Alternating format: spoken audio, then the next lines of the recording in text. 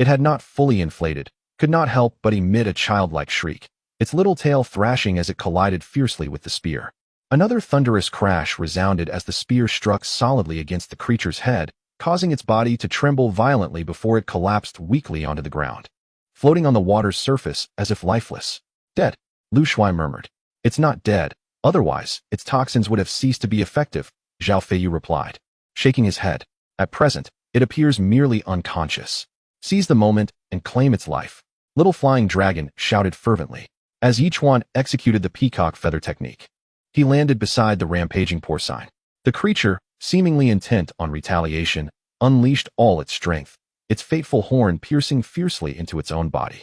In that fleeting moment of paralysis, the rampaging porcine shuddered violently, its eyes regaining their brightness. However, the potent toxins from the peacock feather continued to torment it. As the deep brown poison in the sea began to clear, signaling a mutual neutralization into harmless substances. Yet, witnessing the creature's impending revival, Yichuan soared into the air once more, this time employing absolute gravity, transforming the forbidden spear into a longsword. As the rampaging porcine teetered on the brink of full consciousness, he struck again at its forehead.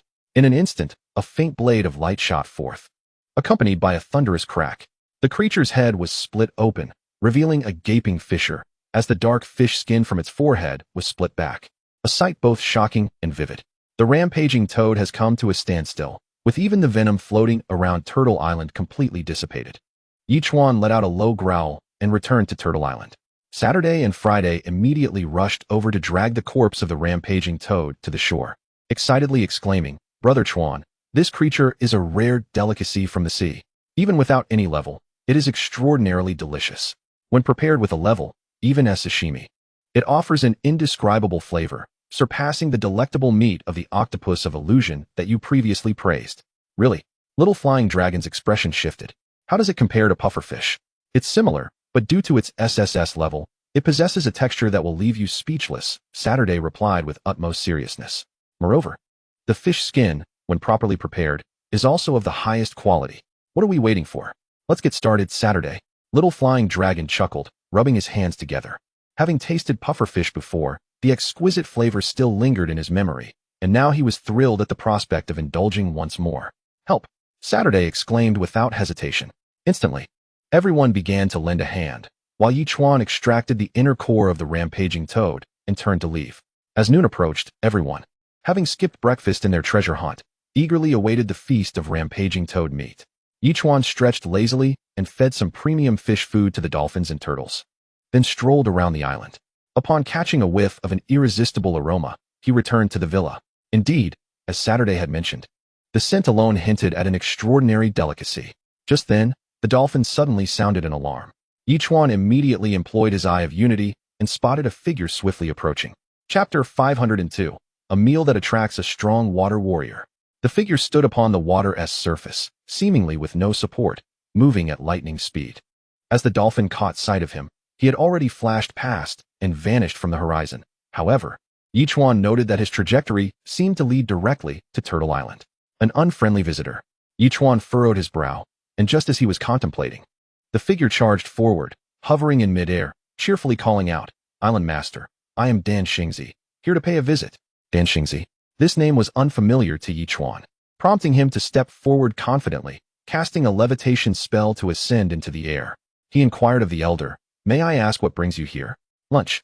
Dan Xingzi laughed heartily at this. "I detected the aroma of rampaging toad meat from 1,000 miles away, and thus, I shamelessly came to request some. I hope the island master will generously oblige. This is meat from an SSS-level marine creature." Little Flying Dragon exclaimed, feeling a pang of regret. Is such a request to be granted so easily? Guests are always welcome. Yichuan waved his hand dismissively, choosing not to elaborate further. He promptly activated the protective barrier, stating, "In half an hour, we shall partake in lunch together, since the esteemed elder desires it." "Thank you, Island Master." Dan Xingzi laughed heartily, following Yichuan into the villa courtyard. This individual exudes an enigmatic aura. Anything that ventures within a mere centimeter of him is repelled as if by an invisible shield. It is evident that this phenomenon arises from his own prowess, rather than any external assistance. This person is undoubtedly a master of extraordinary caliber. System, what exactly is this being? Yichuan could no longer contain his curiosity. A pinnacle warrior of the water entry stage, yearning to enter the Sky City, yet struggling to obtain the coveted cloud plate as a wanderer. The system promptly provided an answer. This revelation caused Yichuan to draw in a sharp breath, realizing not only his strength, but the astonishing magnitude of it. Pinnacle of the water entry stage? Was this individual capable of effortlessly annihilating everyone present? Instantly, Yichuan masked his astonishment, merely smiling as he inquired, "Saturday, how is our lunch coming along?" "It's all set," Saturday replied, immediately bringing forth a platter of dishes alongside Friday. The rampaging boar had been transformed into 5 or 6 delectable creations, complemented by chilled beer and 5 bottles of freshly acquired wine. "Senior, please," Yichuan said, extending the chilled beer to the elder. Without further ado, everyone set aside their words to fully enjoy this splendid meal.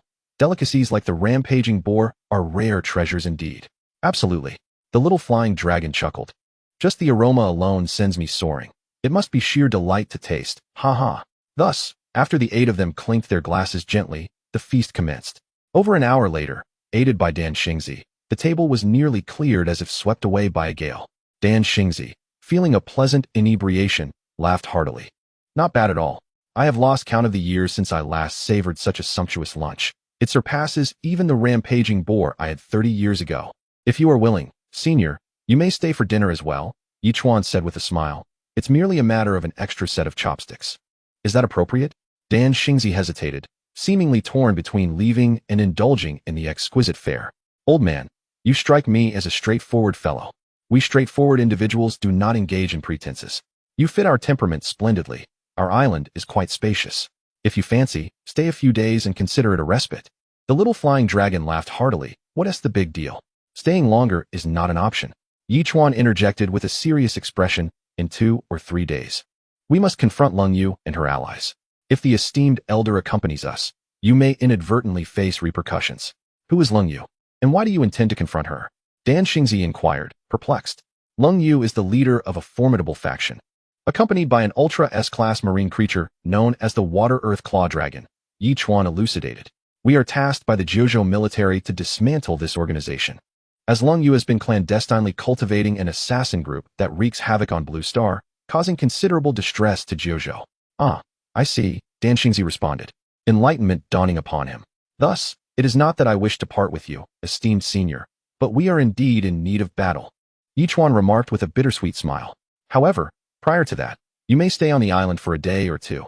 "Very well," Dan Xingzi responded without further ado. "I must admit, the cuisine on your island is truly delectable." He continued, "In all my years, I have refrained from engaging with anyone. Nonetheless, I cannot merely indulge without contributing. How about this? I shall reside here for a few days, and when the time comes for your battle, I will lend you my assistance. The Waterland Claw Dragon will be my responsibility." "Old man, are you perhaps overestimating your capabilities?" The young dragon looked at the elder as if he were a fool.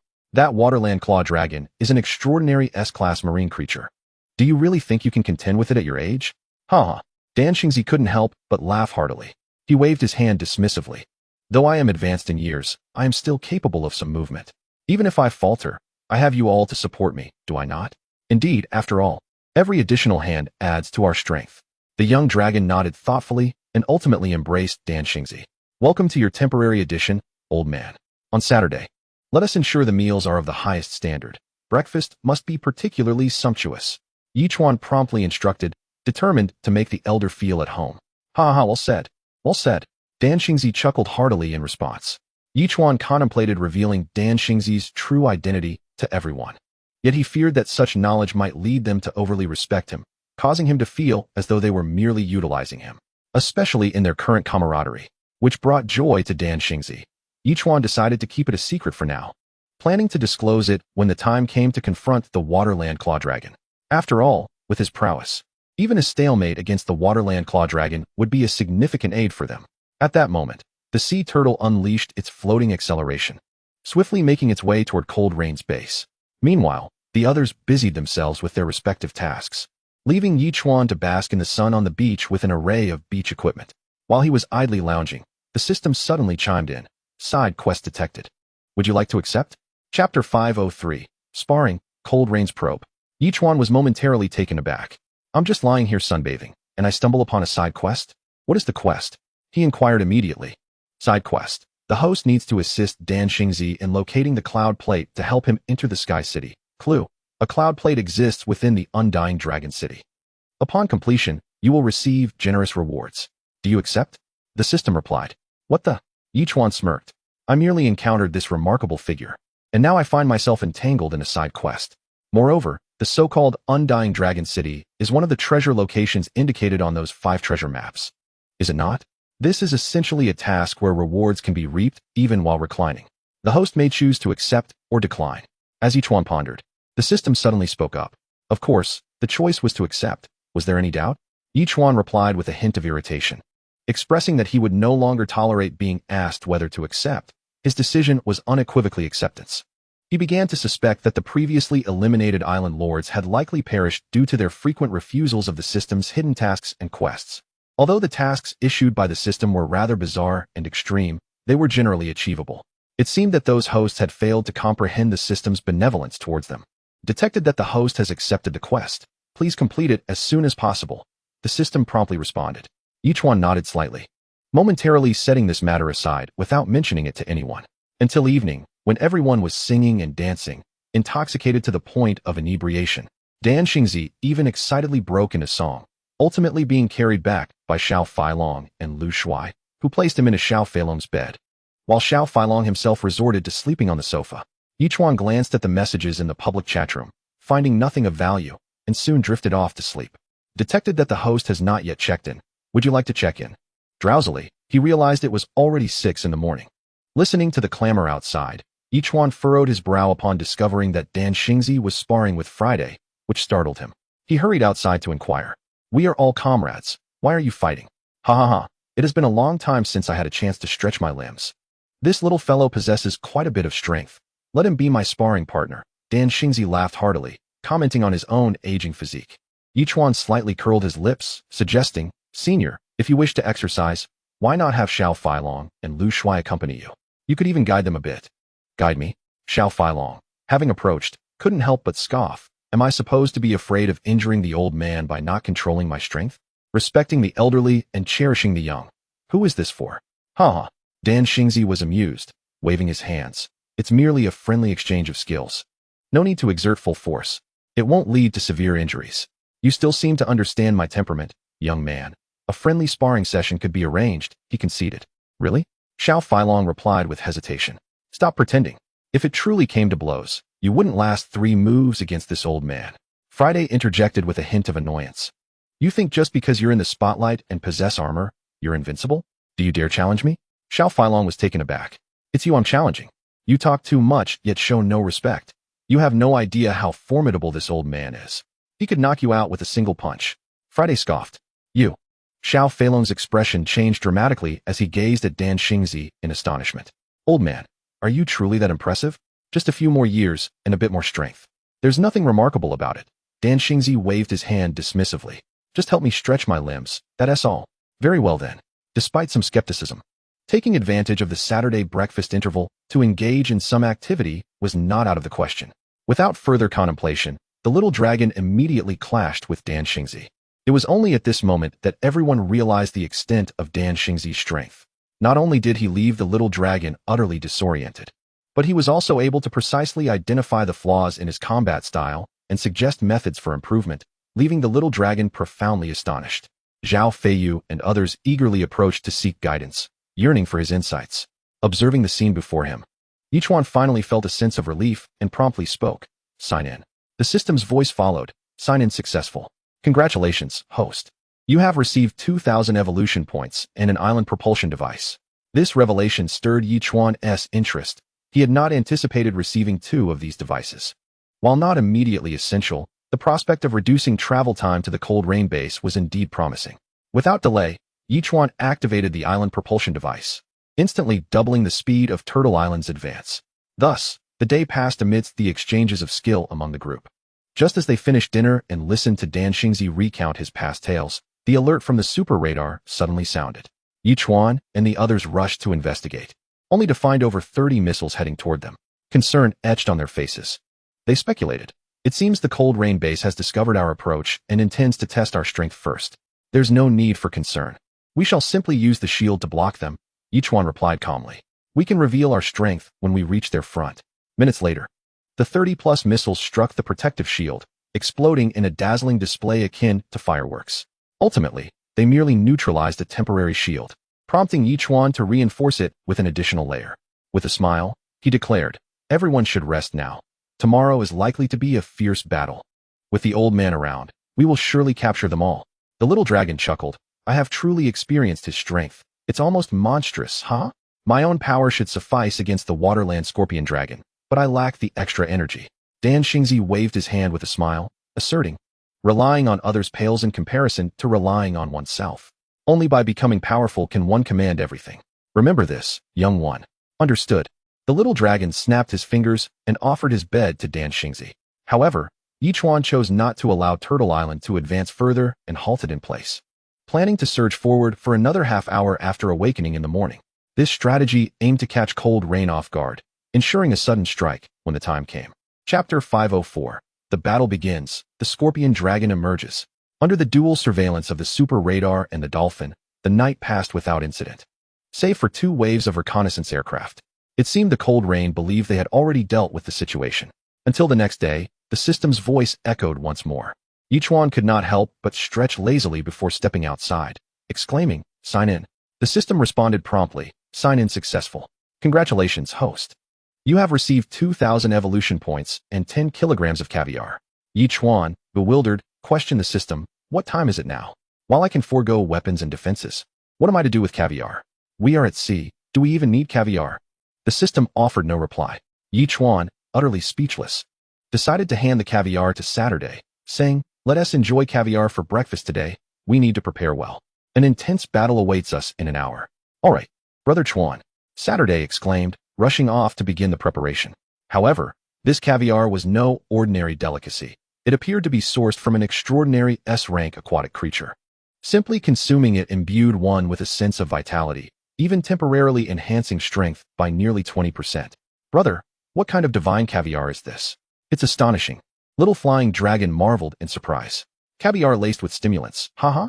Yichuan laughed heartily, turning to the system and admitting, I misjudged you. With that, he commanded the turtle to activate its hovering and speed-enhancing abilities, darting towards Cold Rain's base like a bolt of lightning. Coupled with the island's propulsion system, the turtle soared through the water like a shooting star.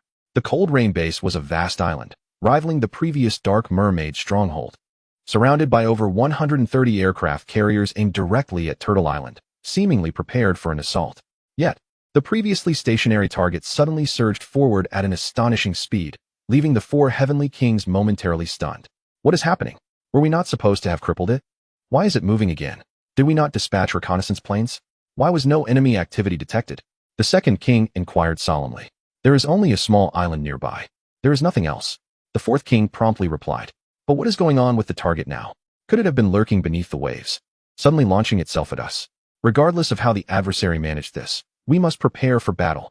The first king gritted his teeth, asserting, and since they dare to approach, it indicates they possess formidable strength to confront us directly. For now, let us refrain from informing the island master. We can address it should we fail. Agreed. The third king nodded in unison. In an instant, over 130 super aircraft carriers began their slow advance towards Turtle Island. That island. It can move. After the reconnaissance planes identified Turtle Island, the expressions of the 4 Heavenly Kings shifted dramatically. We were mistaken. We all erred. We believed there was a super battleship, yet what we attacked earlier was this very island. Moreover, over 30 missiles had no effect whatsoever. How utterly unfathomable. The island lies 200 nautical miles from our current position. Immediately launch missiles, torpedoes, bombers, and all available weaponry. We must obliterate it before it approaches. The Supreme Commander issued his final directive. In an instant, hundreds of missiles and torpedoes, along with other weapons of mass destruction, surged toward Turtle Island. Turtle Island, however, sent forth 2 super missiles that swiftly ascended to altitudes exceeding 10,000 meters. With a sudden maneuver, they began their assault on the aircraft carrier fleet, coinciding with the barrage directed at Turtle Island. Where are the close and distant defense systems and interceptors? The Supreme Commander bellowed, his eyes wide with fury. Have you grown complacent, believing yourselves invincible? Those 2 missiles are on the verge of striking our carriers, and yet you hesitate. As he spoke, Over 100 defense vessels unleashed a volley toward the two super missiles. However, just 2,000 meters away, 30 air-to-air missiles erupted, transforming into a flurry of warheads that collided with the incoming projectiles. In an explosive moment, the two super missiles found their path to descent unimpeded. As a new wave of defensive fire surged forth, the missiles ascended to within 100 meters above the aircraft carrier fleet, unleashing their devastating payload. The sheer force of the explosion dismembered several carriers beneath, creating a colossal chasm in the sea. The overwhelming power radiated outward, flipping the massive carriers over, while the extreme heat extended for dozens of nautical miles. Nearly half of the carriers suffered total system failures, and even the sailors within succumbed to the unbearable temperatures, evaporating in an instant.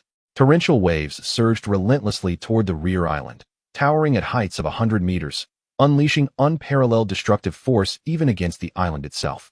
Lung Yu had already taken note of the situation and urgently inquired, "What on earth is happening here?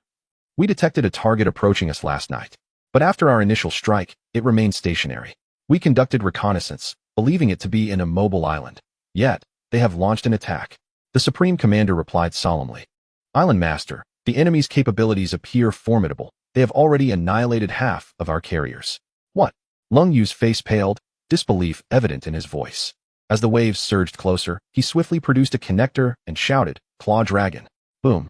In that instant, the sea beneath the island convulsed violently, unleashing terrifying waves that collided with the incoming onslaught, ultimately neutralizing each other.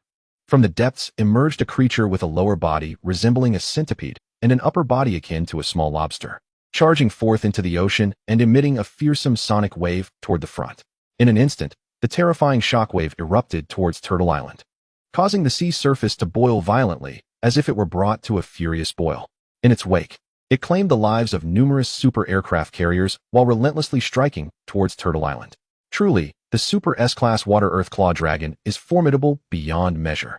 Yi Chuan was momentarily taken aback, promptly unleashing a tremendous shockwave imbued with apocalyptic might that collided with the sound wave.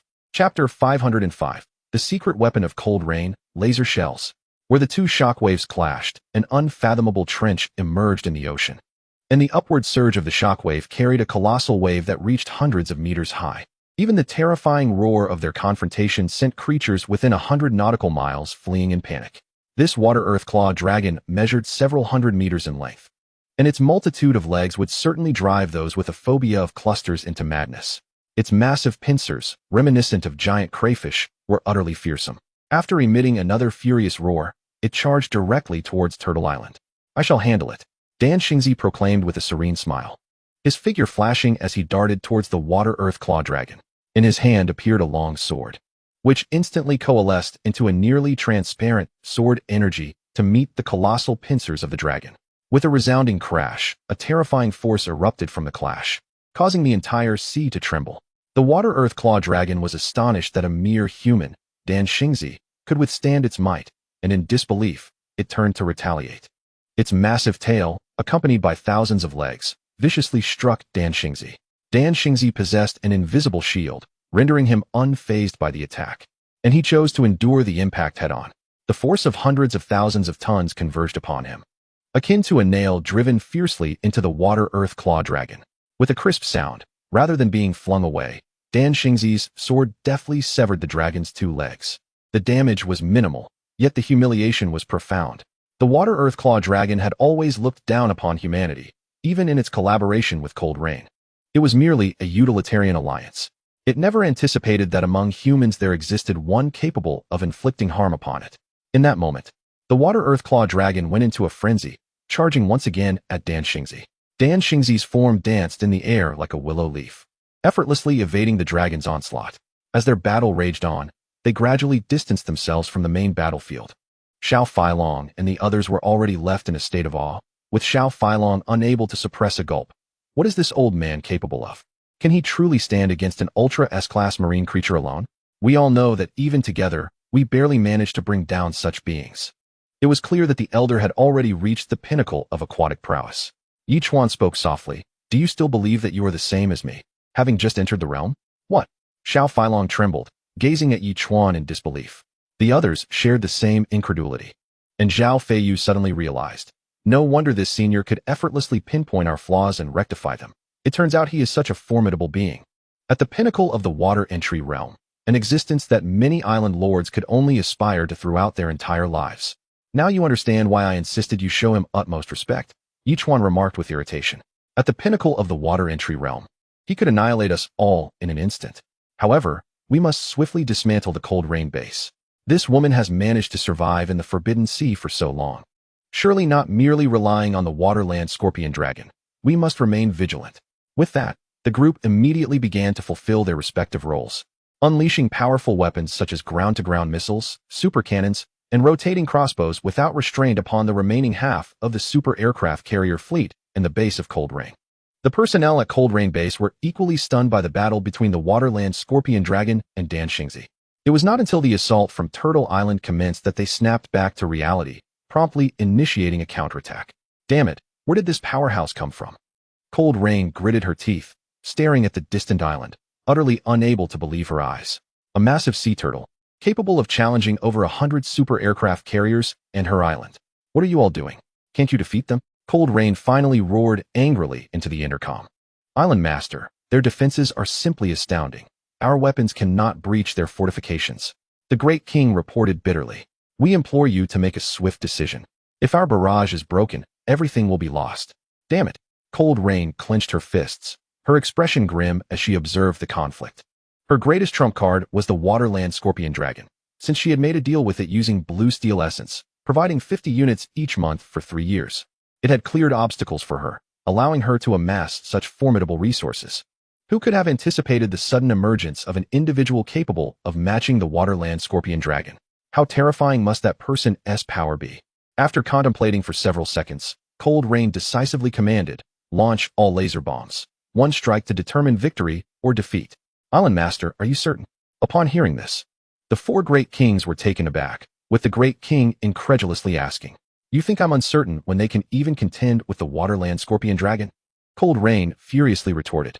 The 4 Great Kings ceased their discussions, each retrieving 10 soccer ball-sized white orbs from their respective storage compartments.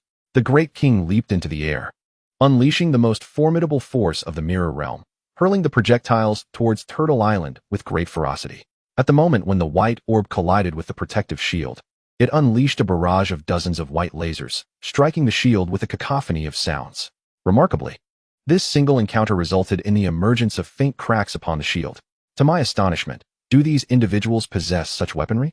The little dragon, taken aback, called out to Zhao Feiyu and swiftly made his way to the super laser cannon, positioning the green gem before the barrel. Should they persist in deploying such orbs, our super laser cannon shall teach them a lesson. Meanwhile, after casting another orb, the Great King felt a surge of elation and promptly spoke through the intercom. Although the laser projectiles cannot penetrate the protective barrier, they can indeed create fissures within it. If we unleash all our laser projectiles, we shall undoubtedly shatter their shield and reduce this isle to mere rubble. What are we waiting for? Let us commence. Cold Rain exclaimed impatiently. Without further ado, the 4 kings rose in unison, launching 39 laser projectiles under the cover of a barrage towards Turtle Island. Chapter 506, Close Combat. The Final Resistance. My word, such an unexpected number has arrived. Observing the incoming laser projectiles akin to footballs, the little dragon chuckled heartily and promptly squeezed the trigger. In an instant, dozens of laser beams erupted, not only deflecting the incoming projectiles, but also activating their offensive capabilities. Suddenly, each laser projectile unleashed terrifying beams, creating a veritable cage of light that did not strike Turtle Island. Instead, the remaining fleet of super aircraft carriers was swept away, collapsing instantaneously. What transpired? The Great King's expression shifted dramatically. The projectiles, intended to assault the island's protective shield and breach it, had been triggered mid-flight, inadvertently harming our own forces. Foolishness. Cold Rain was nearly apoplectic within the base. This was their secret weapon. Even a single projectile could annihilate an aircraft carrier, yet now, with 40 detonating simultaneously, it was their own carriers that faced destruction. How could these so-called 4 kings, typically competent, behave so foolishly now? Dimwits, huh? On Turtle Island, the little dragon burst into laughter. Brother, shall we press on and assault their island directly? If so, that would be splendid. Yichuan nodded slightly, smiling as he replied. At once, the turtle surged forward toward the island, utilizing reverse flow techniques and water blasts to clear the surrounding obstacles, now merely 10 nautical miles from Turtle Island. The great king unsheathed his long knife, coldly stating, "Master of the island, it appears we are left with no choice but to engage them." Indeed, I am fully aware of that. At this moment, Cold Rain had approached the four kings, regarding them with a look of incredulity. "You four fools have utterly destroyed everything we had. If you cannot withstand their assault, you might as well take your own lives rather than await your demise at their hands. Fear not, Island Master. We five are formidable forces in our own right. Even the multinational alliance would think twice before challenging us." The four kings declared confidently, brandishing their long spears. "Are you truly unaware that the multinational alliance has been annihilated?" Cold Rain's brow furrowed. "I find it hard to believe that you are so ignorant. Could this group be the very ones responsible for the destruction of the multinational alliance?" The great king suddenly quivered, incredulous. "I cannot fathom who possesses such terrifying power to oppose us. Regardless of their identity, they must be eliminated to protect our base." Cold Rain commanded, and the five of them sprang into action, racing across the surface of the sea towards Turtle Island. "Yugo, Hongying, Vivi, Lu Shuai, shall we join forces?" Little Flying Dragon chuckled, eagerly rubbing his hands together. "Why am I not included?" Blueberry Jam asked, taken aback. "You stay here and keep the big brother company, haha?" Little Flying Dragon laughed heartily, his battle armor already donned as he leaped off Turtle Island with a fierce cry. In an instant, the five surged forth, their tremendous strength creating waves that soared dozens of meters high as they clashed with Cold Rain and his companions. "Brother, Little Flying Dragon wants you to keep him company. How should I do that?" Blueberry Jam asked playfully, wrapping her arms around Yichuan. "Shall we return to the villa, and I can accompany you slowly?" "Accompany you? Do you not see the gravity of this situation?" Yichuan replied, exasperated. Little Flying Dragon was jesting, and you took it seriously? "I took it seriously." Blueberry Jam pouted, feigning a pitiful expression. Yichuan found himself at a loss for words, but chose to remain silent, turning his attention back to the battle. The four kings appeared to be novices, having recently reached their current level of power. Though they possessed some strength, they were no match for the four. Only Cold Rain, who battled Zhao Feiyu, exhibited considerable prowess, at least at the late stage of entry, nearing the transformation level. Even with Dan Xingzi's guidance, overcoming her would prove quite challenging for Zhao Feiyu. Yichuan observed the fight quietly, ever ready to lend support. "Given your meager strength, I cannot fathom how you managed to survive in the Forbidden Sea." Little Flying Dragon taunted as he engaged the second king. "Surely, you do not rely solely on that Waterland Claw Dragon. Should it abandon you, would you not be left helpless? Why do you chatter so much?" The second king snarled, gritting his teeth as he glared at Little Flying Dragon. "You should feel honored that I can chat while battling you." Little Flying Dragon scoffed, his powerful form charging directly at the second king, his blade intercepting the opponent's attack. As the second king furrowed his brow, he was propelled backward despite having exchanged blows with the Little Flying Dragon. The overwhelming force left him dazed, stars dancing before his eyes, and he felt as though he were on the verge of losing consciousness. Infuriated, he shook his head vigorously, preparing to retaliate, only to find the Little Flying Dragon's assault crashing down upon him once more. The second king was compelled to defend himself passively, his long sword merely grazing his defenses before plunging deeply into his ribcage, drawing forth a spurt of blood upon extraction. Before he could register the agony coursing through his body, he was sent flying once again by a vicious kick from the Little Flying Dragon. Incensed, the second king struggled to articulate his predicament. The pain within his body erupted with ferocity, particularly as he sensed that two of his ribs might have been fractured, rendering him incapable of continuing the fight. As the Little Flying Dragon launched another attack, he instinctively dove into the sea, intent on retreating to the island. Still attempting to flee? The Little Flying Dragon chuckled sinisterly, hot on his heels. Meanwhile, Zhao Feiyu found himself relentlessly pressured by Lung Yu. Mastering the dual swords with remarkable finesse, Lung Yu's technique was flawless, leaving no openings. Even clad in armor, Zhao Feiyu felt the sting of her long sword. And a momentary lapse allowed Lung Yu to exploit a weakness, her blade piercing sharply into his shoulder and sending him sprawling several dozen meters away. That damned woman. Zhao Feiyu gritted his teeth, eyeing the advancing Lung Yu with a mixture of disbelief and frustration. It was a rare moment in the oceanic realm where he felt utterly speechless, overwhelmed by the sheer terror emanating from her presence. Could she possibly be at the pinnacle of her power? Just as Lung Yu was about to strike Zhao Feiyu again, she suddenly swayed, her speed surging to an astonishing 1,000 nautical miles per hour as she spun toward Yichuan, who stood on Turtle Island several dozen meters away. Chapter 507, Sacrificing 10 million for the grave. Previously, she had paid little attention to Yichuan, considering him merely a strategist who had yet to engage in combat. perhaps possessing some skill, but how formidable could his fighting prowess truly be?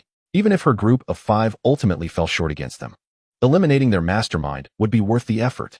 Zhao Feiyu regarded Lung Yu as if she were a fool, refraining from attacking further, merely observing as she shot forth.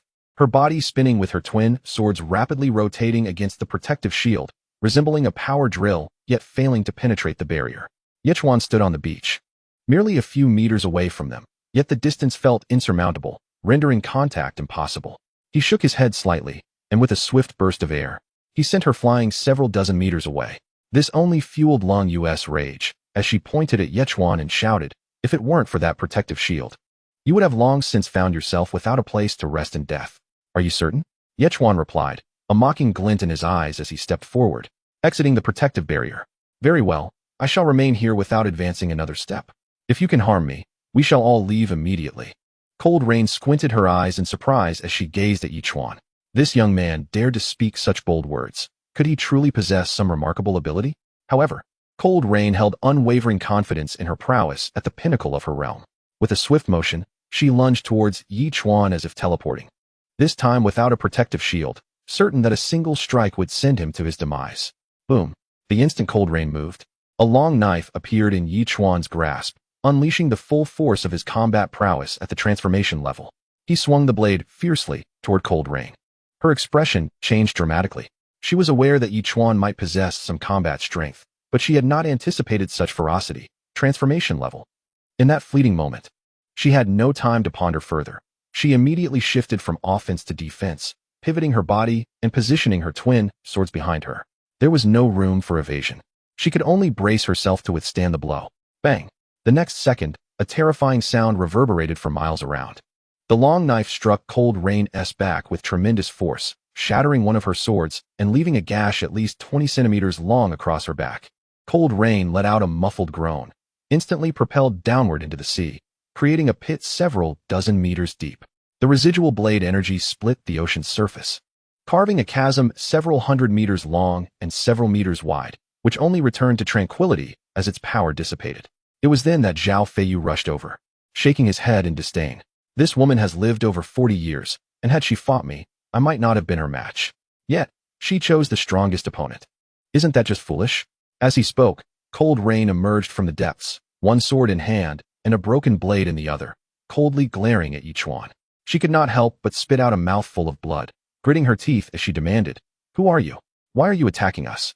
"Representing the military," Zhao Feiyu retorted. "Your assassin organization has overreached, daring to provoke us in Jiuzhou. If not you, then who should we kill?"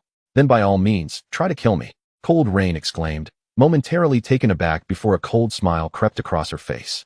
"In a densely populated city in Jiuzhou, my people have secretly placed a super bomb connected to my heart. The moment my heart stops beating, that bomb will detonate, claiming the lives of at least 10 million.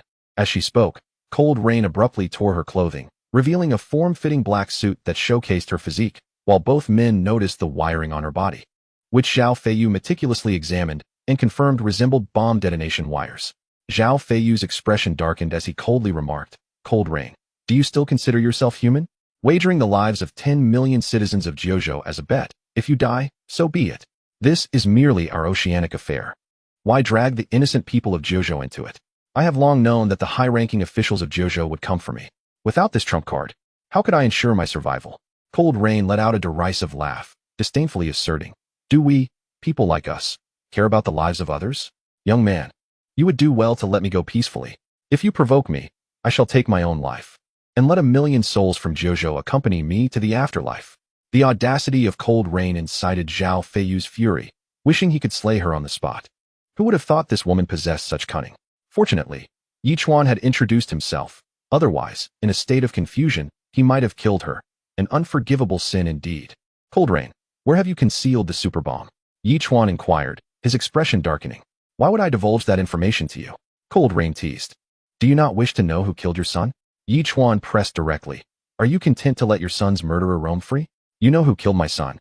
Cold Rain's smile faltered, her countenance darkening. "Who? If you reveal the location of the super bomb, I shall tell you who killed your son," Yichuan stated with utmost seriousness. "Do you think I would believe you?"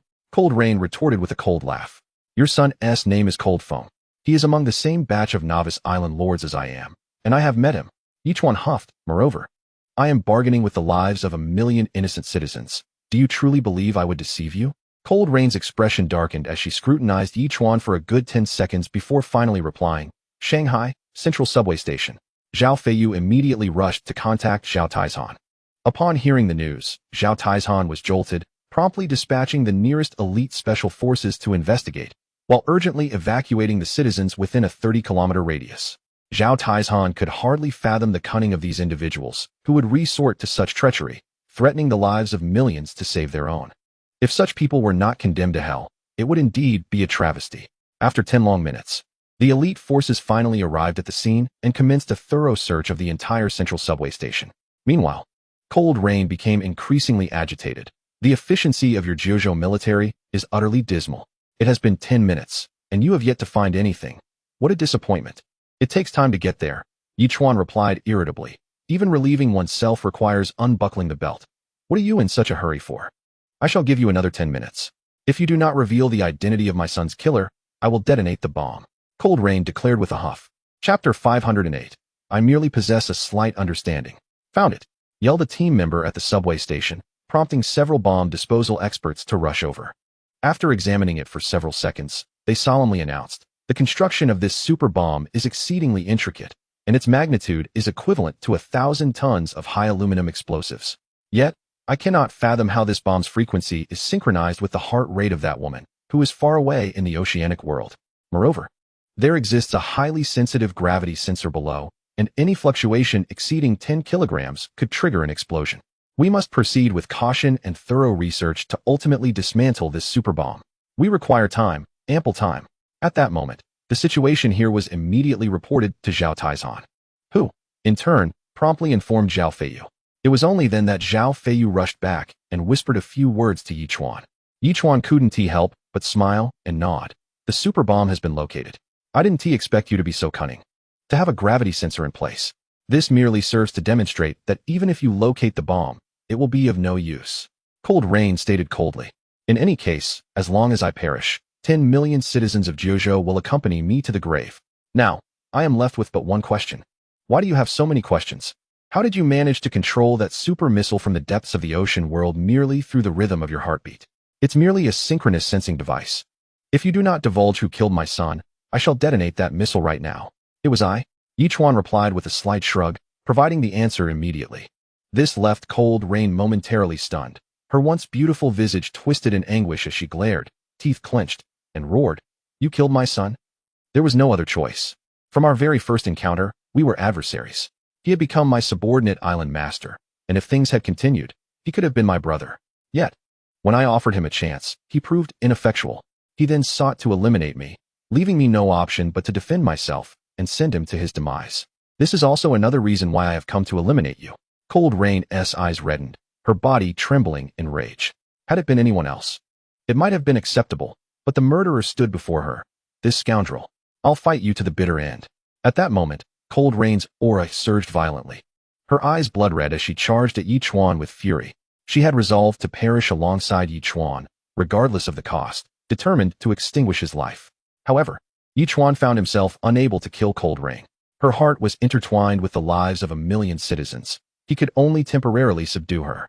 Yet, Cold Rain's desperation for death intensified, and her desire to take Yichuan with her was unreasonably high.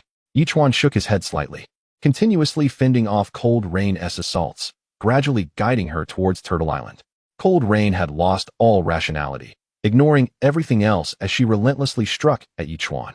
Before long, they arrived at Turtle Island, where the Tree King unleashed its roots, ensnaring her body. Only then did Cold Rain realize something was amiss. She swiftly severed the roots with her sword, gritting her teeth as she exclaimed, You scoundrel, do you wish to imprison me? Dream on. Without further regard for Yichuan, she plunged the broken sword into her heart without hesitation. By the heavens, Yichuan's expression changed dramatically. This woman was far too ruthless, willing to harm even herself in her desperation. He immediately dashed forward, shouting, Friday. Brother Chuan, what's wrong? On Friday, the couple rushed over, glancing at Cold Rain, and asked, Should I kill her? Save her. Yichuan roared. Hasn't your system been programmed with a myriad of codes? Surely there's a first aid protocol among them? There is, but I only have a rudimentary understanding, Brother Chuan. Rudimentary my foot. Save her, or I will dismantle you. As Friday hesitated, Yichuan seized him, startling Friday into immediate action. Yichuan shouted, Cold Rain, awaken. Remember, you have yet to avenge your son. You must rally yourself. Simultaneously, the bomb disposal experts, working diligently to defuse a super bomb, were astounded to see a countdown suddenly appear on the device. Only 30 minutes remained. Damn it, what is happening? One of them exclaimed.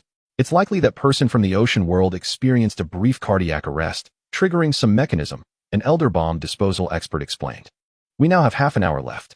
We must ensure the subject remains alive, while simultaneously disarming the bomb within this time frame to succeed. One individual trembled at this revelation. This was an immense challenge in their bomb disposal careers, requiring them to conquer their own fears while deciphering the bomb's mechanics. A slight misstep could lead to catastrophic consequences. Brother, the bomb has entered countdown mode. 27 minutes remaining. At this moment, Zhao Feiyu approached Yichuan with utmost seriousness. She must survive these remaining minutes to grant the bomb disposal experts more time. Friday, are you capable? Yichuan inquired sternly. If you say I can, then I can. If not, I still can. Friday retorted, her movements nearly reaching a frenzied pace. Though her heart continued to beat, it was losing blood. I cannot guarantee her heart will last 27 minutes, but keeping it beating for 20 is feasible. Then do your utmost to ensure she can last those 27 minutes. Yichuan whispered, turning his gaze toward the island. You go. Let us head to that island and search for any clues. All right. Zhao Feiyu nodded, and the two immediately dashed toward the island. After dispatching a minor foe, they swiftly scoured for anything that could potentially delay the explosion. What is this? Soon, they discovered a hidden chamber. Yichuan forcefully broke it open, revealing a highly sophisticated apparatus. After inspecting it, Zhao Feiyu exclaimed, This is a directional position converter. It can transport us back to a designated location on Blue Star. Such a device exists. Yichuan asked in astonishment. It's akin to the teleportation function of the super tablet, but far more advanced. There are fewer than 100 of these across Blue Star, Zhao Feiyu explained. The two approached and activated the device, and they were promptly transported to Blue Star, surprisingly ending up in an abandoned storage room at the Shanghai Central Metro Station. I believe I now know how to disarm the bomb. After a moment of astonishment, Yichuan exclaimed with excitement. Chapter 509, Bomb Disposal. How do we disarm it? Zhao Feiyu inquired anxiously. Of course, we consult Friday. Yichuan replied earnestly. That fellow has been programmed with a wealth of knowledge codes. Surely there is a module for bomb disposal. However, we are currently uncertain about the specifics. Let's return and inquire. With that, the two promptly returned to the island. Brother Chuan, I have done all that I could, but the issue is her heart is ruptured. This is a fatal injury. Upon Yichuan's return, Friday immediately shouted. Yichuan furrowed his brow. Although somewhat reluctant, he retrieved 200 milliliters of precious SS-grade fresh water. It seemed unworthy to use such valuable water on someone like this. Friday, you are utterly useless. You can't even save a person. Now, administer 100 milliliters to her and pour another 100 milliliters on the heart wound.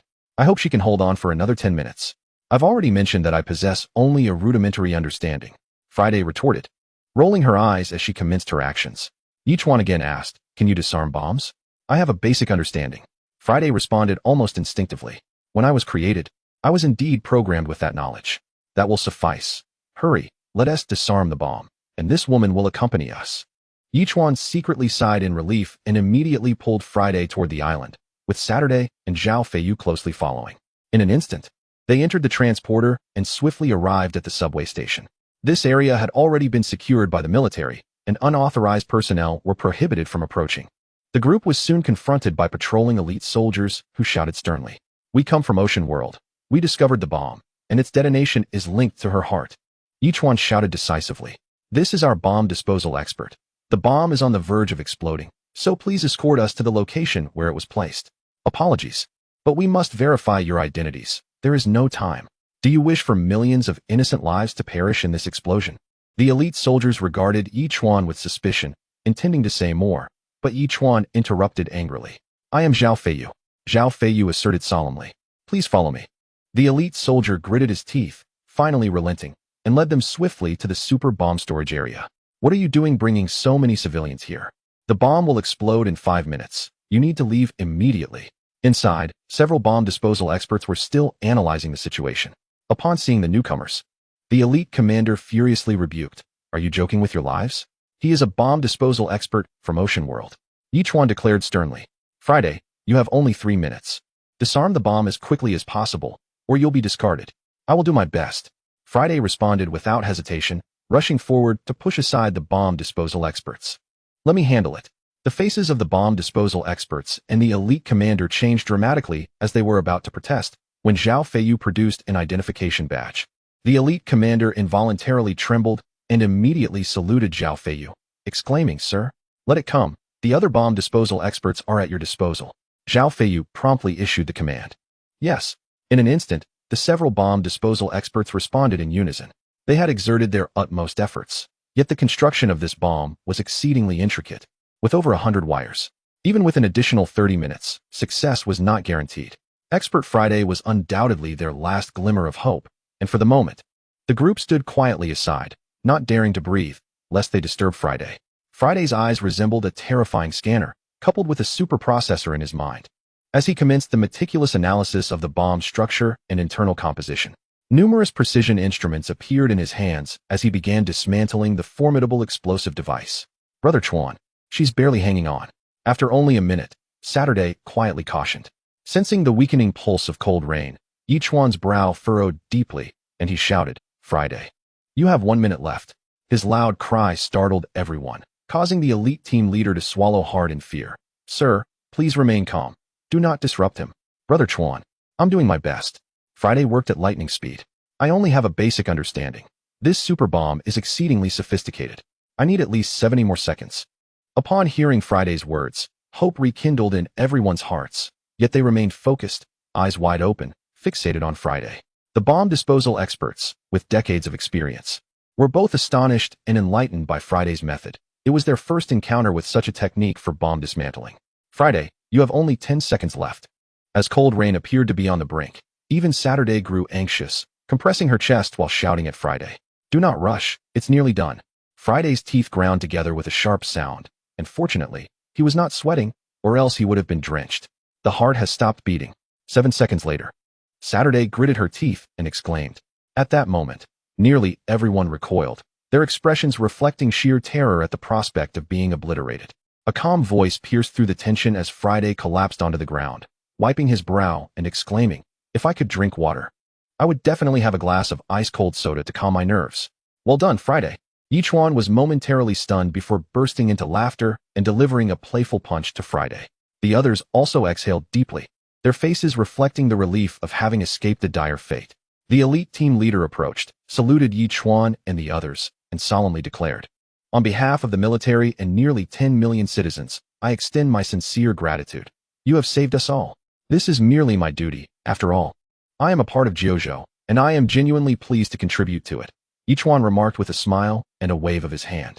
Although the bomb has been defused, the high-alum explosives within still remain.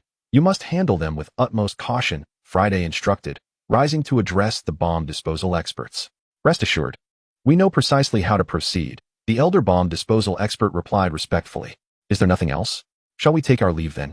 Yichuan shrugged slightly and inquired with a cheerful demeanor. Commander, Captain Zhao has arrived, the Special Operations Team leader quietly reminded. Chapter 510, A Strike of the Moon Mirror. The water-ground scorpion dragon goes berserk. Zhao Feiyu was momentarily taken aback.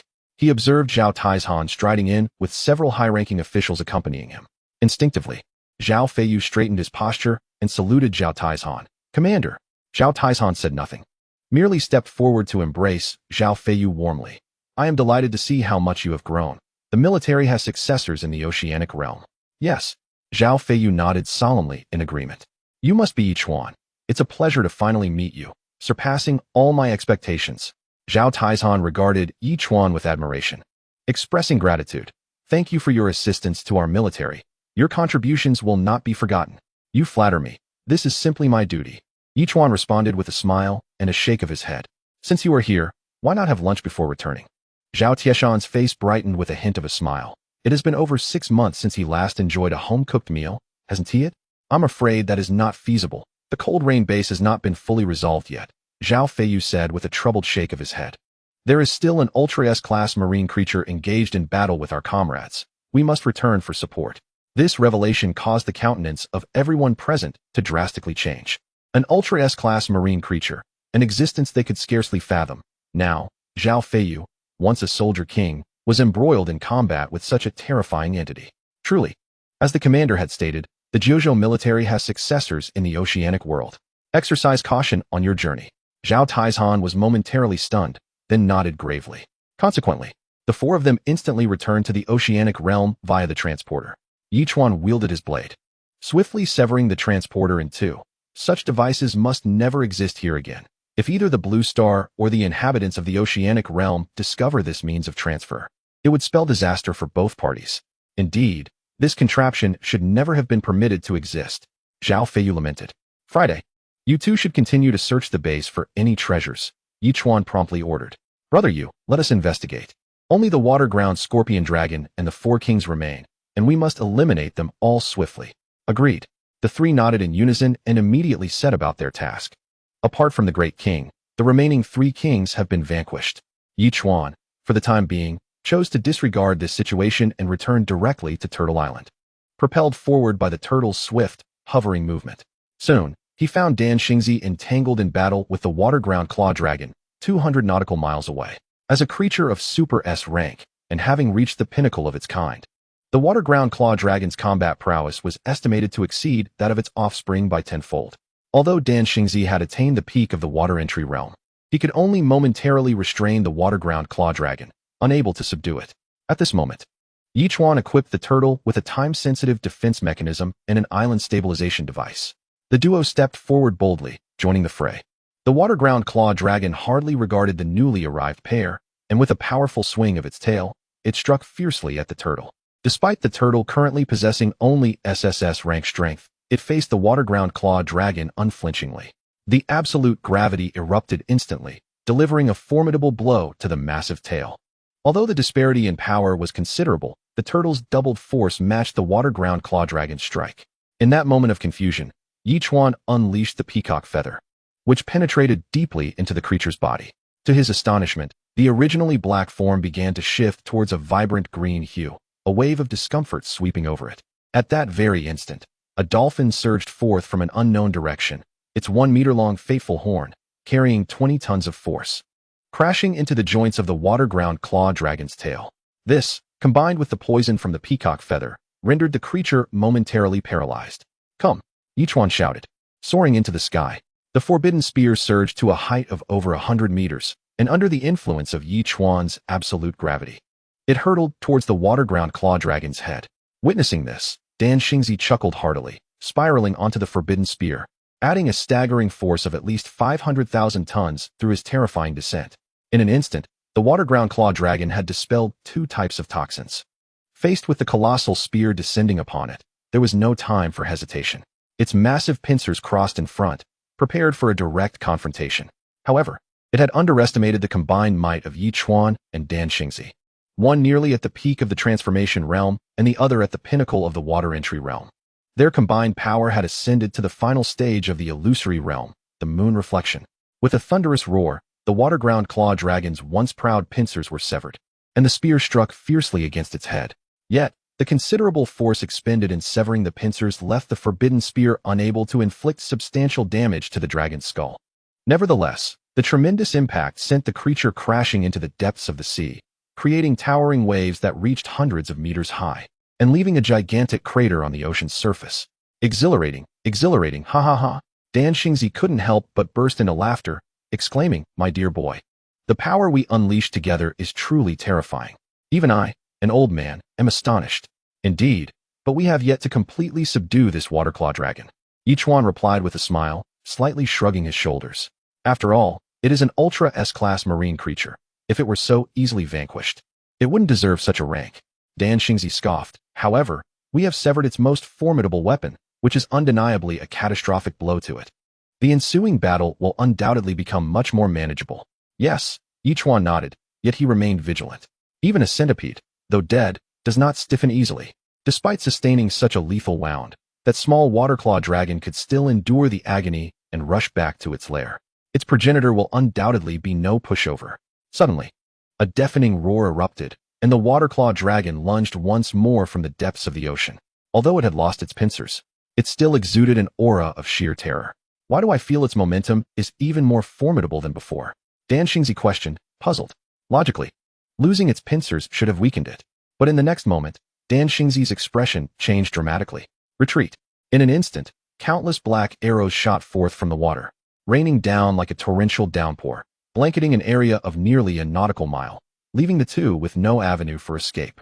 Chapter 511. The terrifyingly unmatched water-claw dragon. What are those things? Yi Chuan exclaimed, flipping his body to swiftly rotate his weapon, deflecting the barrage of arrows. Dan Xingzi's protective gear proved invaluable. Although the arrows clanged against him, they inflicted minimal harm. Those arrows are actually formed from its legs, transformed into weapons for attack. Dan Xingzi remarked gravely, somewhat caught off guard. The aggressiveness of these black arrows is remarkable. Even my defenses barely hold up against them. Be cautious, Dan Xingzi warned, observing as the arrows ascended into the sky only to rain down once more upon the sea, initiating a second wave of assault. Simultaneously, the water-claw dragon, without its legs, unleashed its massive tail directly towards Yi Chuan, creating a colossal wave that crashed upon the surface of the ocean, embodying a destructive force that would annihilate anything in its path. As Yi Chuan continued to fend off the onslaught of black arrows, he witnessed the giant tail barreling towards him. With a fierce shout, he unleashed the reverse flow technique in conjunction with a water bullet. The sea turtle summoned its immense strength once again. A wave of absolute gravity surged forth alongside Yi Chuan's power, colliding forcefully with the giant tail, instantly stirring up a deluge of spray. Meanwhile, the black arrows had already returned to the water, rejoining the water-claw dragon. How infuriating! What manner of ability is this? It can reattach its limbs even after losing them. Staring in astonishment at the scene before him, Yi Chuan was genuinely taken aback by the innovative attack method of this beast. Just as he was contemplating, the previously serene surface of the ocean abruptly transformed into a murky brown, emitting a foul stench that nearly engulfed dozens of nautical miles. Then, the water-earth claw dragon surged from the depths, crashing back down onto the surface, sending waves soaring high into the air, which rained down upon the surrounding area for several kilometers. Is this poison? Dan Xingzi's expression shifted slightly. The enormous raindrops striking his protective shield emitted a hissing sound of corrosion, and Yi Chuan too felt the harmful effects of the rain on his body. Yet, within mere seconds, his resilient constitution adapted, and he pointed at the water-earth claw dragon, laughing heartily. My constitution is immune to all poisons. You'll need to try harder to take me down. Roaring in fury at Yi Chuan's arrogance, the water-earth claw dragon bared its teeth and charged once more, its massive upper body looming over Yi Chuan as though it intended to swallow him whole. Yi Chuan's expression shifted as he faced that enormous, foul maw. And instead of retreating, he surged forward, a super missile suddenly materializing, hurtling towards its mouth. In that instant, the water-earth claw dragon sensed impending danger and decisively abandoned its pursuit of Yi Chuan, retreating backward. Unfortunately for it, it was too late. The super missile had already been thrust into its mouth, and with a fierce clench of its jaws, it detonated, the terrifying shockwave launching Yi Chuan away.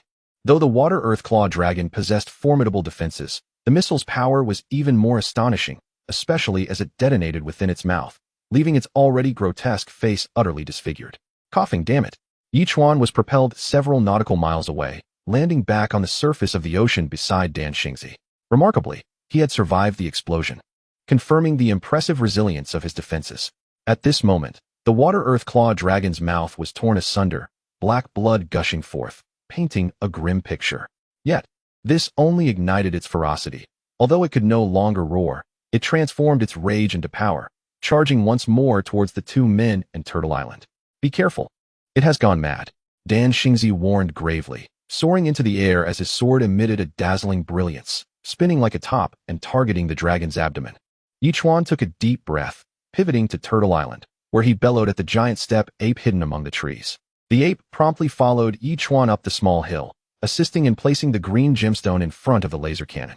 Yi Chuan pressed the launch button, and the laser transformed into a dozen green beams, bombarding the water-earth claw dragon's tail. Dan Xingzi collided with the water-earth claw dragon, inflicting considerable pain, yet its defenses remained unbroken. Instead, its massive black foot reappeared beneath its abdomen, delivering a vicious strike aimed at Dan Xingzi. In a moment of unexpected peril, Dan Xingzi found himself struck by the water-earth pincer dragon. Although his protective barrier remained intact, his body was nonetheless deeply lacerated by the barbs on the creature's enormous feet, causing a profusion of blood that was quite alarming. How could this be? Dan Xingzi's expression shifted dramatically. He had not anticipated that such a formidable attack from the water-earth pincer dragon would be so devastating. His defenses, which could withstand even a super missile, were unable to repel this attack reminiscent of tiny arrows. He began to reassess the might of Ultra S-class marine creatures, concluding that despite his formidable prowess, it would be prudent to avoid provoking them in the future. At that moment, a green beam struck the dragon's tail. Despite its terrifying defenses preventing the beam from cleaving through its flesh, several of its massive feet were severed, leaving deep gashes upon its body. This seemed to be an affront to the water-earth pincer dragon, which abruptly turned to glare coldly at Yi-Chuan and the sea turtle. Its colossal form soared into the air, and its nearly 100-meter-long tail descended like a meteor, aiming another strike at the water-earth pincer dragon. A thunderous roar erupted as that overwhelming force, exceeding 50,000 tons, crashed into Turtle Island. Even with its protective shield and stabilization devices, the entire island shook slightly, and a long crack appeared in the barrier, sending shivers down one's spine. Now, even the slightest force could potentially breach the shield. System, does this creature possess no weaknesses? Yi-Chuan inquired, casting a grim gaze at the water-earth pincer dragon. If this continued, not only would they be unable to slay it, but their own survival might be at stake. The system remained silent, seemingly not having pushed Yi-Chuan to his limit yet. Yi-Chuan felt a wave of frustration and swiftly moved to Dan Xingzi's side. Senior, it seems that even united, we are ill-equipped to defeat this beast? Chapter 512. The weakness of the water-earth pincer dragon. Dan Xingzi nodded slightly, his voice grave. After all, this is a pinnacle Ultra S-class being. If it were easily vanquished, it would be somewhat disingenuous. He continued, at present, there does not seem to be an effective method to conquer it. Yi-Chuan responded solemnly. Do you have any strategies in mind? I have yet to identify its weaknesses. This creature's defenses are almost instinctual. Even its feet are capable of self-detachment and reattachment. Dan Xingzi replied, his expression darkening. Now that we have stirred its ferocity, our only recourse may be to slay it. At that moment, Zhao Feiyu and the others arrived. Gazing at the immense water-earth pincer dragon, Xia Filong exclaimed, Brother, this creature appears extraordinarily powerful. Are you two truly unable to contend with it? If it were a true adversary, you would have dispatched it by now instead of engaging in idle chatter. Yi-Chuan remarked with a hint of annoyance. Since everyone is here, let us join forces and see if we can uncover its vulnerabilities. Indeed, Little Flying Dragon chuckled heartily, and the 6 others sprang into action simultaneously. In an instant, the 8 of them engaged in a fierce battle with the water-earth pincer dragon, while the Bu clan giant ape remained beside the laser cannon, poised to deliver a decisive blow at any moment. With the addition of several participants, the wounds on the water-earth pincer dragon suddenly multiplied, causing Yi-Chuan to pause in surprise. He then realized that the weapons wielded by Little Flying Dragon and the others could nearly bypass the creature's defenses, inflicting injuries with each strike. Yi-Chuan could not resist drawing his great sword and brought it down forcefully upon the water-earth pincer dragon's body. To his astonishment, the sword sliced through as if it were mere vegetables, plunging deeply into the creature's flesh, eliciting a dreadful scream accompanied by a jet of black blood. Blue steel essence? Yi-Chuan's expression shifted. The weapons of the group were all infused, to varying degrees, with blue steel essence, which granted them the capacity to inflict damage upon the water-earth pincer dragon. The forbidden gun and Dan Xingzi's long sword lacked this enhancement, rendering them ineffective against the dragon's formidable body. This revelation left the water-earth pincer dragon in utter shock. It consumed vast quantities of blue steel essence daily, intending to integrate its capabilities into its own being, thereby achieving an impervious physique. However, this had backfired. While it could withstand attacks from foes, it found itself vulnerable to the very essence it had ingested. Now, any weapon forged from blue steel essence could inflict harm upon its body. Elated by this discovery, Yi-Chuan promptly returned to Turtle Island, where he integrated at least 10 pieces of blue steel essence into 18 ground-to-ground missiles. He then pressed the launch button aimed at the water-earth pincer dragon. In a flash, the 18 missiles ascended into the sky, transforming into 180 small warheads that struck the water-earth pincer dragon with tremendous force. The horrific explosive power left countless wounds upon its body, and the once mighty water-earth pincer dragon was severely injured. Yes, Little Flying Dragon laughed joyously, his face flushed with excitement. Big brother, although this creature is powerful, it is not insurmountable. We easily inflicted grave wounds upon it. Ha ha. Humph. Observing Little Flying Dragon's exuberance, Yi-Chuan felt a surge of frustration. The critical system had never disclosed the water-earth pincer dragon's weakness. He and Dan Xingzi had been fixated on overpowering it with brute force, never suspecting its vulnerability lay in blue steel essence. Even a formidable strike from someone at the moon entry realm could not cause substantial damage. It was unlikely that anyone would think to target the blue steel essence. Indeed, nature finds a way to balance itself, as if a delicate dance between opposing forces. Yichuan then waved his hand and declared, "Since everyone is now aware of its weakness and it is gravely wounded, I shall withdraw from this battle. You all may take care of it." "All right, big brother, just watch." Little Flying Dragon beamed with enthusiasm, brandishing his long sword once more and charging forward. Meanwhile, the voice of the system resonated. Host has successfully eradicated the threat, eliminating cold rain within a month. The hidden task is complete, and you have received a surprise gift package. Would you like to open it? Quite impressive. This task was accomplished with relative ease. Yichuan couldn't help but smile and promptly declared, "Open." "Surprise gift package is being opened," followed the system's voice. "Congratulations, host, you have received Evolution Value Package X1. Resource Package X1, Exclusive Nutrient Solution for Miraculous Saplings X5.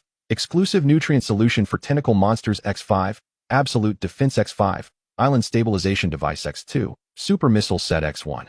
Yichuan nodded with satisfaction. It seemed that the rewards he had recently accrued were substantially greater than those received previously. Perhaps it was due to his own and the turtle's enhancement that the system had deemed it appropriate to increase his rewards. Delightful. From a distance, Yichuan observed the waterland scorpion dragon battling fiercely on Turtle Island. Though gravely injured, its combat prowess surpassed that of the little flying dragons. Fortunately, Dan Xingzi had been orchestrating the situation, utilizing a weapon mixed with blue steel essence that little flying dragon had provided. This allowed the waterland scorpion dragon to sustain multiple injuries before ultimately crashing into the water. Dan Xingzi was indeed formidable, and fearing the waterland scorpion dragon might feign death, he charged forward, targeting its inner core with the precision of a sword, swiftly extracting it. The core, a muddy yellow hue, was slightly larger than a basketball and emitted an energy that was utterly tantalizing. Not an easy task to slay this creature, was it, esteemed senior? Yichuan inquired with a grin as he watched the group return. Had we not identified its weakness in time, even with all 6 of us attacking simultaneously, we would have been unable to withstand its onslaught. Dan Xingzi confirmed. Regardless, we ultimately succeeded in vanquishing this beast. It is indeed a significant achievement. Absolutely. Haha. Yichuan laughed heartily, directing the turtle toward the island. At that moment, Friday and his partner emerged with a mountain of blue steel essence, exclaiming excitedly, "Brother Chuan, you won't believe it. We unearthed dozens of tons of blue steel essence. Just the 2 of us. We are rich. Indeed, we are wealthy."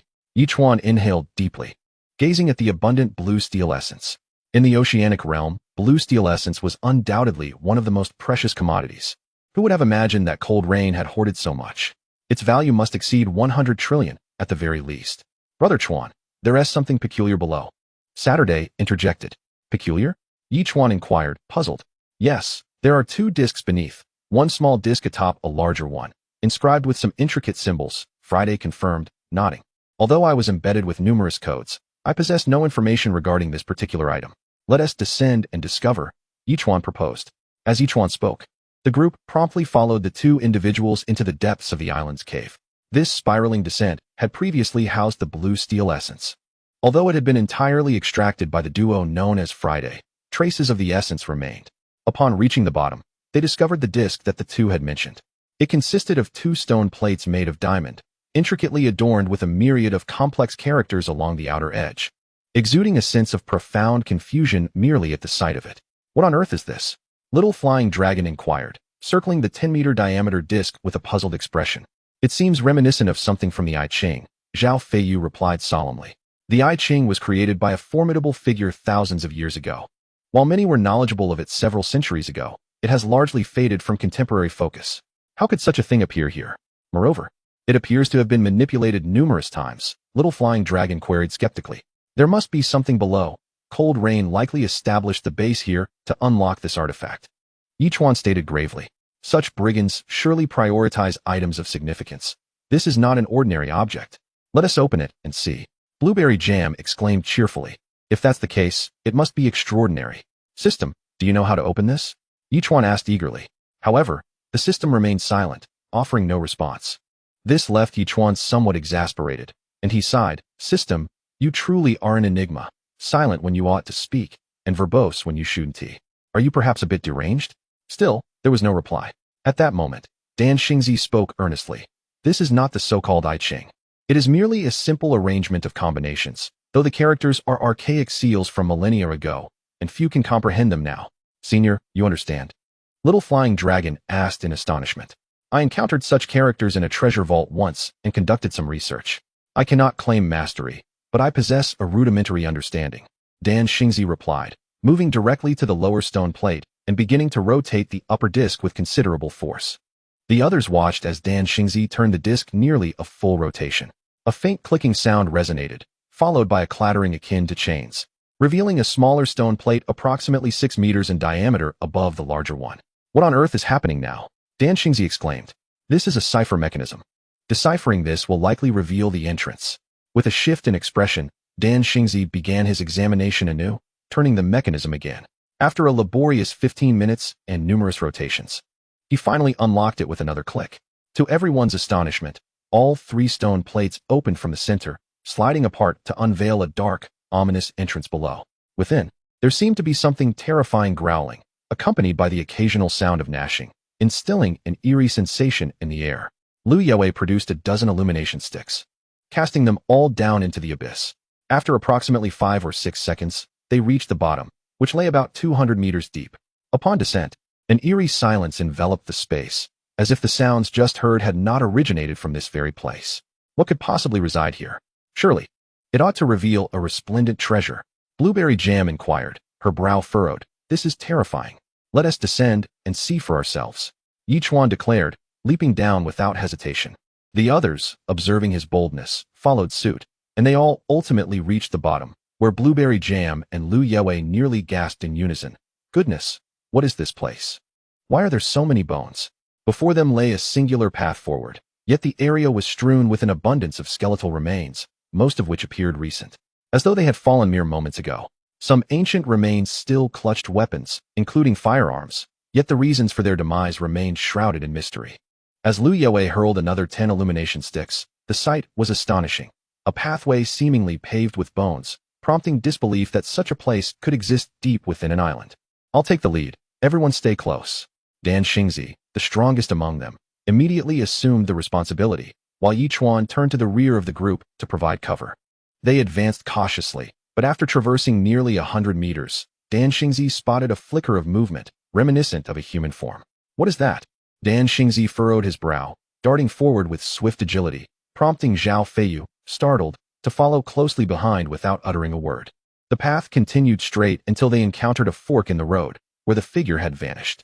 Mere seconds after Dan Xingzi disappeared, the air was suddenly filled with the sounds of a fierce struggle, causing the entire space to tremble violently.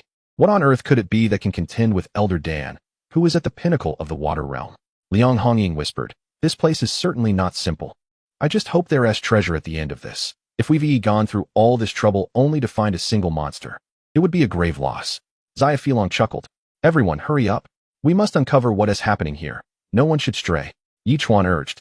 As they approached the source of the combat sounds, what lay ahead appeared to be a vast stone chamber, its floors scattered with crystals resembling diamonds, casting a dim glow that did not hinder their vision. At last, they discerned the opponent Dan Xingzi was battling, a creature that resembled a sheep. Or rather, it was a hybrid being, possessing a human body with horns atop its head, long ears, and legs resembling those of a ram. A grotesque sight, yet formidable in combat, nearly matching Dan Xingzi's prowess. What on earth is this? A little sheepman? Zaya Filong exclaimed in disgust.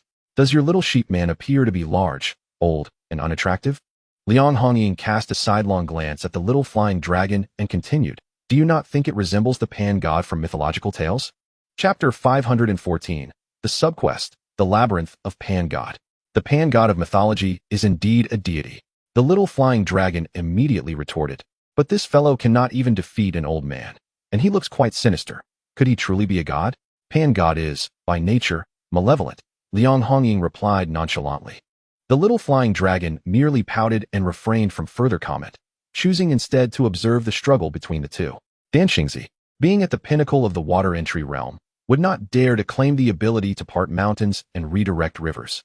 Yet his combat prowess is undeniably at the zenith within the oceanic realm. However, when faced with the sheepman, he appeared somewhat outmatched. particularly due to the creature's elusive agility and its profound familiarity with the surrounding environment, which effectively suppressed Dan Xingzi by a third. Dan Xingzi furrowed his brow, repeatedly unleashing terrifying sword energies that etched deep scars into the surrounding stone walls. Yet, to the sheep man, this seemed merely a jest. Even when some attacks occasionally struck him, they inflicted no significant harm. On the contrary, as Dan Xingzi swung his attacks, the sheep man seized the opportunity to deliver a powerful punch that sent Dan Xingzi staggering back several meters, despite the invisible shield that surrounded him. "Are you all right, senior?" Yichuan promptly inquired in a low voice. "I possess true qi for protection. It cannot harm me," Dan Xingzi replied, shaking his head. "However, this creature is indeed eerie. It possesses unrivaled defense and astonishing combat strength. Even I, at the pinnacle of the water entry realm, find myself at a disadvantage, which is truly alarming." "Old man, Honging just mentioned it bears resemblance to the Pan God." The little flying dragon interjected. "The Pan God is a deity. How could he possibly be here, right?" This statement seemed to trigger a realization in Dan Xingzi, causing his expression to shift drastically as he turned to gaze at the sheep man, exclaiming in shock, "This, perhaps, is truly the Pan God, or rather, merely one of his avatars." Avatar? This notion left everyone perplexed. Dan Xingzi spoke gravely. "The Pan God dwells in the city in the sky. Although he embodies malevolence, he has a singular duty, to guide lonely voyagers. Thus, it is not surprising for the Pan God to manifest in the oceanic realm. And then he consumes these lonely voyagers?" The little flying dragon retorted with irritation.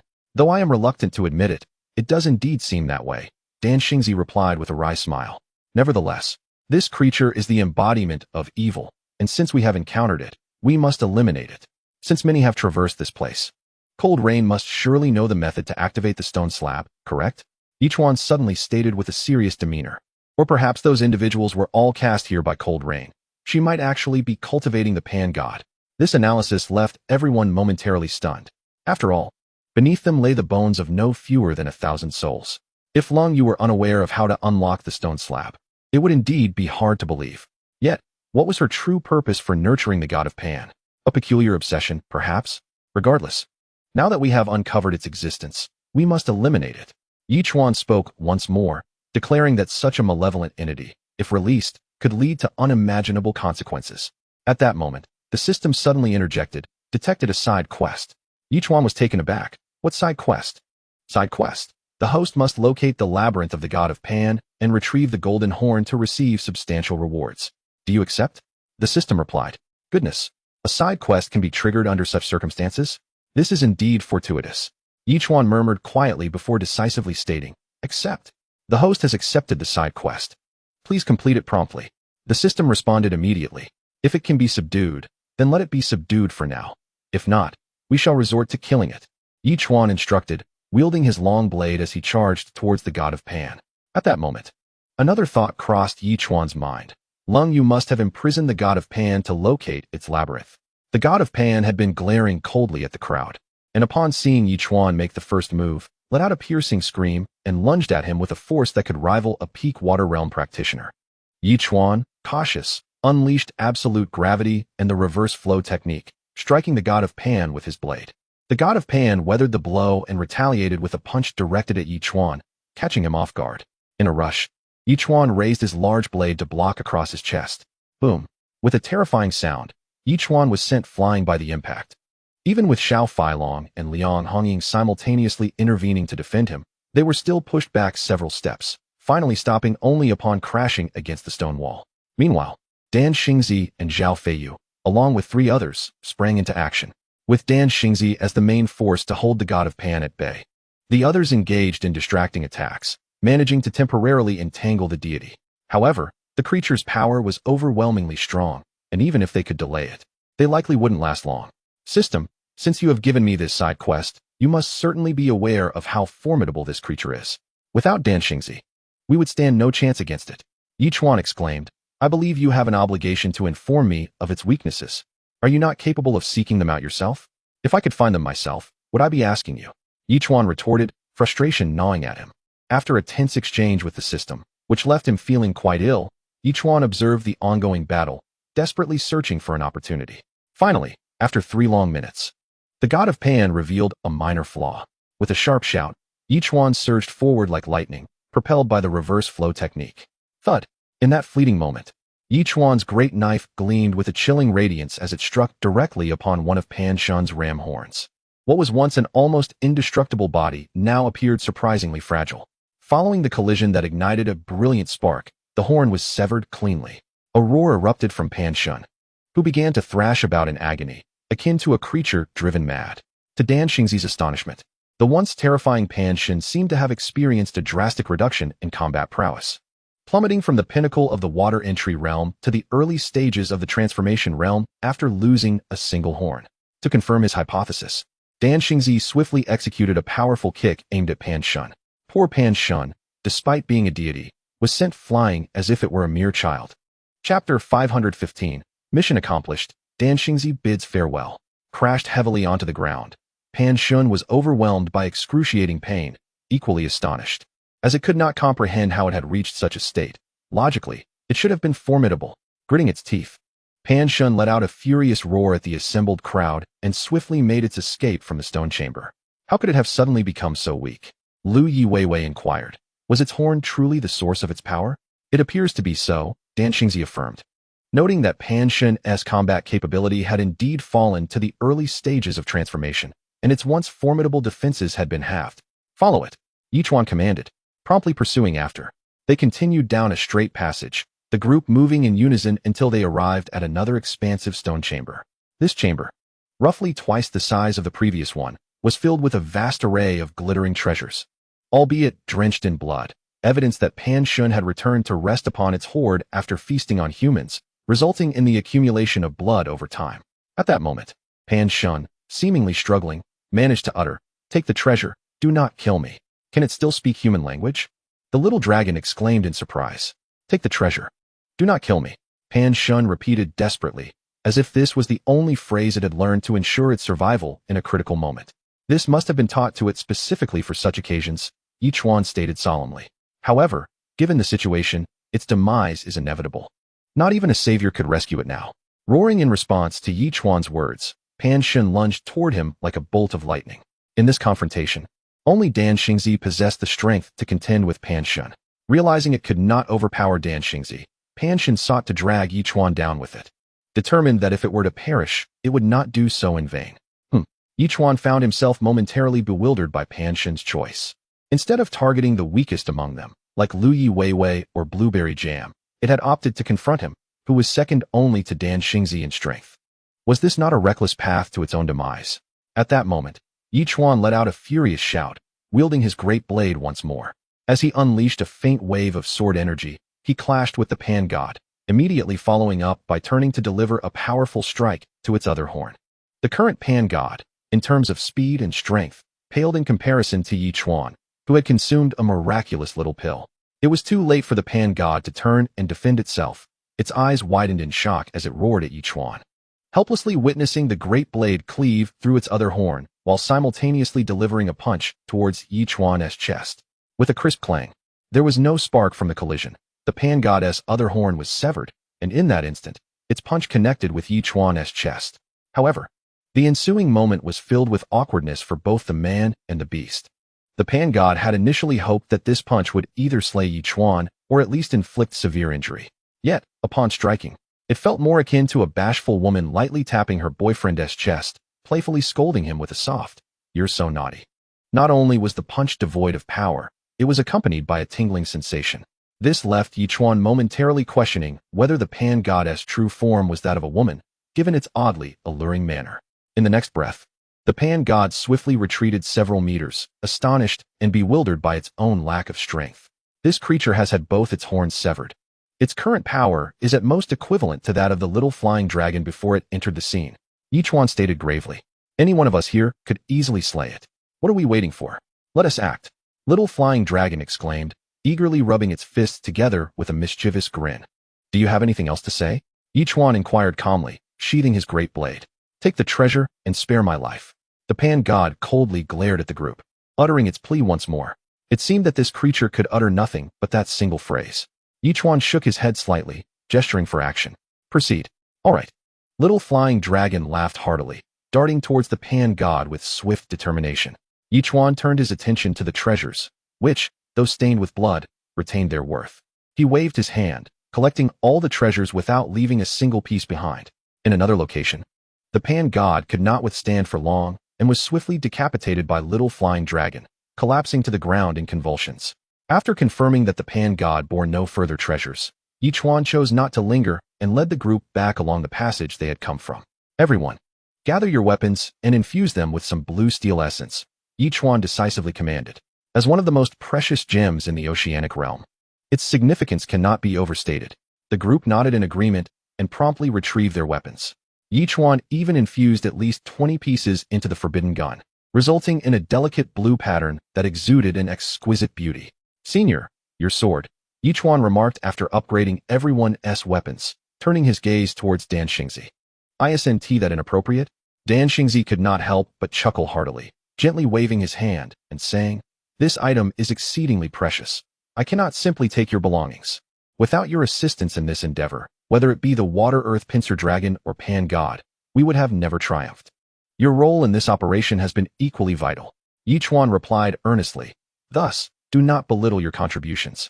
Moreover, the blue steel essence here is piled high like a mountain. What harm is there in using a few pieces? Then I shall graciously accept your offer." Dan Xingzi exclaimed with a hearty laugh as he handed the weapon over to Yichuan, who immediately infused it with 20 pieces of blue steel essence. "Well, my mission has been accomplished. It is time for me to depart," Dan Xingzi remarked, feeling the distinct sensation of the new sword, laughing joyfully. "Old man, are you not joining us for another adventure?" The little flying dragon implored. "You and I share a great rapport. If you leave, I must confess I shall miss you. All good things must come to an end," Dan Xingzi replied with a smile and a wave of his hand. "Perhaps you could stay with us a few more days and accompany us to the Undying Dragon City," Yichuan suggested with a smile. "Our next destination is indeed Undying Dragon City, where the challenges may be just as formidable." "You are heading to Undying Dragon City," Dan Xingzi exclaimed, momentarily taken aback as he gazed incredulously at Yichuan. "Do you possess the treasure map to Undying Dragon City?" "Indeed," Yichuan said, producing the treasure map. "After vanquishing the multinational alliance, we acquired several treasure maps, including one for Undying Dragon City. What a stroke of fortune, to find what one seeks without much effort." Dan Xingzi laughed heartily upon hearing this. "To be truthful, I have been searching for the treasure map to Undying Dragon City for over a decade, as it harbors something I desperately need, yet I have found nothing. Perhaps this is fate." The little flying dragon laughed. "Old man, what is it you seek?" "The cloud token," Dan Xingzi replied without hesitation. "The cloud token is the key to entering the Sky City. Only with the cloud token can one gain access, which is why I have been in pursuit." "Very well, you can accompany us. Once we obtain the cloud token, you may take it as you wish," Yichuan said with a smile, internally relieved, for his task was to assist Dan Xingzi in obtaining the cloud token. Should Dan Xingzi depart, their paths might not cross again for an indeterminate time. At that moment, Dan Xingzi merely nodded, choosing not to elaborate further. After all, the cloud token was indeed what he yearned for most, and he had no intention of relinquishing this opportunity. Thus, the group returned to Turtle Island, where the turtle swiftly made its way towards the location of Undying Dragon City. Yichuan then unloaded the treasures. "You four, who belong to families and factions, each take a share for your clans. Little Flying Dragon, could you assist in selling the remainder? This bloodshed is rather unsettling." "Understood." The little flying dragon readily agreed. The realm of treasure hunters is currently vibrant and thriving. Recently, with the arrival of numerous treasures brought by the little dragon, the treasure hunters have found themselves in a bountiful situation, which is indeed exhilarating for the entire community. At this moment, Dodo's mother had just concluded a meeting when the little dragon initiated a video call with her, prompting her to inquire with a smile, "Dodo, have you encountered something noteworthy?" "No, we have discovered a significant treasure, and my elder brother has asked us to share it. I intended to allocate a portion to you," the little dragon replied cheerfully. "Is it that swift?" Dodo's mother was utterly astonished. Just days prior, they had unearthed a treasure that generated trillions. To think another treasure had materialized so soon. Could it not also start at a trillion? "Well, we are preparing to explore another treasure," the little dragon nodded with a smile. "However, this time my elder brother has entrusted me with the task of selling all the remaining treasures. He has assigned this responsibility to me. So you must ensure he receives a good price. Your elder brother is indeed our fortune bringer. I shall certainly assist wholeheartedly." Dodo's mother promptly nodded. "When will you return? You could inherit the position of the family head at any moment. Let us hold off on that for now. I plan to remain in the oceanic world for a while longer. I want to create more wealth for the family first. The little dragon retracted his neck, determined. Very well, transfer the treasures to me, and I will ensure the funds are transferred to your elder brother's account within 7 days. Dodo's mother ultimately agreed. Indeed, the little dragon had become remarkably formidable. The profits he had generated alone over the past 6 months equaled the total returns of the family's entire enterprises over the last 3 years. Initially, when the little dragon expressed his desire to become a subordinate island lord, Dodo's mother felt a tinge of embarrassment. However, she now felt immense pride. Meanwhile, Yichuan was engrossed in studying the 2 horns of Pan, which seemed merely like horns without any other clues or variations in weight. Lu Yuwei approached and asked, "Elder brother, what are you examining?" "I am investigating whether there is a treasure map or something similar," Yichuan replied earnestly. As this pertained to a place known as the Labyrinth of Pan. "May I take a look?" Lu Yuwei asked, directly taking the horns from him and beginning her meticulous study. Eventually, she remarked, "I wonder if these 2 horns, when joined, might reveal something?" As she spoke, she aligned the cut ends of the horns together, her expression shifting as she continued, "Elder brother, do you see? Although you believe you severed the horns, this incision appears to have been forcefully struck open, and there is a certain degree of compatibility." As she rotated the horns, a sharp click resonated, and the 2 horns seamlessly connected, as if they were meant to be. "Indeed, Wei Wei, your deductive reasoning proves invaluable," Yichuan exclaimed, laughing heartily. "Very well. Now it seems we have merely transformed the 2 horns into a single grand horn. There doesn't appear to be anything particularly special beyond that." This indeed poses a conundrum. Lu Yuwei could not help but chuckle awkwardly before resuming her studies.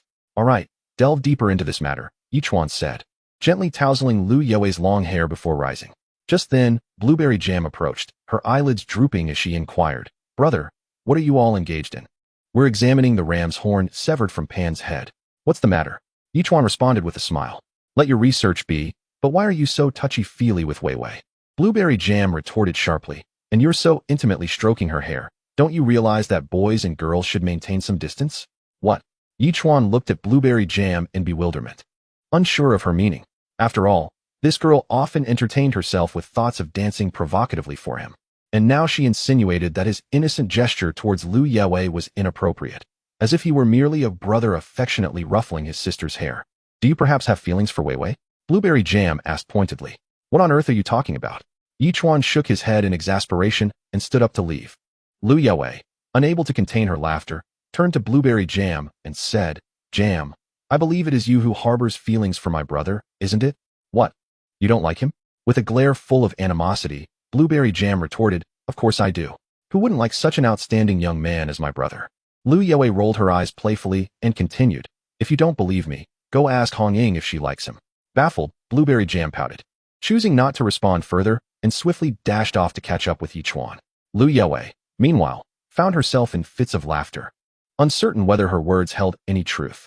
Chapter 517, An Imminent Super Tsunami.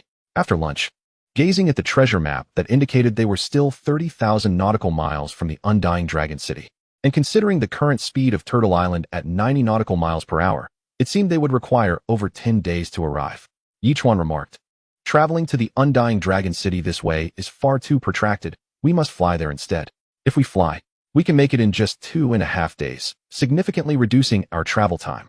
Little Flying Dragon snapped his fingers, grinning, "Brother, your wisdom is unparalleled." "Fly?" Dan Xingzi looked at the group with skepticism. "What flying creature is that swift?" "Why, an airplane," Yichuan declared as he waved his hand, causing a gigantic warplane to materialize before Dan Xingzi, startling him. "Goodness, such a large aircraft?"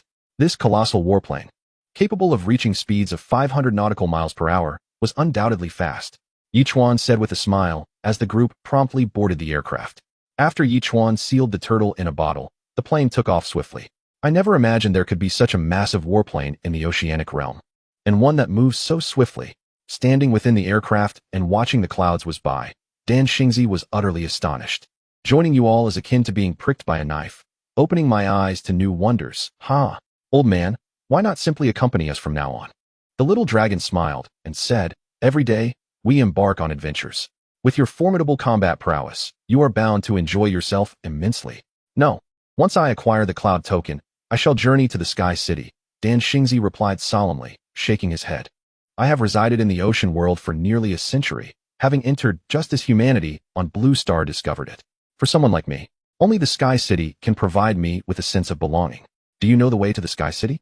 Yichuan inquired curiously. I do not. But every individual possesses their unique path to the Sky City, Dan Xingzi stated. Once I obtain the cloud token, I shall naturally find my way there. So you need not worry about that. That's good to hear. Several of them nodded, refraining from further questioning the matter. The aircraft soared rapidly through the skies, and the group leisurely explored their surroundings. Despite the majority of passengers having been cast into the sea, the command center and all the pilots remained the same as before. They were essentially mercenaries, and Yichuan was paying them 3 times their previous salary, which excited them greatly. They expressed their willingness to assist Yichuan for a lifetime. Content to do so, Yichuan generously disbursed a year's salary to these individuals, considering that he had advanced to his current stature in merely 6 months. Who could say if he would have reached the Sky City a year hence? As night fell, the group enjoyed a barbecue feast accompanied by beer, which was thoroughly delightful. Yichuan returned to his room early, reclining on his bed while perusing messages in the public chat room. Ever since that influential figure dismantled the multinational alliance, the military of Jiuzhou has begun to establish a new multinational alliance. They welcome everyone to join and are also recruiting soldiers. Should we consider checking it out? I wonder if they will adhere to the principles of fairness, justice, and transparency. I hope we do not witness the rise of another former multinational alliance. Instead of pondering that, we should focus on the impending super tsunami. The triennial super tsunami is approaching. Indeed, this cataclysmic tsunami concerns the fate of all island lords. We must take it seriously. As he read on, Yichuan fell into contemplation. The super tsunami could be seen as a self-cleaning process of the ocean world, akin to the ocean taking a bath. It occurs on the last day of the 7th month for every new island lord entering the ocean world, lasting a full day and night.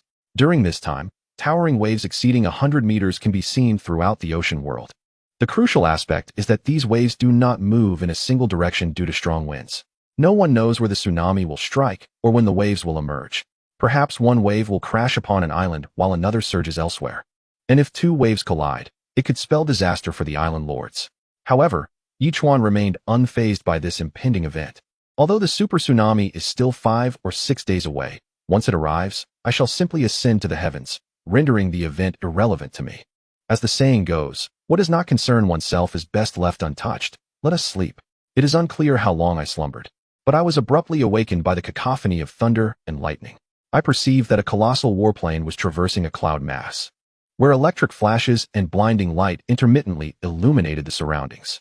The defense systems were incessantly engaged in combat, seemingly contending with some terrifying entity. Without hesitation, I rushed to the command center, where my companions, the little dragons, had also gathered.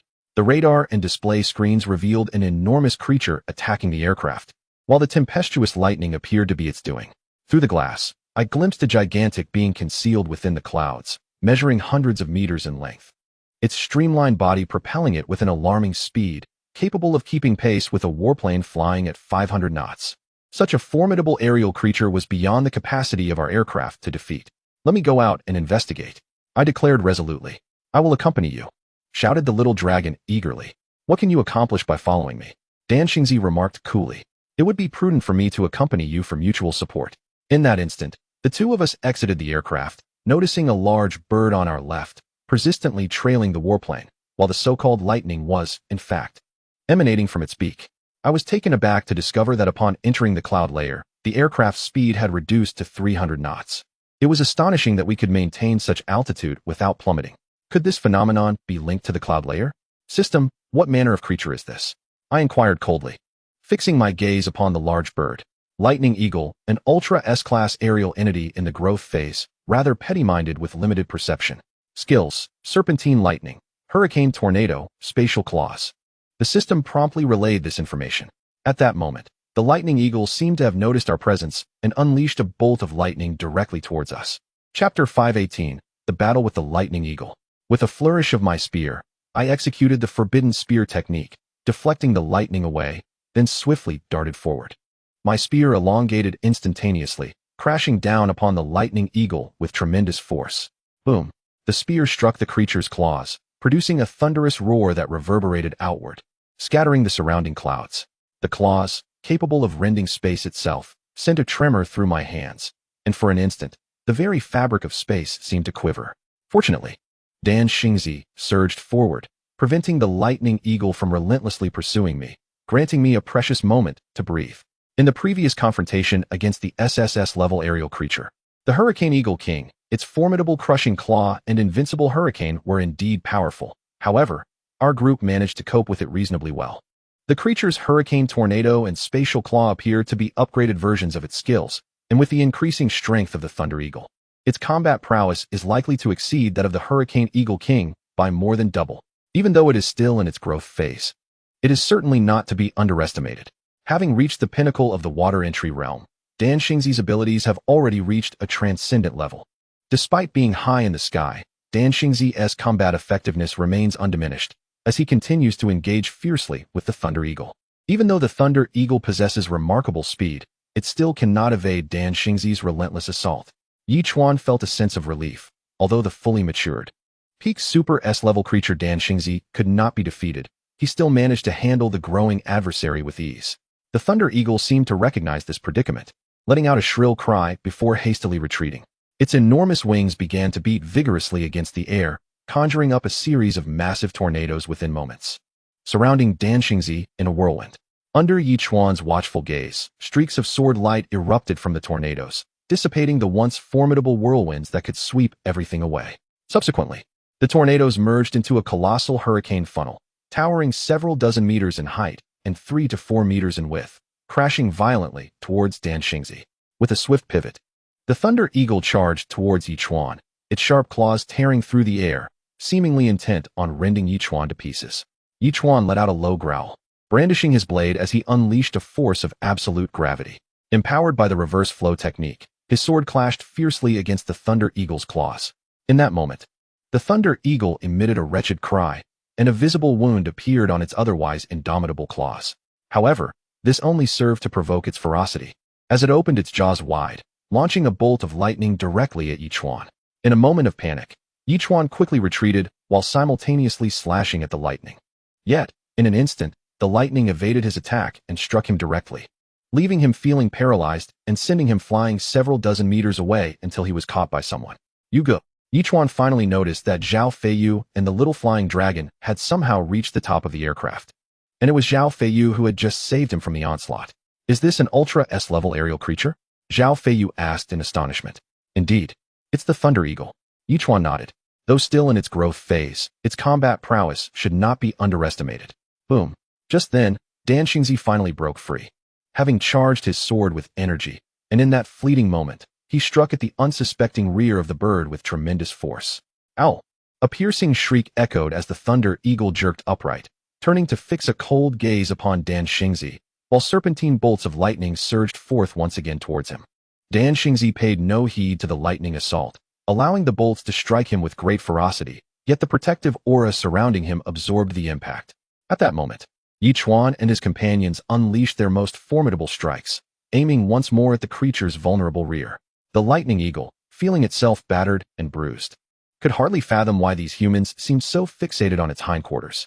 Did they not know that targeting the rear was exceptionally painful? The Lightning Eagle gritted its teeth, its body twisting midair as it generated a maelstrom of terrifying energy, coalescing into several tornadoes that ensnared the entire aircraft, significantly reducing its speed and causing it to begin its descent. Damn it, we must resolve this swiftly. The little flying dragon exclaimed, Brother, let us finish this as quickly as possible. I am well aware of that. Yichuan retorted, exasperated. If we could eliminate it quickly, who would want to prolong this fight?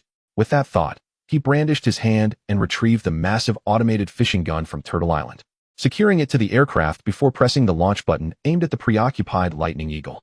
The creature, entirely captivated by Dan Xingzi, was oblivious to the fishing gun until it was struck hard in its rear, the barbed hook opening and inflicting a sensation that could only be described as excruciating. With a shriek, the Lightning Eagle hastily ascended beyond the cloud cover. Do you think you can escape? Yichuan scoffed coldly, stepping onto the reinforced steel cable and propelling himself upward, with Dan Xingzi following suit without hesitation.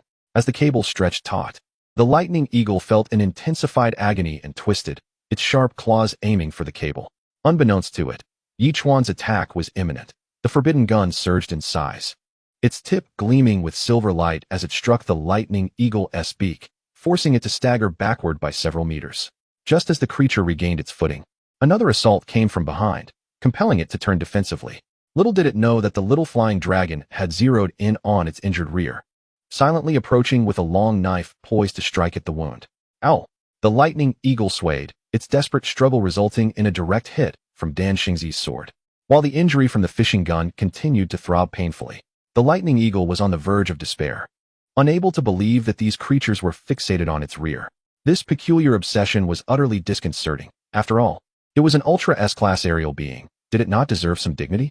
Chapter 519, Crisis of the Crash. Young friend, may I borrow your gun? Dan Xingzi shouted, eyeing the still struggling lightning eagle. Lengthen. Yichuan swiftly wielded the forbidden spear, extending its length to several dozen meters, and hurled it to Dan Xingzi.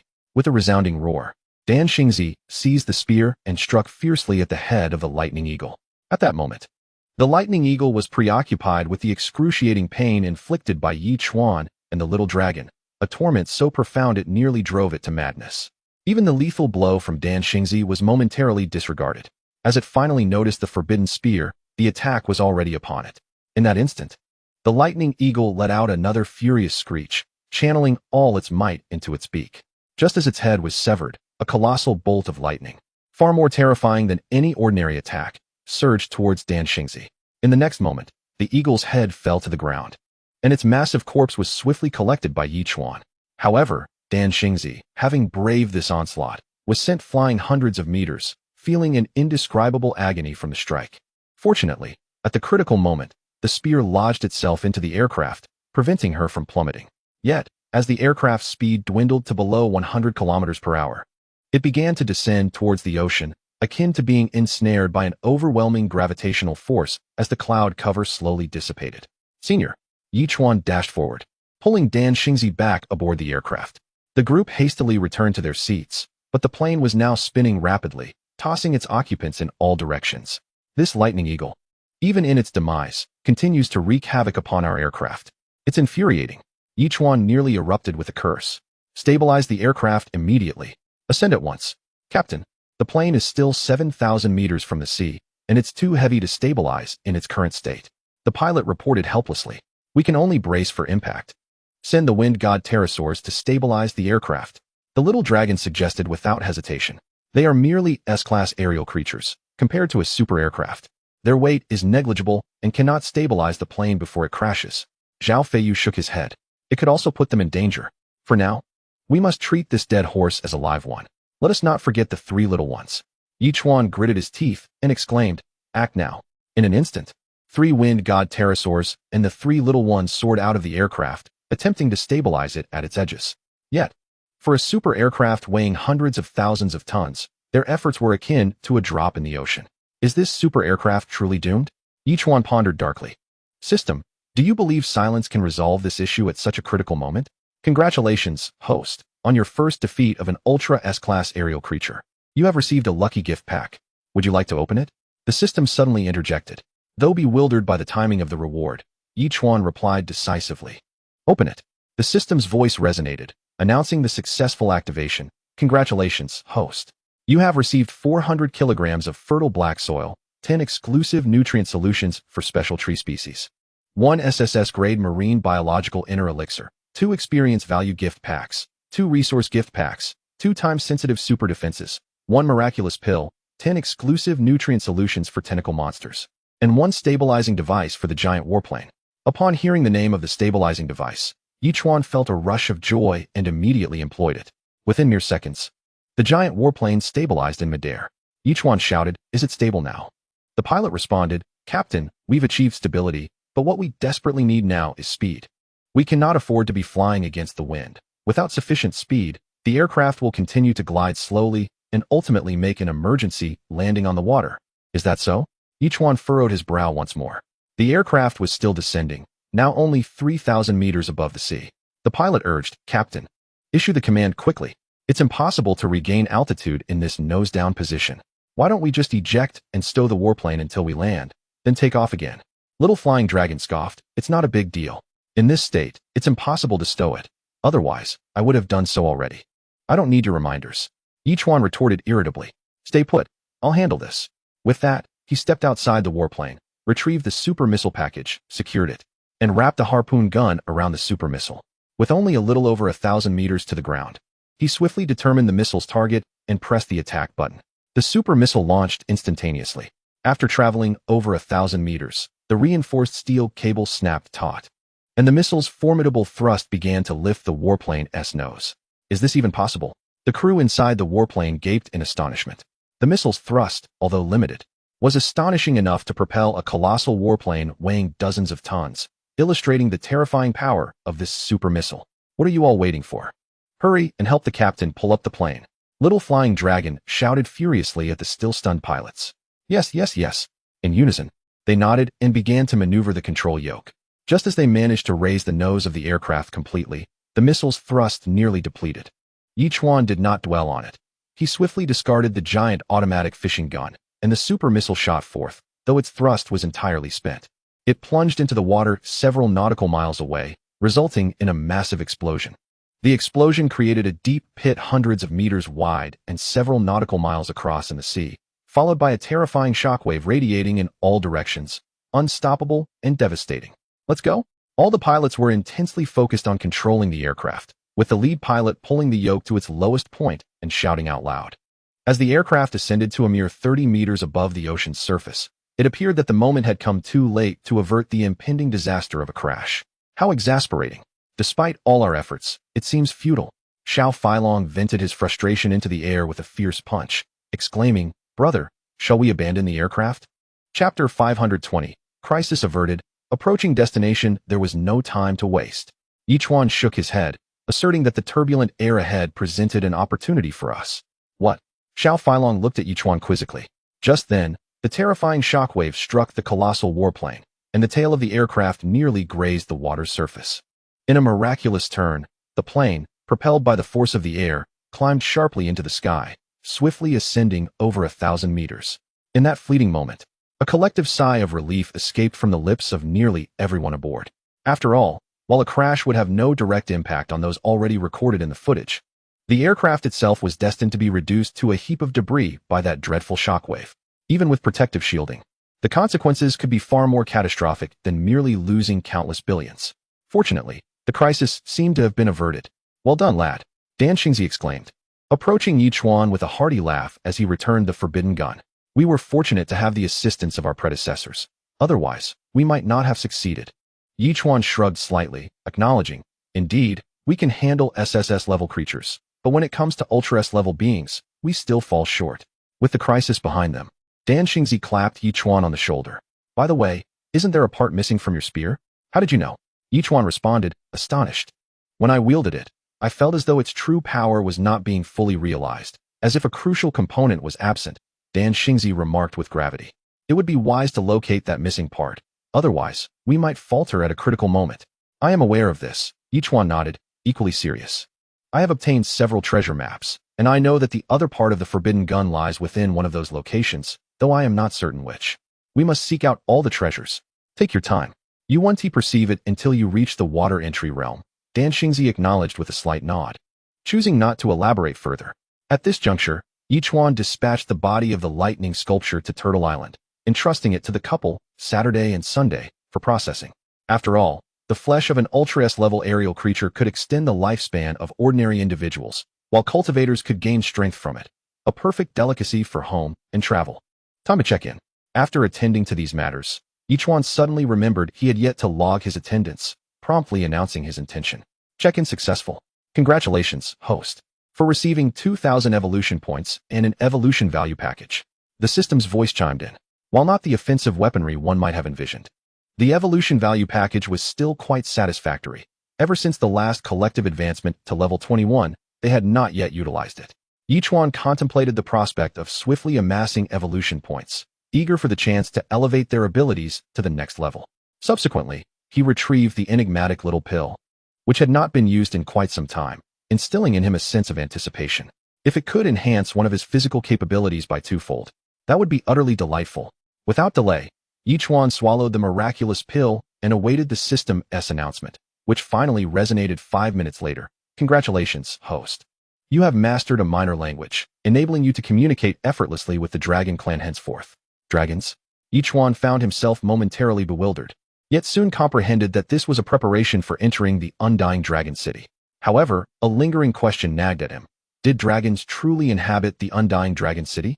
In the vast forbidden sea, aside from the azure dragon from the former sea dragon palace, were there indeed other SSS-class dragons?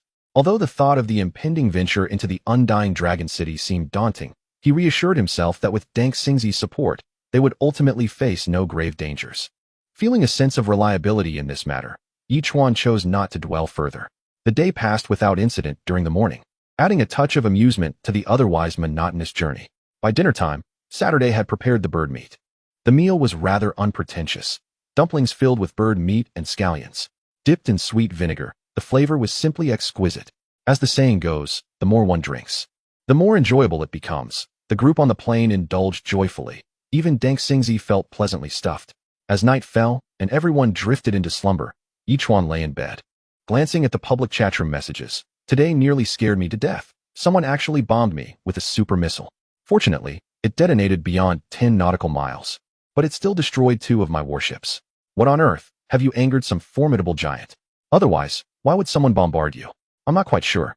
It's all rather mysterious, and I'm still frightened. Whether it's a blessing or a curse, if it's a curse, there's no escaping it. Relax. Reading these comments, Yichuan couldn't help but chuckle. It seemed his own super missile had nearly misfired, leaving the other party in a state of panic, which was somewhat amusing. Shaking his head slightly, he continued to peruse the chat, but finding no further useful information, he finally succumbed to sleep. Host has not yet checked in. Would you like to do so? The system's voice soon broke through his slumber. Yichuan awoke and promptly declared, check in. Check-in successful. Congratulations, host, you have gained 2,000 evolution points and a super missile set. The system's voice followed suit. Having lost a super missile, the system promptly replenished it. Indeed, how fortuitous. Upon arriving at the activity area, Zhao Feiyu and his companions gazed at the distant landscape. Several dozen nautical miles away, an immense cloud formation loomed, within which a colossal waterspout was drawing countless gallons of seawater into its depths, creating the enigmatic spectacle of a dragon's water spout. Brother, look, there truly is a dragon inside, exclaimed Blueberry Jam, pointing incredulously at the swirling cloud. It is moving within the clouds. This location lies approximately 2,000 nautical miles from the undying dragon city. Could this creature originate from there? Yichuan pondered softly as he discerned the faint outline of a dragon within the cloud. Perhaps, Dan Xingzi replied soberly. The undying dragon city is home to many dragons. Yet I have heard that these dragons have lost their souls, leaving only their remains. But how do we explain this dragon? The little flying dragon countered. It may merely be a shell. Dan Xingzi responded with a shake of his head and a shrug. However, this remains merely speculation. The truth will only be revealed once we reach the undying dragon city. Chapter 521. Entering the dragon's maw, the little flying dragon goes missing. After breakfast, the group busied themselves with various tasks until approximately 4 hours later, they arrived at the location marked on the treasure map as the undying dragon city. The plane gradually descended onto the water's surface, and after disembarking on a turtle island, Yichuan sealed the aircraft back into a bottle. This spectacle astonished Dan Xingzi. After all, such a large plane could fit into such a small bottle. Despite his extensive travels, this was indeed a first for him.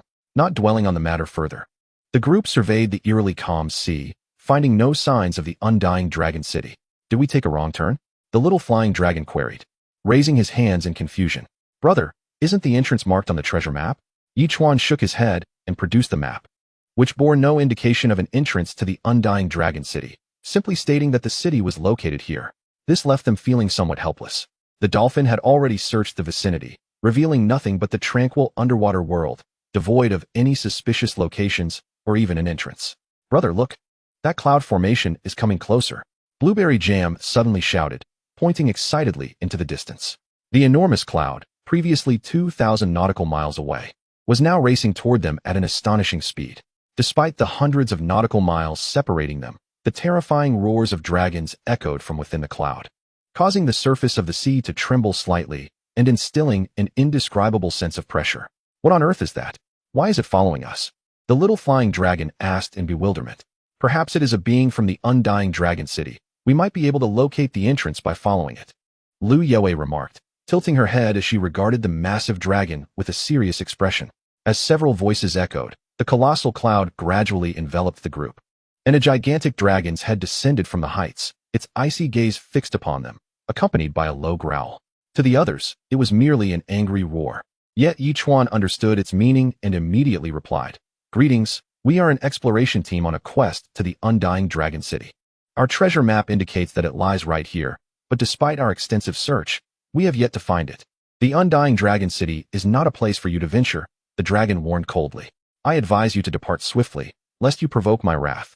Its voice resonated like a thunderclap, instilling a profound sense of dread. It seemed that a mere gesture could easily obliterate them all. "Be cautious. This creature's combat prowess is classified as taboo level," Dan Xingzi cautioned in a hushed tone. This revelation caused Yichuan to draw a sharp breath. Having spent considerable time in the oceanic realm, it was his first encounter with such a formidable entity, and the sheer aura it exuded was indeed terrifying. "Respected elder," Yichuan replied courteously, "we possess compelling reasons to enter the Undying Dragon City. We humbly request your guidance to assist us in gaining entry, and we shall be eternally grateful for your kindness. There exists a truly terrifying presence within the Undying Dragon City, one that you are ill-equipped to confront." The dragon intoned gravely. "Should you enter, your only fate is death. I merely wish to prevent the addition of further corpses to the city." Upon hearing this, Yichuan promptly produced the treasure map. "Elder, please observe. The map clearly indicates that the Undying Dragon City is located here. Yet, after extensive searching, we have not located the entrance, a mystery that perplexes us. Very well, if you are determined to court death, I shall not impede your path." The dragon sighed upon seeing the map. "Enter, but remember, do not look back, or you will find yourself unable to enter the Undying Dragon City."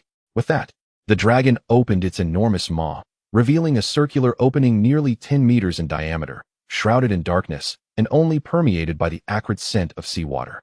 "Are you inviting us into the Undying Dragon City, or preparing to devour us?" the little dragon inquired in bewilderment. The dragon remained silent, its mouth agape, awaiting the 8 individuals to proceed. "Elder, I shall lead the way while I follow behind," Yichuan declared. "Let us move forward without hesitation, should any danger arise. I will alert you." Thus, the group of 8 filed into the dragon's mouth, advancing swiftly until Yichuan entered, plunging into a profound darkness. He quickly retrieved a large searchlight to illuminate the path ahead. "Everyone, heed the dragon's warning and do not look back. Let us proceed forward." What was referred to as the belly of the dragon now appeared more akin to an immense passageway, shrouded in utter darkness, devoid of any other features. The group journeyed forward for approximately a kilometer before finally encountering a stone door, adorned with an array of densely packed runes. The door featured a central design reminiscent of a hexagram, strikingly similar to that depicted on the treasure map. Initially believing they had reached the Undying Dragon City, they soon realized that they still needed to pass through this grand portal. The little dragon, exasperated, began to study the treasure map, but after an extensive period of contemplation, he found himself at an impasse. This rendered him quite embarrassed. He turned to Leaf Chuan and said, "Brother," before he could finish his sentence. A terrifying force abruptly drew him into the adjacent rock wall, making him vanish in an instant. "What happened?" Blueberry Jam shrieked, preparing to turn around. But Leaf Chuan swiftly grasped her head. "Don't look back." The little dragon was sucked into the wall because he turned around.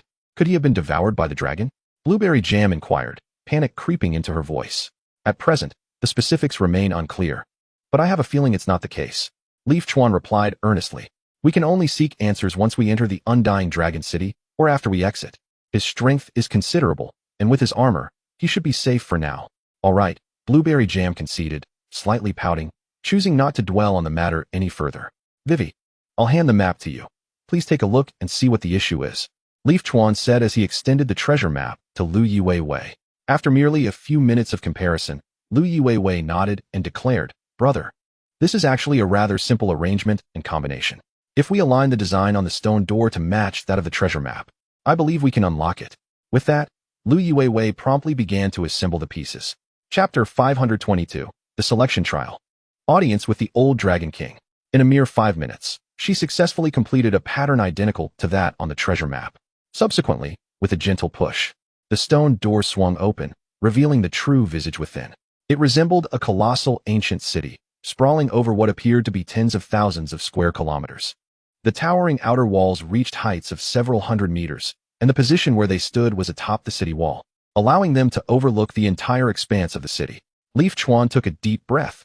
Upon hearing the stone door close behind them, he cautiously glanced back, finally exhaling in relief, as the dragon's admonition against looking back had lifted. Does this resemble the undying dragon city we envisioned? Blueberry Jam pondered, scratching her head and curiously surveying the surroundings. To her astonishment, the vast city was teeming with humanity, reminiscent of the ancient landscapes of the 9 provinces. Liu Yue was taken aback, originally believing that the desolate surroundings were merely filled with lifeless dragon corpses, and that entering would necessitate combat. Instead, she pondered, must we truly integrate with these individuals? Zhao Feiyu inquired in a hushed tone. Yichuan instinctively glanced at Dan Xingzi, who shook his head and replied solemnly, everything here appears to be genuinely existent, not a mere illusion. It is likely that the colossal dragon we witnessed earlier was drawing water to replenish this locale supply. Then we shall abide by local customs. Let us first don the attire of the natives, and only then shall we contemplate our next steps. Zhao Feiyu decisively proclaimed. The 7 promptly sought out a tailor's establishment, and after parting with a few gold coins, they all adorned themselves in splendid traditional garb, truly resembling exquisite ancient beauties. After bestowing another gold coin upon the proprietor, Yichuan inquired, good sir, why is this place known as the Undying Dragon City, when we have yet to encounter a dragon? The proprietor, having cheerfully accepted the gold, immediately responded with obsequiousness, esteemed guests, are you here to participate in the competition? Competition? Yichuan regarded the proprietor with skepticism. Our city, 100 kilometers to the north, lies near the Great Dragon Mountain. The name Undying Dragon City is derived from the ancient Dragon King residing within Great Dragon Mountain. The proprietor patiently elucidated.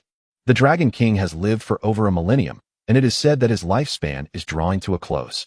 Thus, he established a custom of holding a competition every 3 years to select the strongest contender, who shall then ascend into Great Dragon Mountain. If one's essence aligns with the legacy of the Dragon King, that legacy shall be bestowed upon them. If not, it will consume them entirely. Tomorrow morning marks the occasion of the triennial competition. How fortuitous. Blueberry Jam remarked in disbelief. How many such competitions have transpired? Yichuan pondered before asking again. 100 times, over 3 centuries, the proprietor replied with a hint of nostalgia. The Dragon King is known for his benevolence, yet in the pursuit of a successor, he has sacrificed 100 formidable warriors. It must weigh heavily upon his heart. At this, Yichuan could not help but smile, leading the group to an inn. After ordering some food and drink, Lu Shuai inquired, if the Dragon King is indeed benevolent, why does he not personally seek a successor, resorting instead to such a method? There is an oddity inherent in this situation, Yichuan replied calmly. Tomorrow, we shall observe the competition. However, we need not participate. Once the strongest is chosen, we shall engage with him directly. Agreed. The others nodded in unison, refraining from further discussion. That night, they lodged at the inn, unaware of any abnormalities, until the following morning when they followed the throng to the Grand Plaza before the city lord's residence. Several dozen strong contenders awaited the competition, while the surrounding townsfolk stood 100 meters away, reflecting on the scene. It has been so long since a suitable heir has been selected. One wonders when that individual shall finally emerge. Indeed, it seems that the old Dragon King may not endure for much longer. If this time he fails to select a successor, he shall have to wait another 3 years. It is lamentable that we lack the innate talent for martial arts. Otherwise, we would join the fray to alleviate some of the burden for the old Dragon King. For now, we shall dutifully observe the contest, hoping that the champion will soon be determined. Yichuan stood nearby, eavesdropping on the conversations, when a bellow from a middle-aged man commanded silence. The skilled fighters on the stage began to engage in combat according to the established order. As the duels progressed, just before lunch was to commence, a victor was finally chosen, a man in his early 30s, somewhat comical in appearance, who nearly wept with joy upon realizing he had been selected as the chosen one. The crowd surged forward to offer their congratulations. The ecstatic man nodded repeatedly, almost kneeling as he cried out to the heavens, Mom and Dad, I have brought honor to our Yang family. According to the rules, in 1 hour, Yang Xiaobao would be allowed to enter the Great Dragon Mountain. Meanwhile, Yichuan and his companions approached him. Yang Xiaobao mistakenly assumed they came to offer their blessings and smiled broadly, saying, thank you, I will succeed. Brother Yang, aside from our congratulations, we actually wish to inquire, do you not perceive this as a conspiracy? Yichuan asked earnestly, what do you mean by conspiracy? Yang Xiaobao responded, taken aback, and replied solemnly, we are all striving earnestly for the old Dragon King's legacy. I feel honored by this distinction and have not considered anything else. If the old Dragon King is so eager to find a successor, why not seek one directly? Why resort to a triannual selection of the strongest to receive the inheritance? Yichuan countered. The old Dragon King undoubtedly has his reasons. Who are you to question his decisions? Yang Xiaobao retorted coldly. Do you want me to report you to the city lord and have you all arrested?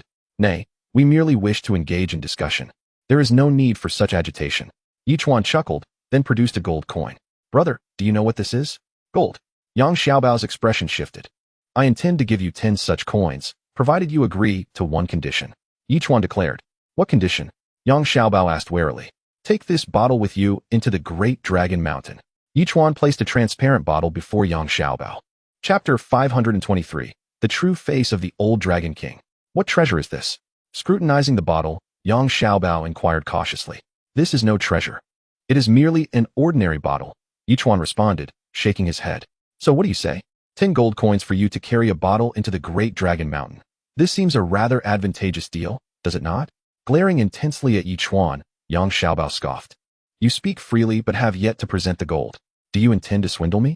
Here you go. With a grand gesture, Yichuan revealed 10 gold coins before Yang Xiaobao. The latter's face lit up with joy. Why didn't you say so earlier? It's merely a bottle. I shall wear it around my neck and confidently present it to the old Dragon King. However, I must first return home to deliver the gold to my mother. You want to follow me, will you? No, just focus on your task, Yichuan replied, shaking his head, allowing Yang Xiaobao to depart. In an instant, Yichuan and 6 others had entered the enchanted island within the bottle. Although Yang Xiaobao had hung the bottle around his neck, he felt no turbulence. He could see and hear everything outside. This delighted blueberry jam. Brother, your ingenuity surpasses all. We can now effortlessly approach the Great Dragon Mountain. I merely approached this with a sense of curiosity, Yichuan chuckled, shaking his head in disbelief at the success of their endeavor. After all, I had only previously sent you into the sealed bottle. This was my first attempt at such a feat regardless. We have succeeded. Blueberry Jam exclaimed with glee. After bestowing the 10 gold coins upon his mother, Yang Xiaobao prepared to set out for the Great Dragon Mountain. Before his departure, he collected a medicinal pill from the city lord, said to enable one to comprehend the Dragon King's tongue within 3 hours. This was indeed comparable to the miraculous little pills, albeit with a significant difference in duration. Subsequently, Yang Xiaobao ventured into the Great Dragon Mountain, towering over 3,000 meters. The mountain resembled a colossal dragon stretching for hundreds of kilometers, abundant with lush greenery and the sounds of birds and beasts. Being amidst such splendor evoked an irresistible allure. Even Lu Yue gazed around in astonishment. This place is truly breathtaking. The verdancy of these plants surpasses that of our blue planet. Yet, beauty often conceals lurking dangers. Since entering the Great Dragon Mountain, a sense of unease had settled within me. It is likely that the old Dragon King is not a benevolent creature. Liang Hongying remarked. We must remain vigilant. Redding is right. We should stay alert.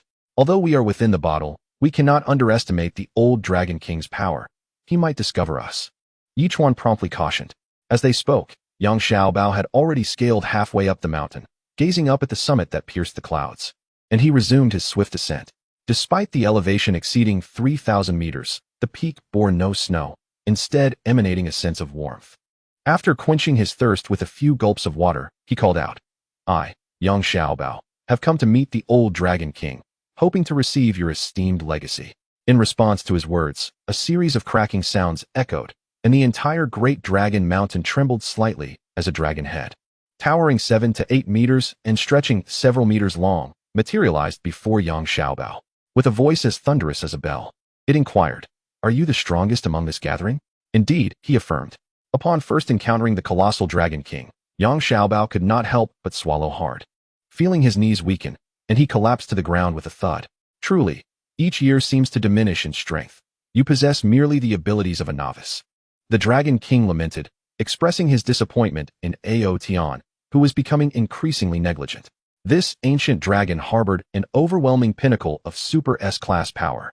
At that moment, Dan Xingzi began to sense the immense pressure emanating from the Dragon King and solemnly remarked, its combat prowess could rival that of the Water-Earth Claw Dragon. Together, we may have a chance to defeat it, but it will undoubtedly be a grueling battle. Brother, what is it saying? Blueberry Jam inquired with confusion. It criticizes Yang Xiaobao for his weakness, lamenting Ao Tian's growing carelessness. Yichuan translated. It seems Ao Tian is the lord of the undying Dragon City. Dragon King, you may bestow your legacy upon the younger generation. Yang Xiaobao, though perplexed by the Dragon King's words, spoke with utmost respect, vowing he would not betray the Dragon King's trust, promising to inherit his wishes and protect the undying Dragon City. Are you jesting? You were selected and brought here to the mountaintop merely to serve me. The Dragon King scoffed, a terrifying aura instantly overwhelming Yang Xiaobao, lifting him slowly into the air. If I consume you, I can extend my life by 3 years. Why would I impart my legacy to you, a mere and insignificant human? Indeed, witnessing this scene, everyone comprehended the truth. The Dragon King intended to select a successor for its own benefit, making the entire affair self-serving. Yang Xiaobao's expression shifted drastically. Unable to believe the reality before him, he shouted desperately, "Dragon King, do not slay me. I need to relieve myself. Consuming me would be akin to eating excrement, which is utterly revolting. Please, allow me a moment." This fool, even at the brink of death, still resorts to such repulsive antics. Blueberry Jam smirked, shaking his head in disbelief. It appeared that without reaching the taboo level of power, the Dragon King would not detect their presence, granting me the opportunity to catch it off guard. Yichuan whispered, "Predecessor, I shall strike first to deliver a decisive blow. Afterward, you may follow suit. Let us hope for a swift resolution. Be cautious." Dan Xingzi nodded gravely. Yichuan took a deep breath, gripping the forbidden spear tightly, and charged toward the exit of the vessel. The Dragon King, reveling in merriment, laughed heartily, declaring, "To me, these matters hold no significance. What I truly care about is whether your energy suffices for my 3-year slumber, as I have no desire to consume the innocent citizens of undying Dragon City. I do not wish to die.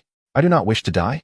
Yang Xiaobao began to struggle fiercely, shouting, "Release me, you ancient dragon. I shall fight you to the end. Enough of this chatter. I shall relish your essence at my leisure." The Dragon King, grinning widely, prepared to open its gaping maw to devour Yang Xiaobao. In that instant, Yichuan suddenly appeared, brandishing the forbidden spear and launching a fierce assault upon the Dragon King. Chapter 524. Blinding One Eye. The old Dragon King unleashes his fury in close proximity to Yang Xiaobao. The old Dragon King fixated solely on him as a delectable morsel, wholly oblivious to the movement of the bottle at his chest. In that fleeting moment, the forbidden gun elongated to several dozen meters, striking like a bolt of lightning.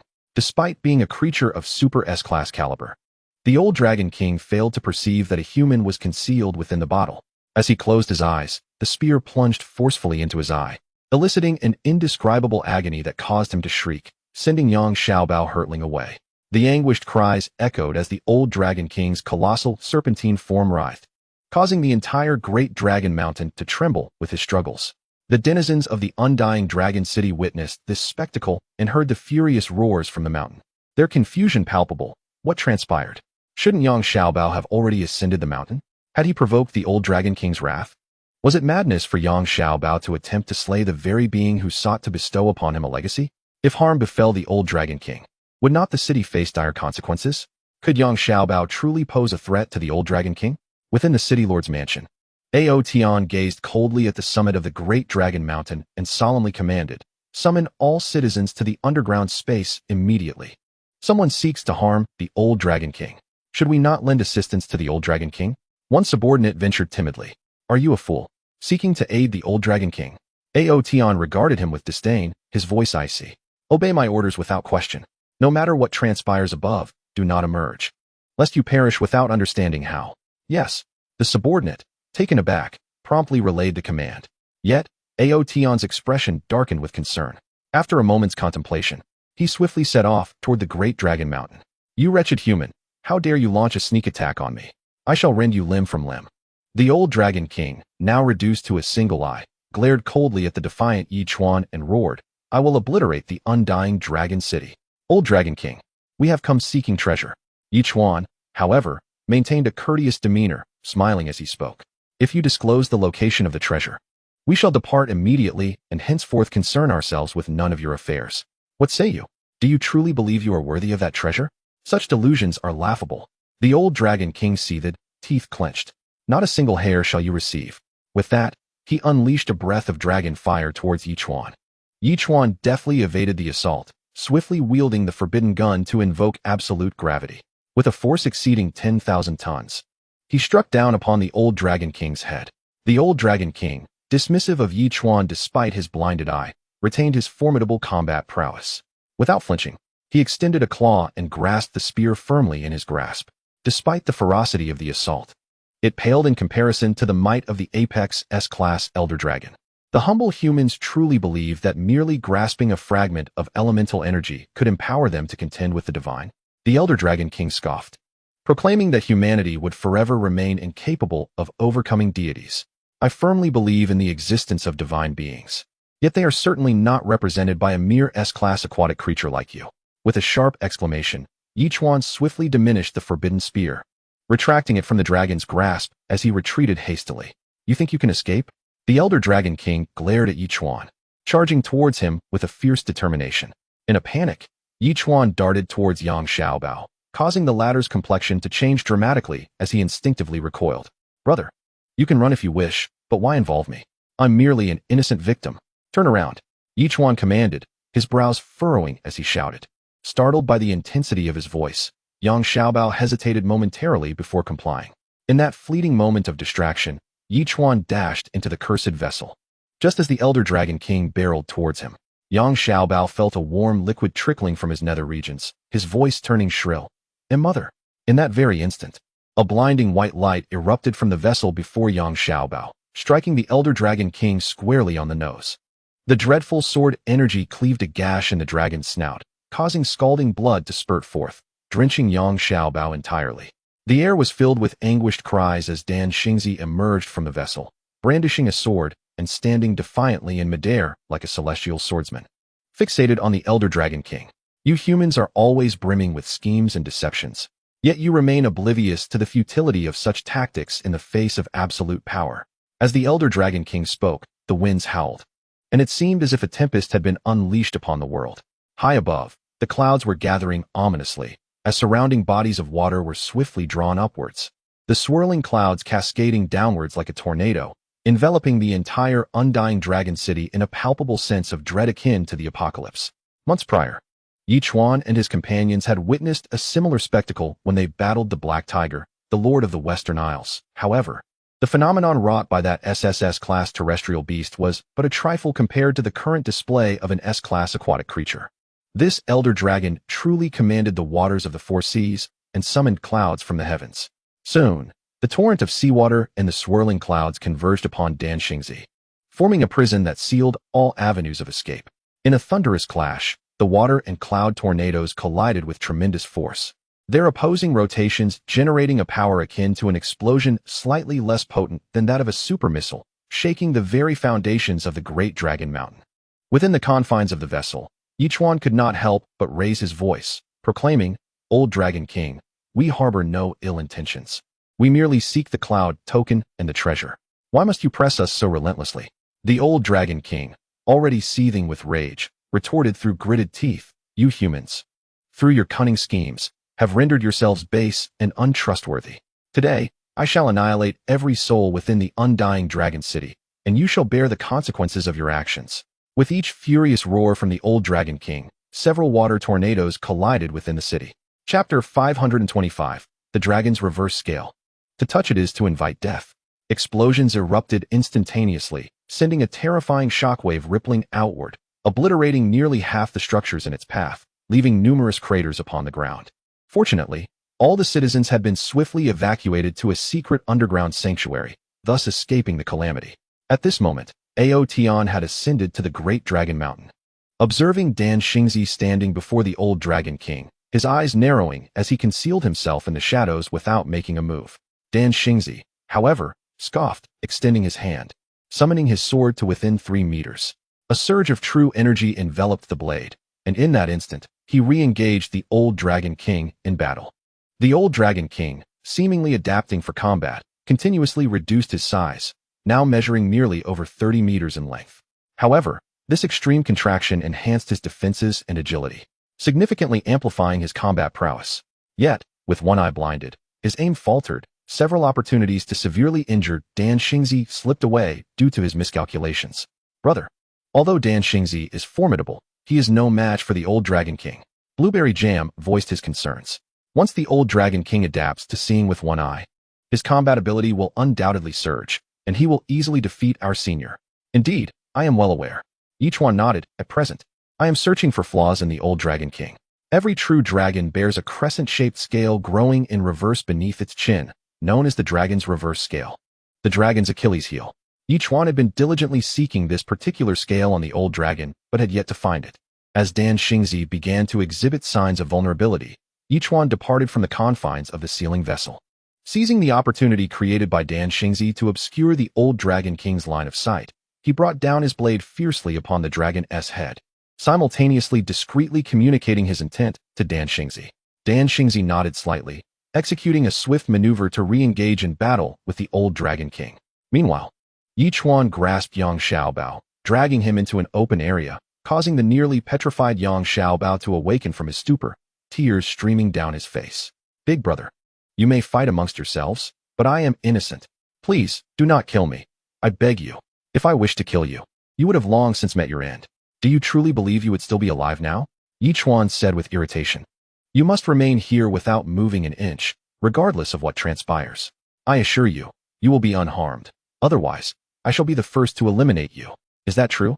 Yang Xiaobao asked with tear-filled eyes. "Enough of your prattle." Yichuan snapped, and in a flash, he vanished into the sealed bottle. "Brother, can you truly accomplish this?" Upon seeing Yichuan return to Turtle Island with a serious demeanor, Blueberry Jam couldn't help but inquire softly. "Why don't you give it a try?" Yichuan turned to her and asked. No, it's better if you handle it." Blueberry Jam replied awkwardly with a chuckle. "Good luck. Once I provoke its reverse scale, let us all charge in together and strive to vanquish it in the shortest time possible." Yichuan issued a reminder before becoming serious once more. Outside, Dan Xingzi had already been struck by the old Dragon King no less than 3 times. Fortunately, with his true energy safeguarding him, Dan Xingzi had not sustained severe injuries. However, this only fueled the old Dragon King's contempt as he sought a flaw in Dan Xingzi's defense, intent on delivering a fatal blow with his utmost strength. At this moment, several water and cloud whirlpools surged towards each other at great speed, merging to ultimately form 2 terrifying whirlpools of water and fire that threatened to shred Dan Xingzi into pieces. Dan Xingzi, in a sudden movement, darted towards Yang Xiaobao, causing the already terrified boy to gasp in horror. His hands tightly clutched his damp trousers. He longed to flee, but the thought of Yichuan's warning robbed him of courage. His legs had grown numb, rendering him utterly powerless. Just as Dan Xingzi was about to confront him, he suddenly vanished. Seeing the enormous dragon head charging towards him, Yang Xiaobao screamed once more, "Mama!" His vision faded to black as he lost consciousness. Meanwhile, from the bottle at Yang Xiaobao's chest, the long spear surged forth once again, striking precisely at the old Dragon King's reverse scale. The old Dragon King's expression shifted dramatically as he finally grasped that the source of all his troubles lay within the bottle held by this human. Yet, he realized this too late. Yichuan's spear had accumulated nearly all his strength, and at the moment it struck the reverse scale, it swiftly flicked to the side, dislodging it in an instant. Roar! A wave of intense sensation coursed through the old Dragon King's body, and he let out a wail, abruptly turning around. His colossal tail, over 10 meters long, swung with devastating force towards that very spot. Yichuan shouted, seizing Yang Xiaobao by the collar and fleeing into the distance. Suddenly, a resounding crash echoed as dozens of tons of rock were violently split in 2 by that blow. For the time being, Yang Xiaobao was transported to Turtle Island, while Zhao Feiyu and the others rushed out in that very moment, their formidable attacks already primed and unleashing terrifying power as they struck fiercely at the old Dragon King. At this moment, the old Dragon King resembled a rabid dog, unleashing its breath and colossal tail to batter the surroundings relentlessly. Its defenses remained formidable, and although the 5 individuals wielded their most potent strike, it still fell short against the old Dragon King. "Damn it, our attacks are utterly ineffective," Lu Shuai exclaimed, his brow furrowed.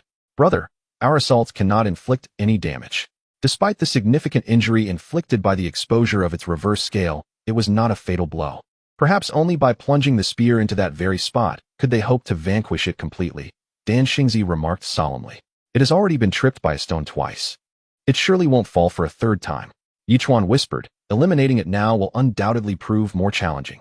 Turning to gaze at the water and cloud whirlpools that had seamlessly merged and were drawing near, Dan Xingzi inhaled deeply, stating with gravity, "We must exert ourselves to the utmost and eliminate it within the shortest time frame. Otherwise, the devastation from the collision of the 2 whirlpools will rival the explosive power of 3 super missiles." "I understand." Yichuan nodded, and together they launched an assault on the old Dragon King. Meanwhile, The reverse scale had found its way into Aotion's grasp. Observing the crescent-shaped white scale, a flicker of murderous intent surged within him, and he swayed, determined to join the fray. Chapter 526. Aotion enters the fray, launching a surprise attack on the old Dragon King, another Super S-class marine creature. In that instant, Dan Xingzi's expression shifted dramatically. He had not anticipated encountering two Super S-class marine entities within the undying Dragon City. One was already formidable, let alone two. Aotion, you have arrived. The old Dragon King sensed Aotion's presence and erupted into a frenzied laughter. Kill those two, and you will achieve great merit. City Lord? Yichuan's countenance also changed drastically as he turned to witness Aotion barreling towards them. However, he soon realized that Aotion's focus was not on him and Dan Xingzi, but rather on the old Dragon King, which stirred a pang of sympathy within him. He promptly urged Dan Xingzi to move aside. In Aotion's hand was a black mysterious iron sword, approximately 8 meters in length, emanating a chilling dark light as it descended with ferocity upon the old Dragon King's head. The old Dragon King had presumed Aotion was targeting Dan Xingzi and the others, thus remaining unprepared. The sword struck true, landing a solid blow on its head and accompanied by a resonant clang. A crimson gash appeared, and the excruciating pain drove the old Dragon King into a frenzy of struggle once more. You traitor! How dare you conspire with these individuals to harm me? I shall ensure that you all meet your demise. The old Dragon King roared through gritted teeth as the massive water and cloud whirlpools collided in midair. The entire undying Dragon City trembled with an earthquake surpassing magnitude 8, and the ground was blasted into a pit 7 or 8 meters deep, only to be obstructed further down by a nearly transparent stone slab, preventing any further descent. However, immediately following this surge of power, it began to radiate outward in all directions. Every structure, plant, boulder, and all else encountered by this shockwave was shattered into fragments, transforming an expanse of several thousand square kilometers into a desolate plain within mere seconds. Ultimately, the shockwave struck the Great Dragon Mountain with tremendous force, causing it to tilt precariously to one side. Even those of the entry level, such as Zhao Feiyu, felt the imminent threat and swiftly retreated to the opposite side of the mountain. For many years, we have been secretly constructing underground spaces capable of housing millions of citizens. Outyin sneered. Before my arrival, they had already taken refuge. No matter how terrifying your assault, it shall inflict no harm upon them. Over the centuries, I have treated you well, Outyin, yet you dare to betray me. The old Dragon King, now somewhat composed, glared with a cold light from his single eye, filled with a desire to tear Outyin to shreds. You are like a parasite, feeding on the lifeblood of our undying Dragon City. Outyin retorted through gritted teeth. If not for your formidable strength, we would have long since joined forces to strike against you. With the addition of these gallant warriors, I believe the time has come to eliminate you. My friend, our motivation for targeting the old Dragon King primarily revolves around treasure. Yichuan interjected hastily. We seek riches. The treasure lies beneath the Great Dragon Mountain, and the old Dragon King serves as its guardian. Outyin promptly clarified. Assist me in defeating the old Dragon King, and you may take as much treasure as you desire. Unbelievable. Truly unbelievable. The old Dragon King, exhausted and grievously wounded, felt a surge of anger upon witnessing the betrayal of his most trusted ally. Unable to contain his fury, he let out a thunderous roar and launched another attack. The three, without the need for further words, united their strengths, intent on overwhelming the old Dragon King with sheer might. Atop the mountain, the 5 members of Blueberry Jam observed the battle with a sense of helplessness. In the end, we have not been able to assist our brother. I feel a twinge of guilt, one remarked. After all, he is in existence at the pinnacle of the SSS level, and his power is truly formidable. It is only natural that we are no match for him. Liang Hongying sighed softly.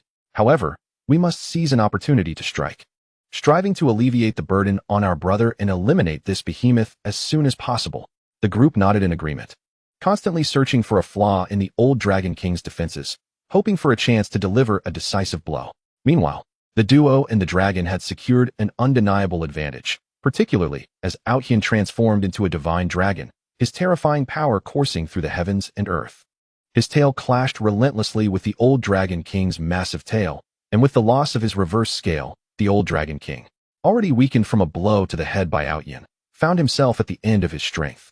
If escape were possible, he would not have lingered there any longer. Damn it! The old Dragon King gritted his teeth. He was now holding on to a breath of defiance, his reverse scale exposed. Should he fail to recover it, Even if he survived, he would be left severely scarred. Yet, his thoughts were consumed with the desire to eliminate Yichuan and his companions. Failing to do so would become his obsession. However, with the addition of Ao Tian, the tide of this war has decidedly turned. If this continues, it is only a matter of time before he is vanquished. Young man, I shall relinquish all my treasures to you. Spare my life. The old Dragon King ultimately pleaded with Yichuan. No. As soon as the words left his mouth, Ao Tian bellowed, "Friends, whether the old Dragon King lives or dies, the treasures are yours. However, now that he is in this state, do you truly believe that if you spare him, he will not regain his strength and become your adversary once more? This old wretch has always been vengeful and possesses formidable combat prowess. If given the chance to resist, he will not hesitate to annihilate you. I have always valued integrity above all. If I reconcile with them, the fighting will cease." The old Dragon King snorted coldly. "Ao Tian, you are truly a traitor. I have diligently guarded your realm, yet you plot my demise. How despicable. Whether you guard or oppress, only you know the truth." Ao Tian retorted disdainfully. "Only when you are dead can we truly find peace. Young man, do not heed his words. He speaks utter nonsense." The old Dragon King exclaimed in fury.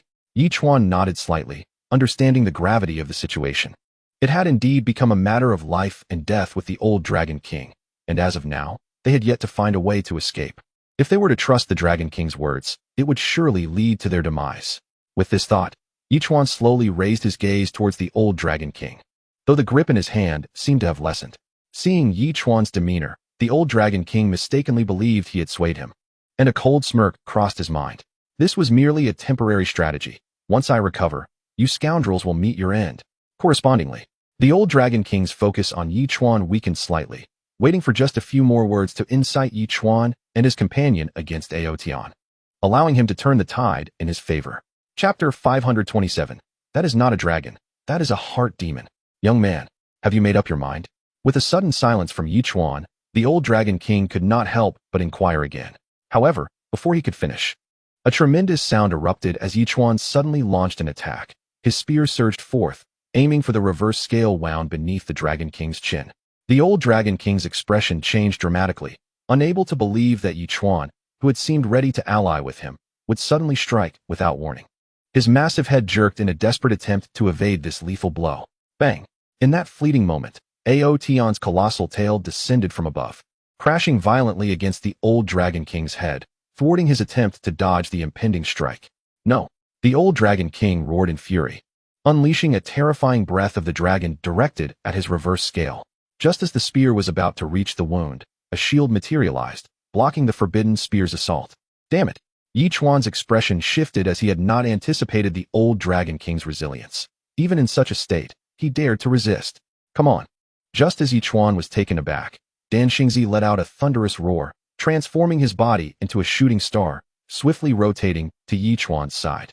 At the moment Yichuan cleared the way, he delivered a powerful kick to the rear of the long spear, unleashing a force of at least 300,000 to 400,000 tons. This tremendous energy shattered the shield formed by the dragon's breath, crashing forcefully into the wound on the Dragon King's reverse scale. In an instant, the forbidden spear, measuring dozens of meters in length, plunged deeply into the old Dragon King's body. The old Dragon King writhed as if fighting for its life, and even with Ao Tian suppressing it, the violent struggle sent Ao Tian flying. For a moment, the old Dragon King resembled a colossal earthworm, severed in half, thrashing aimlessly. Its terrifying dragon form, in a heartbeat, restored its former length of several kilometers, leveling everything in its path. Goodness, is it this ferocious? Lu Shuai gazed in astonishment at the old Dragon King, its reverse scale exposed and heavily wounded. Logically, it should have perished long ago. This creature was indeed full of surprises. After all, it is the old Dragon King. Zhao Feiyu spoke solemnly. However, it seems this battle may not require our involvement. How can it still be alive after all this?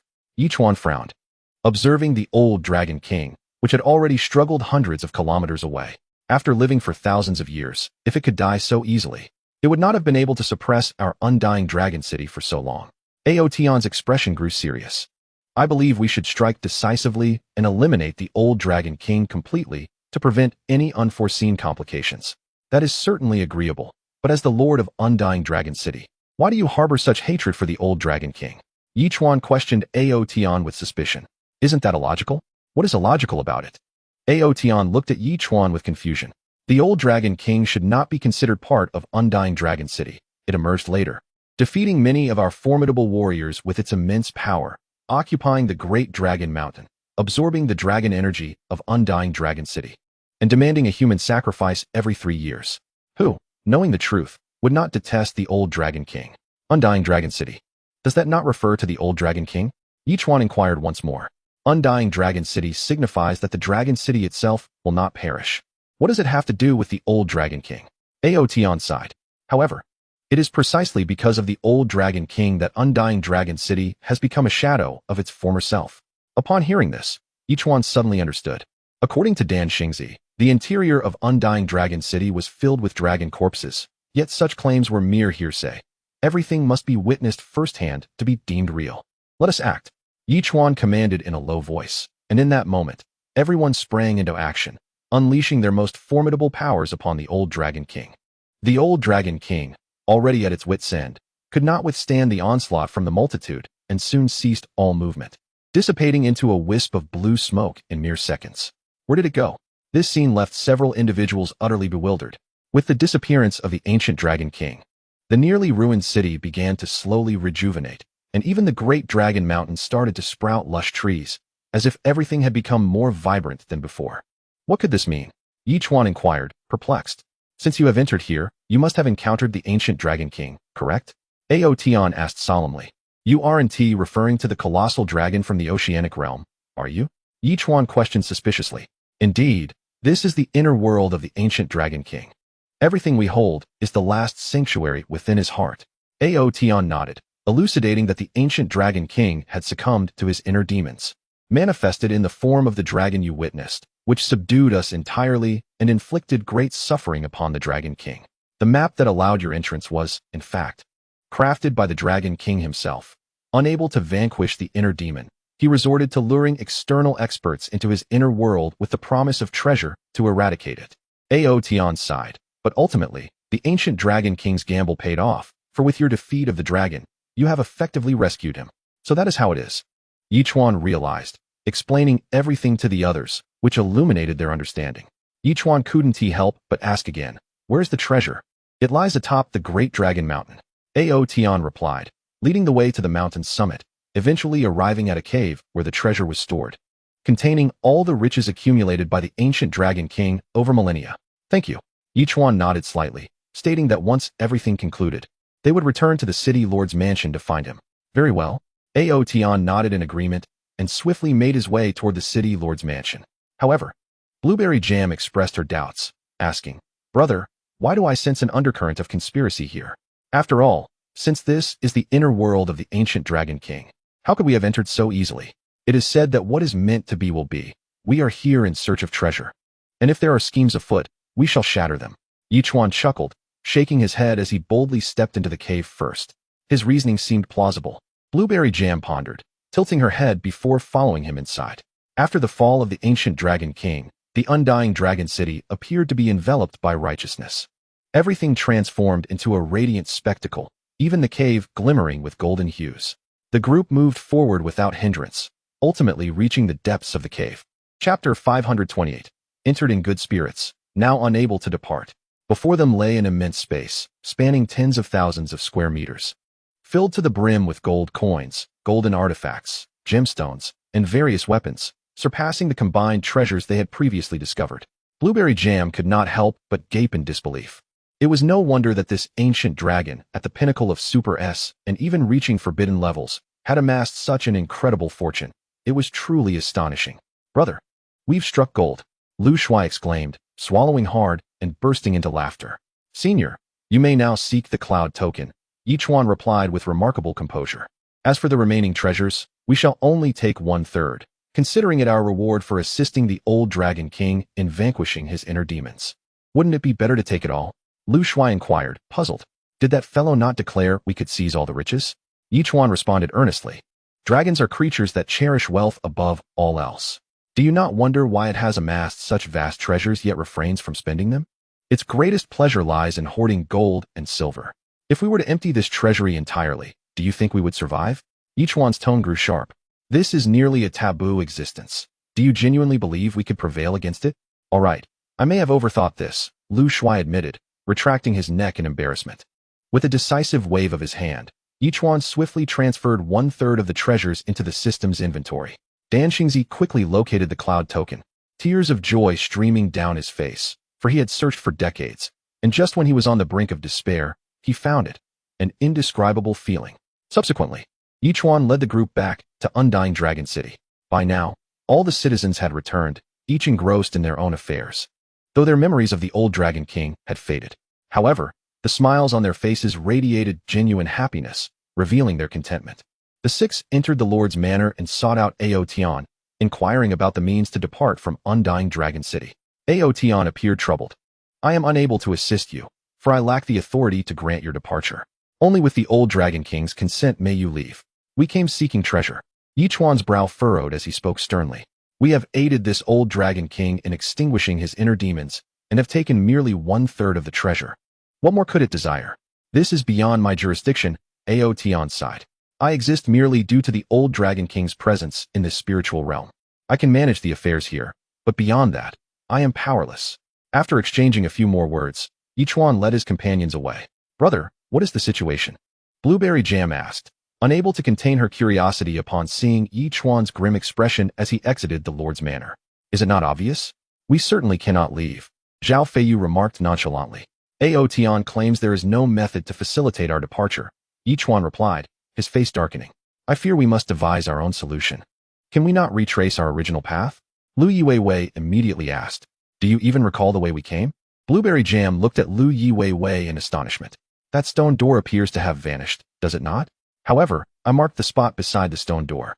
If we locate that mark, we can find the door. Lu Yiwei beamed, her optimism infectious. Though it may seem fanciful, I believe we should give it a try. Let us go. Yichuan nodded, and the group immediately rushed to the city wall to search for the mark left by Lu Yiwei. Inside the Lord's mansion, upon discovering the actions of the few, the subordinates informed Ao Tian without delay. Ao Tian could not help but sneer, saying, let them frolic as they please. This is a matter between them and the old Dragon King, and it concerns us not. However, there was no room for discussion.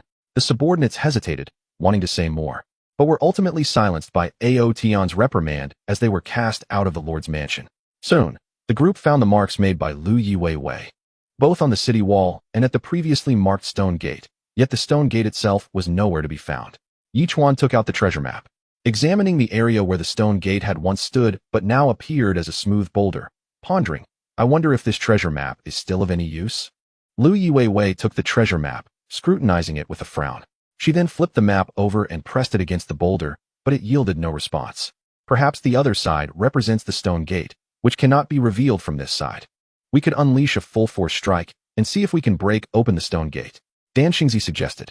This would also serve to alert Ao Tian, demonstrating our determination to leave. However, I suspect he is fully aware of the way out but is deliberately withholding it to prevent us from seizing the treasure. Then let us proceed and give it a try. Yichuan contemplated briefly before nodding and gesturing for Dan Xingzi to take the lead. Allow me to borrow this. Dan Xingzi laughed heartily, seizing Yichuan's forbidden spear. With a thunderous shout, he channeled all his strength into the spear and, leveraging its inherent power, struck the boulder with great force. Boom! A resounding crash echoed as the entire stone wall trembled violently, revealing a massive pit and countless cracks extending for miles. Yet, the anticipated stone gate did not manifest. Instead, the blissfully unaware citizens began to voice their indignation. Who are these ruffians, daring to assault our city wall? Such a crime is unforgivable. We implore the Lord to take action and apprehend these miscreants, lest others be inspired to imitate their behavior. Humph, these individuals are utterly despicable. They must be severely punished to realize their error. At this moment, Ao Tian arrived, coldly surveying the scene. Gentlemen, is it merely because you could not find the way here that you felt the need to damage our city wall?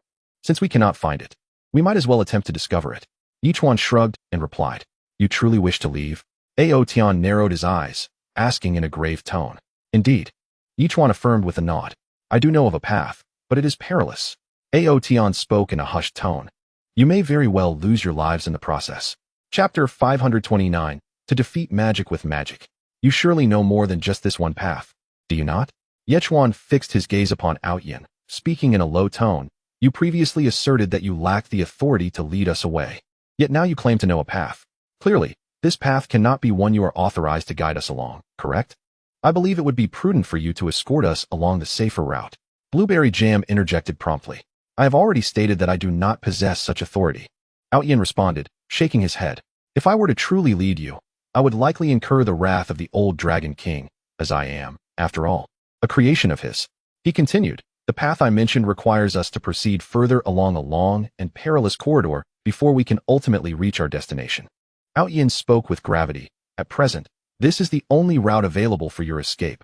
Otherwise, even if we were to annihilate the undying Dragon City, you would remain trapped. Very well, lead us onward. Yechuan replied, his impatience evident. Yin finally exhaled in relief, promptly guiding the seven back to the Lord's residence. Behind the residence, at the base of a massive artificial mountain, he activated a mechanism that revealed a passageway over 2 meters high and more than a meter wide, emanating a faint, putrid odor, as though it had not been opened for an extended period. Everyone, let us proceed. Yin sighed, his demeanor turning serious. If you encounter the old Dragon King, simply assert that you discovered this exit on your own. I am not involved. Rest assured, we shall exercise caution. Yechuan nodded, leading the group into the passageway. Senior, you should take the lead while I bring up the rear. As the stone door sealed behind them, Yechuan swiftly issued strategic commands, prompting the group to adjust their formation. Once Yechuan's powerful flashlight illuminated the path ahead, they advanced rapidly. As Yin had indicated, the passage was indeed winding and profound. The group trekked for over an hour, covering a distance of 5 to 6 kilometers, yet still encountered no end. During this time, they had eliminated more than a dozen B and A grade monsters. Damn it, why do I suspect this is some sort of intestine of the old Dragon King, and that we are merely dispatching its parasites? Lu Shui remarked with exasperation. That possibility cannot be dismissed. Zhao Feiyu nodded in agreement. Does that mean we might eventually emerge from grass? Even the usually composed Dan Xingzi could not suppress a curse at that moment. If that is indeed the case, I would rather remain here for eternity than venture forth. Not necessarily. Although this may be within the old Dragon King's body, it appears to possess an alternate dimension, suggesting that there exists another space within. It cannot be as filthy as you imagine, Yechuan explained, albeit somewhat exasperated. Thus, let us boldly advance. This should be a pathway to escape this dimension. The group nodded thoughtfully and resumed their journey. After traversing another 20 kilometers, they suddenly arrived at a dead end. Lu Shui dashed forward, delivering a punch to the stone wall, and exclaimed in frustration, Brother, this situation is rather unreliable. We have been deceived by that fellow. He is unlikely to have misled us. Yechuan shook his head. Perhaps this truly was a passageway to escape. Yet our actions had undoubtedly been observed by the old Dragon King. It seemed he had no intention of allowing us to leave. Thus he exerted his power to seal off this passage. Oh my! Liang Hongying exclaimed, her face paling in disbelief. Is this old fellow really that formidable? It was possible that the old Dragon King's combat power was not significant before, but now he could indeed be considered an entity of Tabo-level strength. The gap between Super S-level and Tabo-level is akin to a chasm. These are entirely different realms. To label him a deity of the oceanic world would not be an exaggeration. Dan Xingzi remarked gravely. What then shall we do? Even Zhao Feiyu found himself at a loss. You talk about fighting. If one dies, so be it. Dying in battle is considered glorious. Yet, in this situation, what can one say? To perish in this place would be utterly embarrassing. System, it is not that we are incapable, but rather that our adversary is too powerful. Just tell us what we should do. Yechuan nodded slightly, and then, with drooping eyelids, inquired. Now, we can only use magic to defeat magic. The system responded. Use magic to defeat magic? Yechuan's lips twitched. Could you not be more explicit? Who among us is versed in magic? You are currently within a dimension of the old Dragon King. You must leap to another dimension to exit this realm. Damn it, where can we leap to now? Yechuan retorted, irritated. System, are you truly jesting with me at this moment? At present, there are only 2 dimensions available for you to leap into. After delivering this information, the system fell silent. This left Yechuan even more speechless. 2 dimensions? However, he quickly recalled something and immediately asked, Weavy, do you remember the Horn of Pan that I gave you? Have you discerned its secrets? I'm not quite sure. It doesn't seem to possess any treasure map or anything of the sort. Lu Yi Weavy replied, shaking her head helplessly as she produced the horn, which indeed resembled no key or the like, leaving them both perplexed. Have you considered that perhaps the labyrinth of Pan resides within this horn? Yechuan suggested, taking it and beginning to examine it. If there were indeed a dimension, Yechuan felt this horn was the only plausible candidate. The rest remained a mystery to him. Could this horn contain a space? This hypothesis startled even Lu Yiweevi, but soon her thoughts opened up. Brother, if what you say holds true, then the switch to the dimensional space must surely be inscribed upon this horn. Look at the patterns upon it. Lu Yiweevi exclaimed, and quickly, she discerned something unusual. After pressing a particular point, several interconnected small dots appeared before them. As the delicate actions of Lu Yiwei unfolded, the emergence of tiny luminous points accelerated, accompanied by a subtle yet resonant hum. Astonishingly, the petite ram's horn began to swell, as if expanding, and the scene before everyone transformed at a visibly rapid pace. Dan Xingzi's expression shifted slightly, murmuring in disbelief. Suddenly, a thunderous sound erupted, and the 7 individuals found themselves instantaneously transported to another realm. Chapter 530, Entering the Labyrinth of Pan-God. Before them lay an immense passageway constructed of colossal stones. Apart from glimpsing a dim sky above, the pathway entirely comprised stone, seemingly guiding their advance. Is this the Labyrinth of Pan-God? Yichuan remarked in astonishment as he surveyed his surroundings. The Labyrinth of Pan-God. Dan Xingzi echoed, surprised. Have we traversed from the dimensional space of the old Dragon King into an entirely different dimension? Indeed.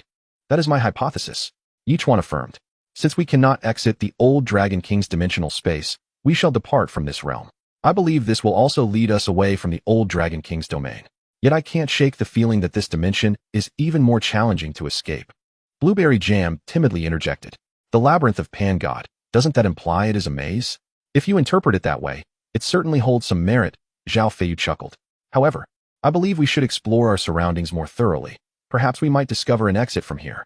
Let us proceed forward in our quest for an escape, Zhao Feiyu declared, gesturing slightly before taking confident strides ahead. This labyrinth was indeed colossal. The group traversed for a full 5 hours without encountering any exit, nor any signs of life. Nothing whatsoever. Perhaps we should ascend to the top of the stone walls, Yichuan suggested during a brief respite. After all, we lack a map of this labyrinth, and our current predicament remains unclear. If we continue aimlessly, we may wander indefinitely. I'll go up. Dan Xingzi volunteered immediately. No, I shall ascend, Yichuan countered, shaking his head. Senior, I cannot predict what may transpire during my ascent. It would be prudent for you to remain here to guard our position, allowing me to proceed with peace of mind. Very well, but do exercise caution. Dan Xingzi nodded, imparting a serious admonition. With that, Yichuan swiftly propelled himself upward, soaring nearly 100 meters. Subsequently, his forbidden spear emerged, embedding itself deeply into the stone crevice, as he rotated and continued his ascent. Eventually, he reached the towering heights of the stone wall, gazing ahead into an expanse so densely packed that it seemed to stretch infinitely. His brow furrowed in concern. What in the world is this? It is colossal. There must be hundreds of kilometers ahead. With these thoughts, Yichuan leaped back down to relay the situation to the others. Dan Xingzi's brows furrowed immediately, pondering the bizarre situation.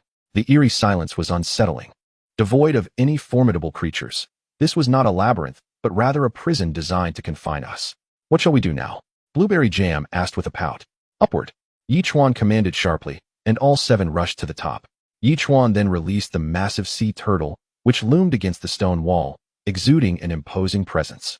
We shall return to Turtle Island and have the turtle propel us at full speed for half an hour. I am eager to see where it leads us. Yichuan huffed, and the turtle began to float and surge forward.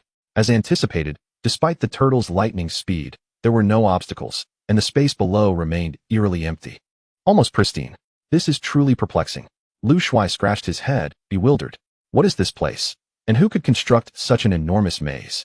Little Lu, without Little Flying Dragon around, why do you seem to have so many questions? Blueberry Jam glanced at Lu Shuai. When Little Flying Dragon was here, he would ask my questions for me, so I had no need to inquire further. Lu Shuai chuckled awkwardly. But now that he's temporarily absent, I must voice my own curiosities. Indeed, this is also our shared perplexity. Yichuan nodded. I am aware that within Pan Shin's labyrinth lies a golden horn that I must acquire. Yet, in this circumstance, it appears that nothing is present, which is utterly baffling. He had already posed this question to the system, but it seemed to be malfunctioning, providing no response, which was exasperating. After all, we cannot simply continue running indefinitely, can we? Could it be that the previous Pan Shun was the guardian of this maze, and now that we have defeated him, everything within the labyrinth has been rendered void? Blueberry Jam mused, tilting her head thoughtfully. That possibility cannot be dismissed. Yichuan concurred. We can only await the conclusion of the turtle's exploration. Dan Xingzi stretched lazily, realizing that dinner must be approaching. I wonder if that couple has prepared a meal for Saturday night. I had instructed them to prepare food well in advance. After all, since dealing with the old Dragon King, we have not had a proper meal. Yichuan chuckled, shaking his head. Unfortunately, the old Dragon King was merely the manifestation of the old dragon's inner demons. Otherwise, we could be feasting on dragon meat now. Isn't what we are consuming also meat from an Ultra S-class creature? Dan Xingzi waved his hand with a smile. Regardless, the taste is equally delightful. There is no need to be concerned about the source of the meat. What matters is that we eat and drink well. The group wasted no time, promptly settling in the villa's yard to indulge in food and drink. As the evening progressed, with wine flowing and dishes savored, the turtle's speed finally began to wane. The time for floating at high speed has come to an end, Yichuan murmured. As I gazed ahead, the endless labyrinth stretched out before me, devoid of any visible end. Despite sprinting 500 kilometers at breakneck speed, I found myself ensnared in the same perplexing maze. Yichuan furrowed his brow. Incredulity etched across his face as he exclaimed, "How can it be possible that we cannot escape? What shall we do now?" Blueberry Jam pouted, questioning. "Surely we cannot be destined to run forever. Merely advancing 500 kilometers should not be equated with a lifetime of entrapment." Zhao Feiyu, with a grave expression, proposed. "I wonder if this is akin to the phenomenon of ghost walls." Ghost walls? Yichuan's expression shifted as if he had stumbled upon a revelation. Perhaps we have been ensnared in an illusion all along, and this is not the authentic labyrinth of Pan? Brother, your words only deepen my confusion. Blueberry Jam lamented. I was already perplexed by the old Dragon King's inner demons, and now there's the notion of an illusion? Chapter 531, Trapped by a Sheep? I'm not entirely certain, but have you not noticed that despite my prolonged efforts, the surrounding terrain remains unchanged? Yichuan remarked solemnly.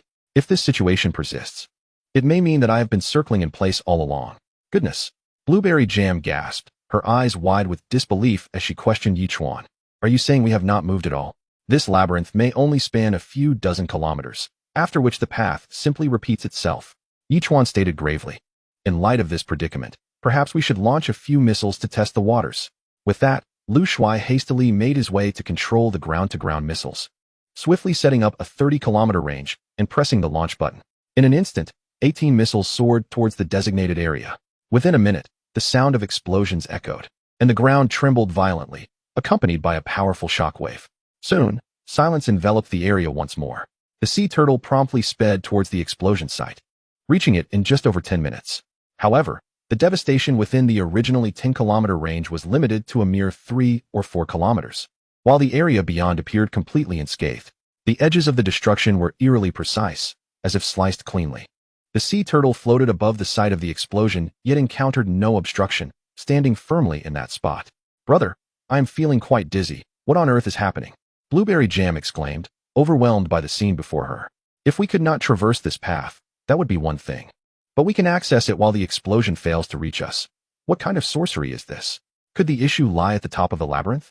Lu Yue pondered, stroking her chin as she introduced a new hypothesis. If we adhere to the prescribed path below, we might swiftly find the exit. However, our defiance of the game's rules could be the reason for our current predicament. Damn. Upon hearing this, Yichuan felt utterly exasperated. I can hardly believe the outcome. In the relentless pursuit of breaking the rules, we have overlooked the essence of those very rules.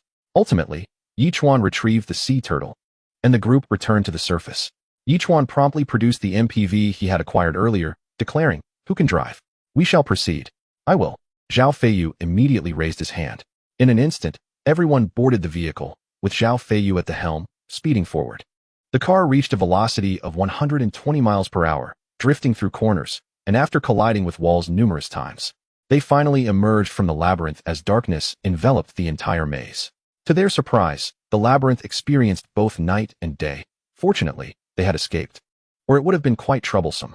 Lu Yue let out a resigned sigh, acknowledging that, all things considered, they had safely made it out. Beyond the labyrinth lay a circular expanse of approximately 1,000 square meters, with layered seating rising up like an ancient Roman Colosseum. What is this place? Wasn't it a labyrinth? How did we end up in an arena? Yichuan inquired, equally perplexed. Is this truly the end of the maze? Blueberry Jam echoed his confusion. Look at that beam of light. At that moment, a full moon emerged in the high sky, a beam of moonlight cascading through the clouds and illuminating a high platform. Upon it stood a small goat man, strikingly similar to Pan, who proclaimed loudly, "To escape Pan's labyrinth, you must defeat our warrior of the night, the unicorn. Before you leave the maze, I require the golden horn." Yi Chuan stepped forward, gazing up at the goat man, and shouted, "We demand the golden horn." Upon hearing this, the goat man fell silent. After a pause of 7 or 8 seconds, he leaped down from the heights and approached Yi Chuan with a serious demeanor, asking, "Did you just say you wish to obtain the golden horn? Is that not permissible?" Yi Chuan retorted, "It is indeed allowed, but I fear you may lack the capability." The goat man chuckled, "To survive this place, you must defeat the unicorn, but to acquire the golden horn, you must first vanquish me." "You?" Yi Chuan stared in astonishment at the goat man, questioning, "What distinguishes you from the Pan outside?" "I can only say we are one and the same. I am him, and he is me," the goat man replied nonchalantly. "But we have slain him. Why do you not vanish?" Blueberry Jam, quick to speak, interjected, "What are you talking about?"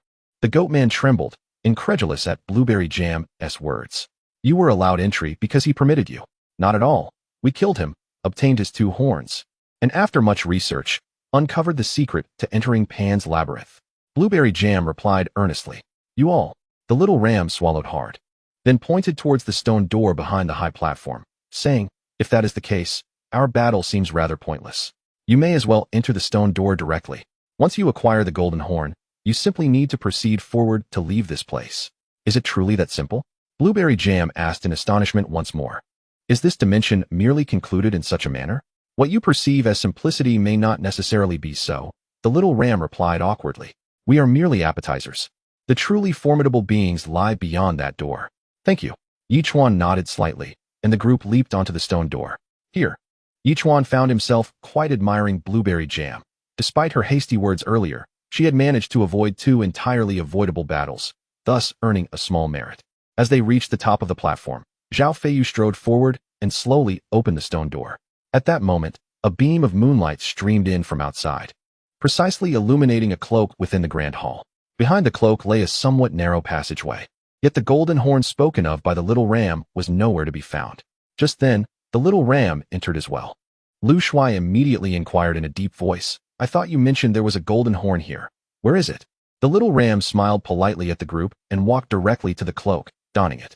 Instantly, the little ram's stature increased by at least half, transforming into a towering creature of over 2 meters in height. A powerful wave of energy emanated from its body, causing the others to stagger back several steps. With wide eyes, the ram-like monster bellowed, "If you desire the golden horn, first you must overcome me." Damn! Yi Chuan's lips twitched, nearly cursing aloud. After all this, they still had to defeat this wretched creature. Chapter 532, The Flaw in the Indestructible Body. I must ask, why complicate matters? Why not simply tell us we still had to defeat you? Blueberry Jam remarked irritably, "What a waste of time. If I had revealed that, would you have allowed me to reach this place safely and don this battle attire?" The ram-like monster sneered, beckoning them with a finger. "Now, either I shall be vanquished by you, or I shall vanquish you. Otherwise, the golden horn shall remain out of your grasp, and you will find no escape from this place. Let's go." Dan Xingzi had long found the ram-like monster displeasing, and with a low shout, he struck first. The ram-like monster hardly regarded Dan Xingzi as a threat. Its iron fists were in a state of terrifying power, capable of meeting Dan Xingzi's longsword head-on. The clash between the man and the beast was fierce, shaking the entire grand hall, with dust cascading from above, as if the structure might collapse at any moment. "System, what manner of creature is this? Surely you can provide an explanation?" Yi Chuan asked, exasperated. "Pandemonium Messenger, Growth Stage, Super S-Class Terrestrial Creature, Skill, Lethal Horn, Indestructible Body." The system finally provided its answer. Yi Chuan's expression shifted. Having already dispatched the Ultra S-Class marine and aerial creatures, he now sought to vanquish an Ultra S-Class terrestrial being. If he succeeded, it would surely be a monumental triumph. Contemplating this, Yi Chuan could not help but laugh heartily, exclaiming, "Senior, we must eliminate it. To kill me, you must first ascertain your own capabilities." The envoy of Pan responded with a cold chuckle, bellowing in fury, "Deadly horn." As he spoke, the ram's horn atop his head emerged, charging fiercely at Dan Xingzi. "I shall engage," Yi Chuan roared, wielding his great blade, instantly unleashing absolute gravity as he charged vehemently towards the pair of horns. Boom! Both adversaries unleashed their utmost power, resulting in a cataclysmic collision that caused the earth beneath them to sink several centimeters, accompanied by a terrifying shockwave that erupted from the impact. Yichuan was propelled backward like a kite severed from its string. Come. In that fleeting moment, Dan Xingzi burst forth, fully manifesting the pinnacle of his water-entry realm strength, delivering a decisive strike towards the envoy of Pan. The envoy, however, made no attempt to defend himself, instead extending his head forward with clenched fists. As the blow landed, another wave of terrifying energy erupted, yet only a faint golden light flickered at the horn of the envoy, swiftly dissipating into nothingness. The envoy remained unscathed, gazing at the onlookers with a mocking grin, shaking his hoof-like hand. Ah, you are all inadequate. How can this be? Dan Xingzi exclaimed in disbelief. His formidable strike had proven effective against Ultra-S-class marine and aerial creatures, yet it was futile against this creature, neither human nor beast. This is an Ultra-S-class adult terrestrial creature, possessing the skills of deadly horn and indestructible body. Yichuan declared as he landed, urgently warning Dan Xingzi. Indestructible body? Upon hearing this, Dan Xingzi furrowed his brow. Did you not anticipate? No matter how you attempt to confront me, you cannot inflict even the slightest harm. The envoy of Pan laughed boisterously, adding so. You may linger here and await your demise. Infuriating, Dan Xingzi glared at the envoy, his form flickering as he re-engaged in battle. System. How can we dismantle its indestructible body? Yichuan inquired, fixated on the envoy. The system remained silent, while Lu Yue spoke gravely. Brother, do you think this will resemble our previous encounter? Is its vulnerability its horn? Yichuan narrowed his eyes, intently scrutinizing the envoy. Having read numerous martial arts novels, he understood that even an indestructible body must possess flaws. If he could unveil its weakness, he could breach its defenses. Thus, Yichuan declared, now, let us all seek out its vulnerabilities. An indestructible body cannot be flawless. There must be a critical point. Upon hearing these words, the crowd surged toward the messenger of the Pan God, attacking from all directions. The messenger, however, regarded them with disdain. You fools, how naive you are. If mere numbers could defeat me, would I still be an indestructible being? With that, it charged forward, sending Liang Hongying and Zhao Feiyu flying. Fortunately, both were clad in armor, sustaining no injuries. Lu Yue narrowed her eyes, seizing the moment to withdraw from the fray. After a brief contemplation, she nodded slightly and called for Yichuan. Once Yichuan approached, Lu Yue whispered a few words into his ear. A flicker of understanding crossed Yichuan's face. He turned back to face the messenger of the Pan God, a cold smile gracing his lips. Summoning Lan Mei and Guojian back, he strode forward once more to confront the messenger alongside Dan Xingzi. Futile. No matter who among you strikes at me, the outcome will remain unchanged. The messenger of the Pan God laughed maniacally. You are merely a flock of lambs destined for slaughter, utterly worthless. Ha! Yichuan remained silent, relentlessly striking the messenger's form with his great blade, yet unable to pierce its defenses, which repelled his blows. Ultimately, he feigned a significant opening for the messenger. Though the messenger harbored no fear of their assault, it was unwilling to squander time. Sensing an opportunity to deliver a fatal blow to Yichuan, it hurled a punch in his direction. With a chilling smile, Yichuan's great blade transformed into a long spear, glinting with a menacing light as it drove toward the messenger's armpit. Just as the punch was about to land on Yichuan, the spear's sudden extension allowed for an even more precise strike, prompting the messenger to feel a hint of danger and retreat. Yet, it was too late. Yichuan had already surged forward, the spear rapidly elongating, with barely a fraction of a second passing before its tip struck the messenger's armpit. With a sharp sound, a golden light flashed from the messenger's form, and it was propelled backward, crashing to the ground and spitting out blood, gritting its teeth as it glared at Yichuan, exclaiming, You have shattered my indestructible form. Surprised, are you? Yichuan shrugged nonchalantly. I want you all to perish here. The messenger of the Pan God, consumed by rage and humiliation, began to grow rapidly. In a mere few seconds, it towered over 20 meters, nearly reaching the ceiling of the Grand Hall, its aura exuding a sense of overwhelming might. It then brought its fist crashing down towards the ground, encompassing both Yichuan and Dan Xingzi entirely. Now that my indestructible form has been breached, my combat prowess is no longer formidable. Dan Xingzi explained, let's strike while it's weak. Yichuan let out a cold snort, lifting his gaze to meet the oncoming fist. The forbidden spear surged in height, reaching over 3 meters, and met the colossal punch with ferocity. A thunderous crash reverberated as the fist struck the ground, sending dust swirling and creating a massive crater. The very fabric of space began to tremble. and terrifying cracks radiated outward from the pit, causing the entire hull to sway ominously. Yet, amidst the chaos, a pained cry escaped. Despite the overwhelming power of the strike, the 3-meter-long forbidden spear had embedded itself deep within the creature's flesh, akin to a cruelly embedded spike, rendering it helpless. The indescribable agony was etched upon its sheepish visage, prompting Yichuan to murmur, "Its defenses are virtually non-existent. Now it is left with only formidable offensive capabilities, but that poses no threat to us." With that, the forbidden spear began to elongate once more. A soft pop resonated as its entire arm was forcefully ruptured. Yichuan reached out, reclaiming the spear, and with a flourish, directed it towards the messenger of Pan, laughing heartily. "Elder, let us strike while the iron is hot and slay it." Wait, just as they were about to attack, the messenger of Pan bellowed, his body gradually shrinking. With a pitiful tone, he lamented, "Do not kill me. I have lost an arm, which is lamentable enough. I will give you the golden horn. Just let me go. You have deceived us once already.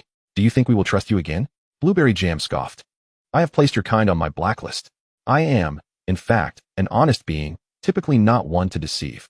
The messenger of Pan insisted, clutching his horned head. With a forceful twist, he snapped off one of his horns and slammed it to the ground, transforming the originally brown horn into a resplendent golden one. "Is this the golden horn?" Yichuan gasped in disbelief. The messenger of Pan then presented the other golden horn to Yichuan, stating, "You now possess the golden horn. You may leave. Proceed straight down the passage, and you shall return to the ocean world." "Are you certain?" Yichuan asked, skepticism evident as he pocketed the golden horn. "Absolutely. I stake my life on it." The messenger of Pan replied earnestly, "Should you doubt me, feel free to return.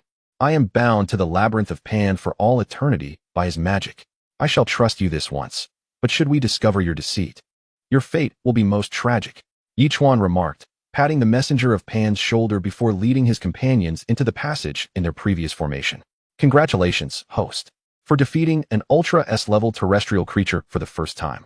A lucky gift package has been awarded. Would you like to open it?"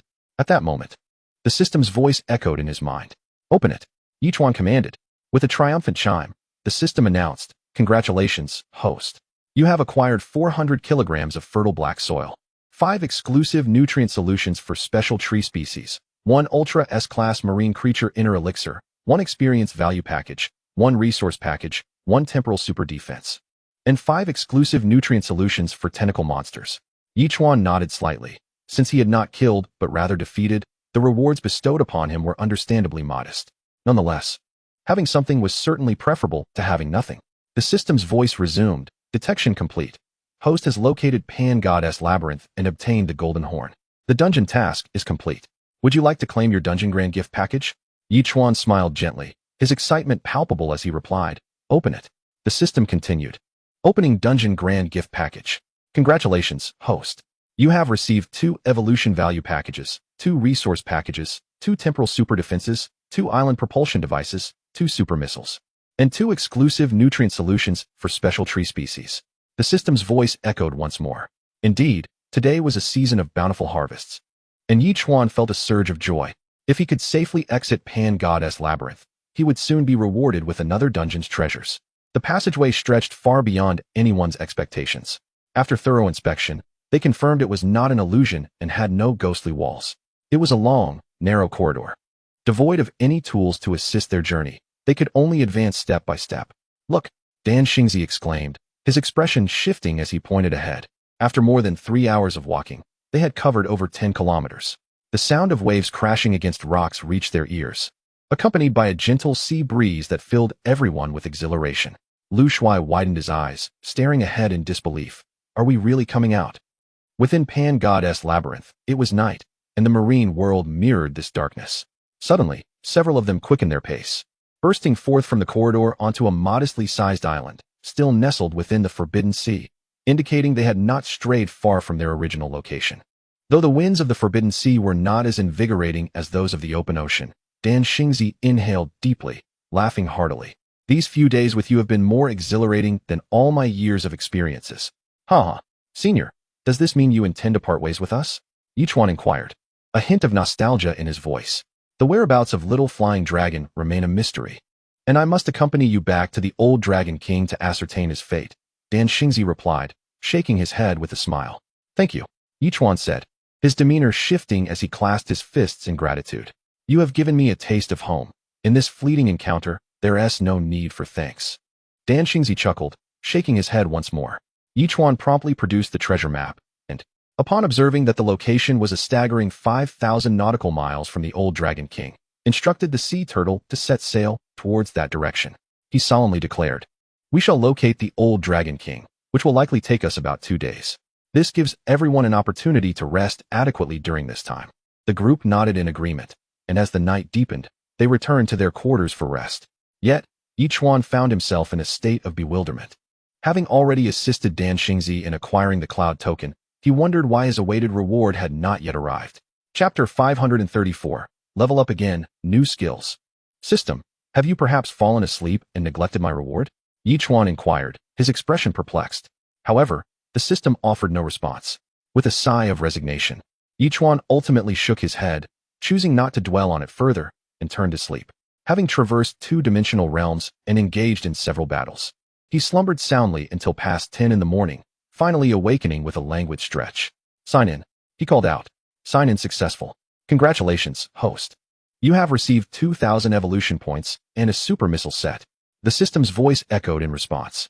Instantly, he secured a super missile set. Indeed, each sign-in now yielded delightful rewards, which was exhilarating. By this time, the 6 companions had already partaken of breakfast, and upon seeing Yichuan emerge, Saturday promptly presented him with a bowl of porridge. "Brother Chuan, this is the snake soup I prepared for you. It has been kept warm. Please enjoy." Yichuan nodded appreciatively and began to eat. Half an hour later, he glanced at the sea turtle and summoned the dolphin, intending to elevate them both by 1 level. The interval between upgrades had been somewhat prolonged this time. Perhaps a delightful surprise awaited him. Accordingly, Yichuan allocated 70,000 evolution points to the sea turtle and then accessed its status panel. Island Master. Yichuan type. Sea turtle level. 22,080,000. Skills. Water bomb. Advanced. Countercurrent technique. Advanced. Absolute gravity. 120,000 tons. Absolute claw. Intermediate. Invisibility. Tens. Talents. Longevity. Rapid healing. Crawling. Suspension. 500 centimeters for 30 minutes. Speed boost remarkable. Yichuan mused. At level 21, he had acquired the speed boost skill, and now, at level 22, he had gained the invisibility skill, which could rival the previous one. Without delving into further details, it was undeniably advantageous for evasion during encounters with stronger foes. With invisibility activated, he could escape 5 kilometers within 10 seconds, a distance often overlooked by others. Utilizing the speed boost, he could cover 500 nautical miles in half an hour. It was exhilarating. In any case, invisibility was undoubtedly an impressive skill. Yichuan chuckled in satisfaction and then allocated 60,000 evolution points to the dolphin. As the dolphin began to grow gradually, Yichuan promptly opened the dolphin's information panel. Name, dolphin level, 22 evolution points, 070,000 skills, sonic interference, advanced, absolute impact, advanced, shared vision, 1 minute. Fate's horn, anesthesia duration, 20s. Talent, deep dive, 10,000 meters. Note, absolute impact allows the dolphin to attack with its head, equivalent to a collision strength of 30 tons. Sonic interference can launch sound wave attacks on all entities within a 1,000 meter range, disrupting their actions. The anesthesia duration of Fate's horn has been extended by 5 seconds, and the intensity of absolute impact has increased by an additional 10 tons. Quite simple, really. There were no delightful surprises to be found. The dolphin's upgrade is complete. Congratulations to the host for the contract beast upgrading to level 22. You have received an upgrade gift pack. Would you like to open it? The system, indifferent to his thoughts, directly relayed the message. Yichuan responded without hesitation, "Open it. Opening upgrade gift pack, please wait." Congratulations, host. You have received 4,000 growth points, 20 liters of freshly squeezed beer, Super Defense 2, Time Sensitive, Super Shockwave 2, and 1 exclusive nutrient solution for special tree species. Having not yet finished the last Rio, he was pleasantly surprised to receive more freshly squeezed beer. What a blissful life without interruption. Finally, Yichuan took out 180,000 evolution points and allocated them among the 3 little companions. He then opened their information panels. Name, Albatross level, 22, mature, evolution points, 070,000 skills, diving claws, can lift objects weighing up to 5 tons, flame feather arrows, 20. Man skyward charge. Talents, diving, fish catching, flying, long-distance navigation. Was the increase in weight capacity by just 1 ton the only change? I say system. Could there be an error? Yichuan inquired immediately.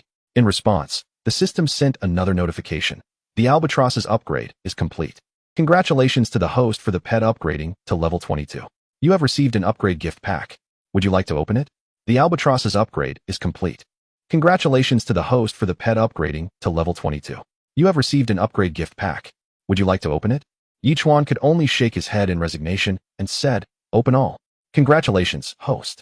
You have received 4,000 growth points, 546 wooden planks, 423 stones, and 1 lucky blind box. Congratulations, host. You have received 4,000 growth points, 665 metal pieces, 536 glass, and time-sensitive defense 2. Congratulations, host. You have received 4,000 growth points, 653 plastics, 435 wooden planks, and Super Shockwave 1. The lucky blind box was a coveted item that he had not managed to open last time. Yichuan had already guessed what it might contain, but decisively declared, open the blind box. Opening blind box. Congratulations, host. You have received a double amplification for 1 day to be used. Yes. With a snap of his fingers, Yichuan speculated that he had indeed struck a double enhancement, and to his surprise, it had materialized. The system truly understands my desires. Nevertheless, Yichuan chose to refrain from utilizing it for the time being, intending to wait until the moment it would prove most advantageous, ensuring a delightful experience for himself. Elated, he continued his journey on the sea turtle, steadfastly heading towards the location of the old Dragon King, eagerly anticipating the completion of the evolution of Turtle Island by dawn, at which point he would switch to an aircraft in hopes of reaching the old Dragon King's domain by morning. Throughout the journey, they encountered no peril, and as night fell, the group savored skewers and freshly brewed beer, reveling into the late hours. As he lay in bed, Yichuan glanced once more at the messages in the public chat room. Are all my brothers ready? The super tsunami is just a day or 2 away. I have prepared a large submarine, and when the time comes, I shall plunge into the depths of the sea, unaffected by the towering waves above. Do you not realize that when such tsunamis collide, the underwater impact is equally terrifying? You fool. It seems that apart from the heavens, even the mightiest battleships and submarines will suffer, especially those on the islands. The entire island would be doomed. The harrowing prospect of the tsunami consumed the discussions of nearly everyone, prompting Yichuan to chuckle and shake his head before drifting into slumber. The following morning, Yichuan awoke to the system's voice. Host has not yet checked in. Would you like to sign in? Is it true that as long as I refrain from signing in for now, I can do so again before tomorrow morning? Stretching lazily, Yichuan remarked as he stepped outside. In theory, yes, the system promptly responded. Very well, I shall hold off on signing in, Yichuan decisively declared. As he exited the villa and beheld the surroundings, he couldn't help but gasp in astonishment. Chapter 535. You have misjudged me. I am a good dragon, what in the world? Yichuan exclaimed loudly at the sight before him. Apart from the villa and its garden, all other areas had been overrun by tree roots, bearing signs of a fierce battle that had transpired during the night. It appeared that an exceptionally formidable foe had invaded, and even the SSS-level Tree King had suffered grievous losses to vanquish it. The Tree King, now looking pitiable, lamented, Master, just an hour ago, a terrifying being emerged in the forest. I have been battling old Boo, and it was only 10 minutes ago that I managed to eliminate it. I have yet to clean up the aftermath. You two were supposed to handle it, and this is what you accomplished? Yichuan asked in disbelief. The adversary was also of SSS-level peak strength. We had to be cautious not to obliterate the island, thus we restrained our full power. The Tree King explained. Old Boo is currently gravely injured and resting in the woods to recover. Yichuan shook his head in exasperation, unable to comprehend their incompetence, and promptly ventured deeper into the forest. Since the last time the Tree King was subdued and the system warned that no formidable beings would evolve in the forest thereafter, Yichuan felt a sense of relief. After all, having such a terrifying entity as the Tree King was indeed a significant advantage. However, who could have predicted that such an incident would occur? It was truly distressing. Within the forest, the ground was littered with remnants of flesh, and some unknown pelts lay shredded, the origin of which remained a mystery, likely torn apart by the Tree King. Beside the colossal Boo family ape, there lay a single core. The ape was marred by ghastly wounds, its chest injury so severe that one could see its heart pulsating. A vivid display of its struggle for survival. Yet, upon spotting Yichuan, it managed to offer a polite smile. Old Boo, with the Tree King present. Must you exert yourself so fiercely? Yichuan smirked, feeling somewhat exasperated. Nevertheless, he promptly produced 1,000 milliliters of S-grade fresh water, administering half to the ape and gently pouring the remainder over its wounds. Gradually, the injuries on the Boo family ape began to heal. Meanwhile, the Tree King had efficiently tidied up the surrounding roots and returned to the side of the ape. It was a truly fearsome terrestrial creature, undoubtedly at the pinnacle of SSS-level existence, which explained why their battle with it had been so prolonged. Regardless of the circumstances, there was no immediate threat now. Yichuan shook his head and said, Old Boo, since you have so valiantly defeated this foe, you should consume this core. It may greatly enhance your power. The Boo family ape, filled with joy, despite its still recovering state, feebly thumped its chest. Yichuan patted the ape's shoulder before turning to depart. At level 21, the island of the sea turtle had expanded to 30,000 square meters. Upon reaching level 22, it grew an additional 10,000 square meters, reaching a remarkable 40,000 square meters, visibly flourishing, especially under the Tree King's care, with lush greenery covering every inch. The path leading up the hill was adorned with vibrant grass and flowers, thanks to the Tree King's embellishments. In this moment, Yichuan found himself questioning the Tree King's gender, pondering whether it was male or female, given its meticulousness in managing everything. Meanwhile, Saturday had prepared breakfast and brought it into the villa. Once everyone had eaten to their satisfaction, the sea turtle island was returned to its sealed container, and the group boarded the plane, swiftly making their way back to the domain of the old Dragon King. The massive cloud formations loomed once again, accompanied by an oppressive aura that felt significantly intensified.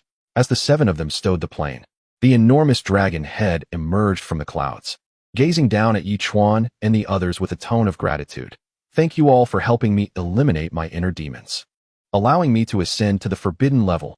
You are my benefactors. Senior, your method of thanking your benefactors is rather peculiar, as it involves trapping us in your realm. Is it not? Yichuan inquired with a smile, and furthermore, one of our companions has been taken away. At that moment, with the heart demon dispelled, I immediately fell into a state of slumber, and it took a full day and night for me to achieve a breakthrough. During that time, I intended to release you, only to find that you had already vanished from my dimensional space. I have been burdened with guilt, but seeing you all safe now brings me solace. The old Dragon King sighed. Regarding your companion, I have informed him that there is no turning back, yet he chose to return. The consequences of his return are dire. He is now trapped between the ocean world and the spatial barrier of my dimension. What shall we do? Blueberry Jam exclaimed almost instinctively. I shall send you into the spatial barrier, and you must rescue him. The old Dragon King declared earnestly. However, to send you into the spatial barrier, I must hasten to the Sky City to mitigate the dangers of the barrier. So this shall be our final farewell. Can you easily enter the Sky City? Yichuan was taken aback. As a taboo-level marine creature, I have barely managed to approach the threshold of divinity. The old Dragon King nodded in response. In that case, please assist us in bringing our friend into the Sky City as well. Yichuan decisively stated, for his power had reached the pinnacle of the water entry realm, and with the cloud token, he could indeed enter the Sky City. Certainly, the old Dragon King answered succinctly. No. Dan Xingzi immediately waved his hands and spoke with utmost seriousness. Do not forget, I promised to accompany you in finding the little dragon. I shall not enter the Sky City until that is accomplished. Senior, this opportunity is truly rare. Yichuan responded gravely. This has always been your dream. As long as I possess the cloud token, I will swiftly discover the path to the Sky City. Dan Xingzi remained resolute. We cannot ascertain the situation within the spatial barrier. Who knows what dangers may lie therein, so do not overthink it. We shall discuss everything after locating the little dragon. Very well. Observing Dan Xingzi's earnest gaze, Yichuan could not help but sigh internally and ultimately nodded firmly.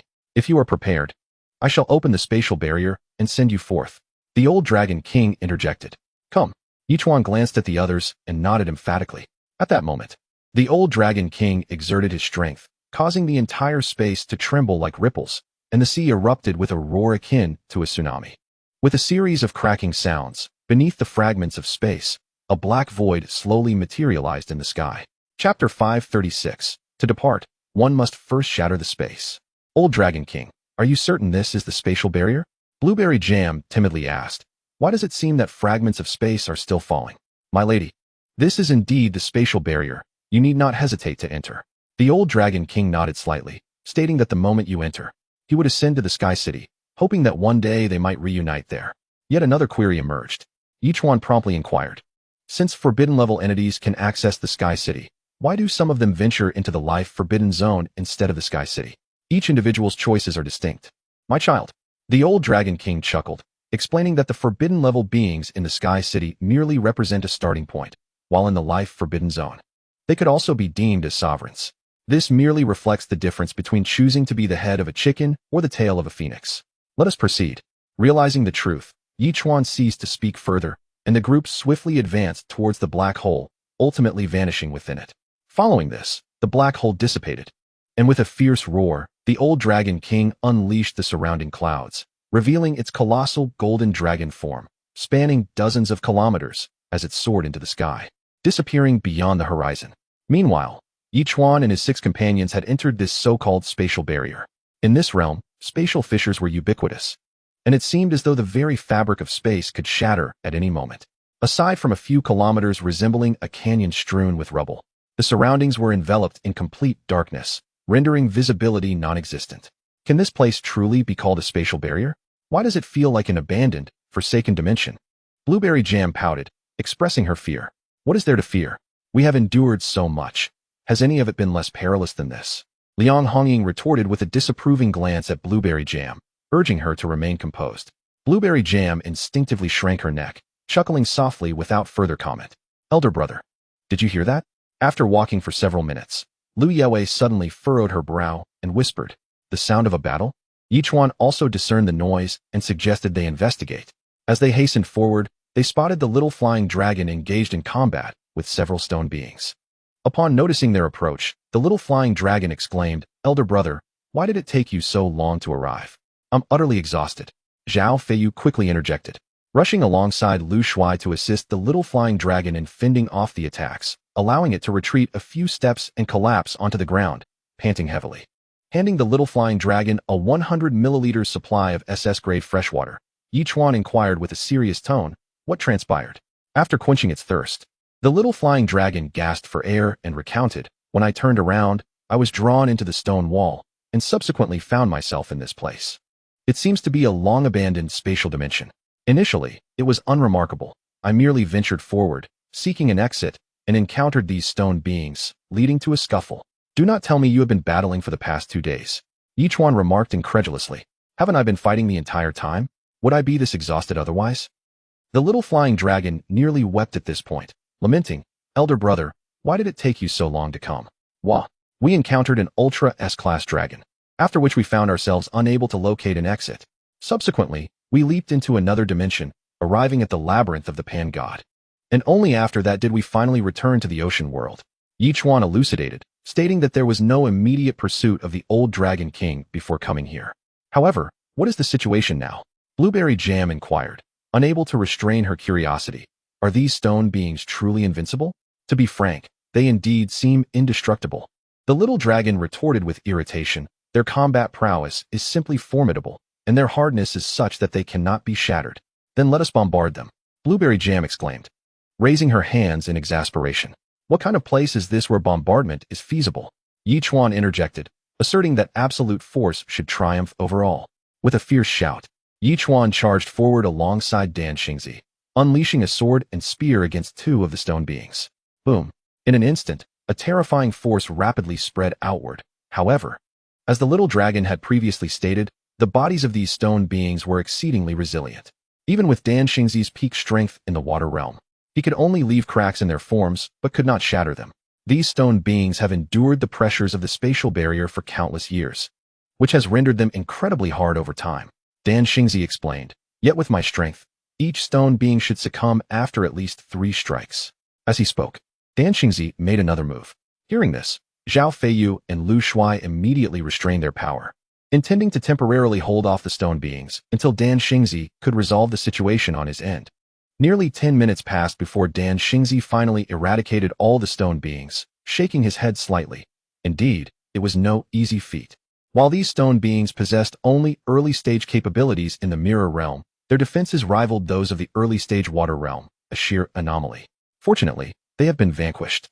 Yichuan remarked with a smile, our primary challenge now is to depart from this place. It is truly perplexing that we forgot to ask the old Dragon King how to leave. Back then, as I fought while retreating, it seemed there was no exit.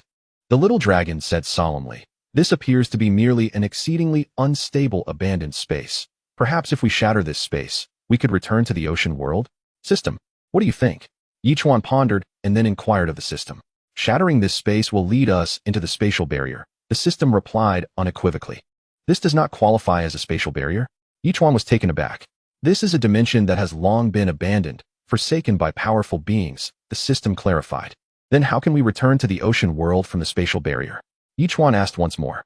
"Locate the door that belongs to the ocean world. From that door, you may return to the ocean world," the system concluded succinctly, offering no further elaboration. Yichuan immediately relayed this information to the others. "A door?" The group looked at Yichuan in confusion. Lu Yuwei could not help but widen her eyes and murmured, "Isn't it the kind of door we just entered? Regardless of the type of door, we must first obliterate this dimensional space." Dan Xingzi exclaimed eagerly. Chapter 537. Is this a forbidden zone of life? It is likely that a single, powerful strike directed at a specific area would suffice to shatter the space. Yichuan cautioned. Dan Xingzi merely smiled faintly, then let out a low growl, propelling himself into the air as he charged fiercely toward a particular point. The long sword emanated a terrifying sword aura, colliding almost simultaneously with his body against that location.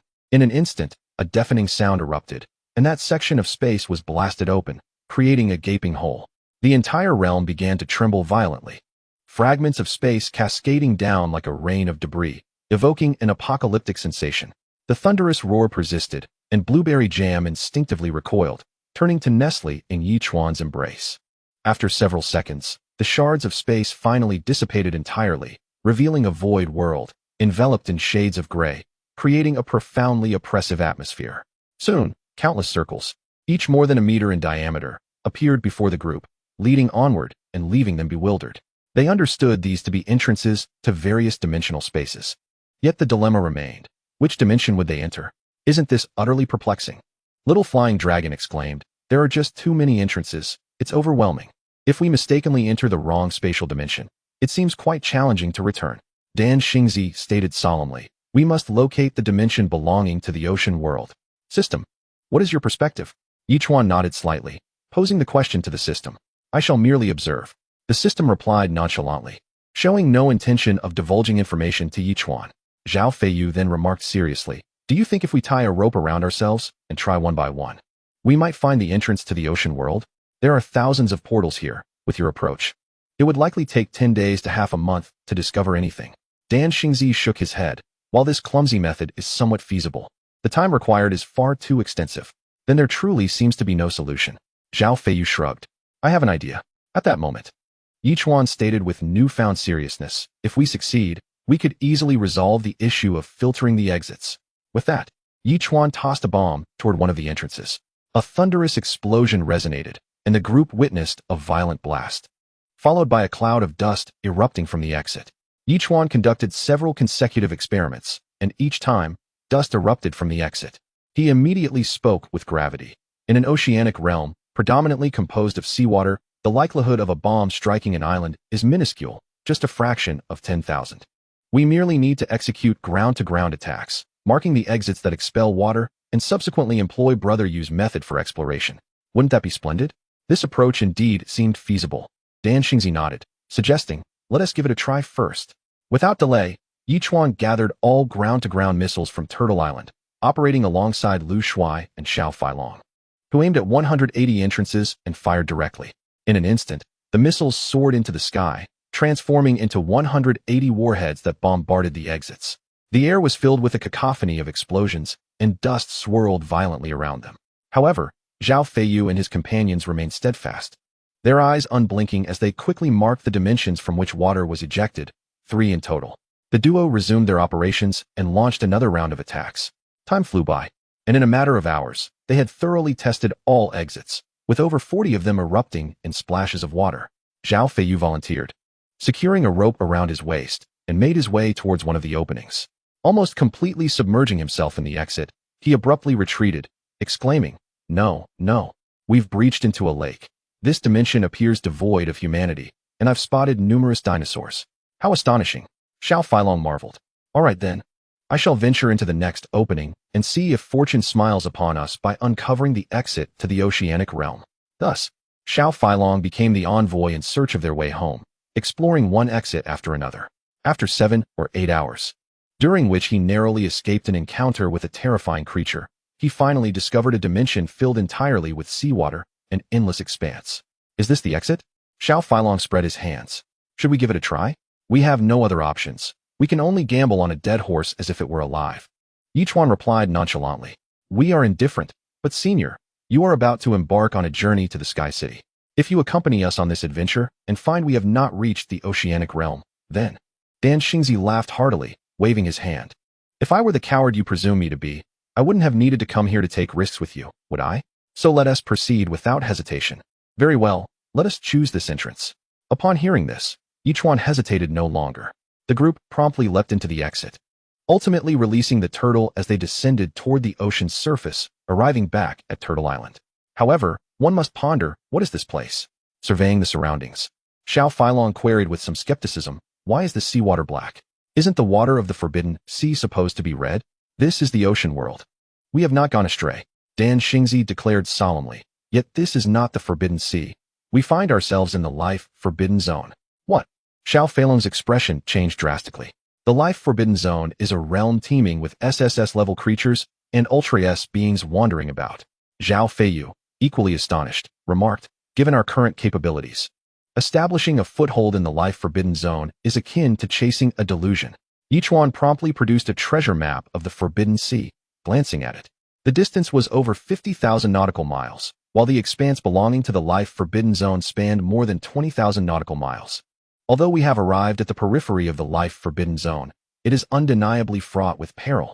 Over 20,000 nautical miles would require a day's journey aboard a colossal warplane. Yichuan mused gravely, if fortune favors us. Boom. Before he could finish, a thunderous roar erupted, and a massive water column soared over 1,000 meters into the sky, instilling trepidation even in the sea turtles. Chapter 538. A forbidden-level creature, Godzilla? What on earth is that? Xiao Feilong whispered, gazing up at the colossal entity before them. After several tense seconds, the water receded to reveal a gigantic being resembling a Tyrannosaurus rex. Its entire body was a dark brown hue, towering so high that its feet stood firmly on the seabed, with a third of its form still visible above the surface, reaching heights of 1,000 meters. It bore protrusions akin to short swords along its back, and though its eyes were not particularly large, they radiated an intense killing intent as they fixated on the group. Indeed, what is that creature? Blueberry Jam inquired softly, appearing quite terrified. System, it seems a fierce battle may be imminent. I believe we must ascertain what this entity is. Yichuan whispered. Godzilla, in its growth phase, a forbidden-level marine creature, powerful and terrifying. Abilities, dragon tail sweep, atomic breath. The system promptly provided an answer. Damn it. Yichuan's lips twitched in frustration, unable to contain his anger. What's wrong, big brother? Xiao Feilong questioned, puzzled. This is a forbidden-level Godzilla. We stand no chance whatsoever. Yichuan replied darkly. Now, I will instruct my turtle to proceed directly towards the Forbidden Sea, pretending we have not noticed it, hoping it will refrain from attacking us. As he spoke, the sea turtle began to swim slowly in the direction of the Forbidden Sea. The turtle's mood was quite conflicted, being merely an SSS-level junior. If it provoked this formidable being, it would undoubtedly perish without understanding how. Godzilla, observing the turtle departing as if nothing were amiss, felt a deep sense of humiliation. After all, it considered itself a renowned figure in these waters, yet this creature dared to disregard it. Such insolence was intolerable. In that moment,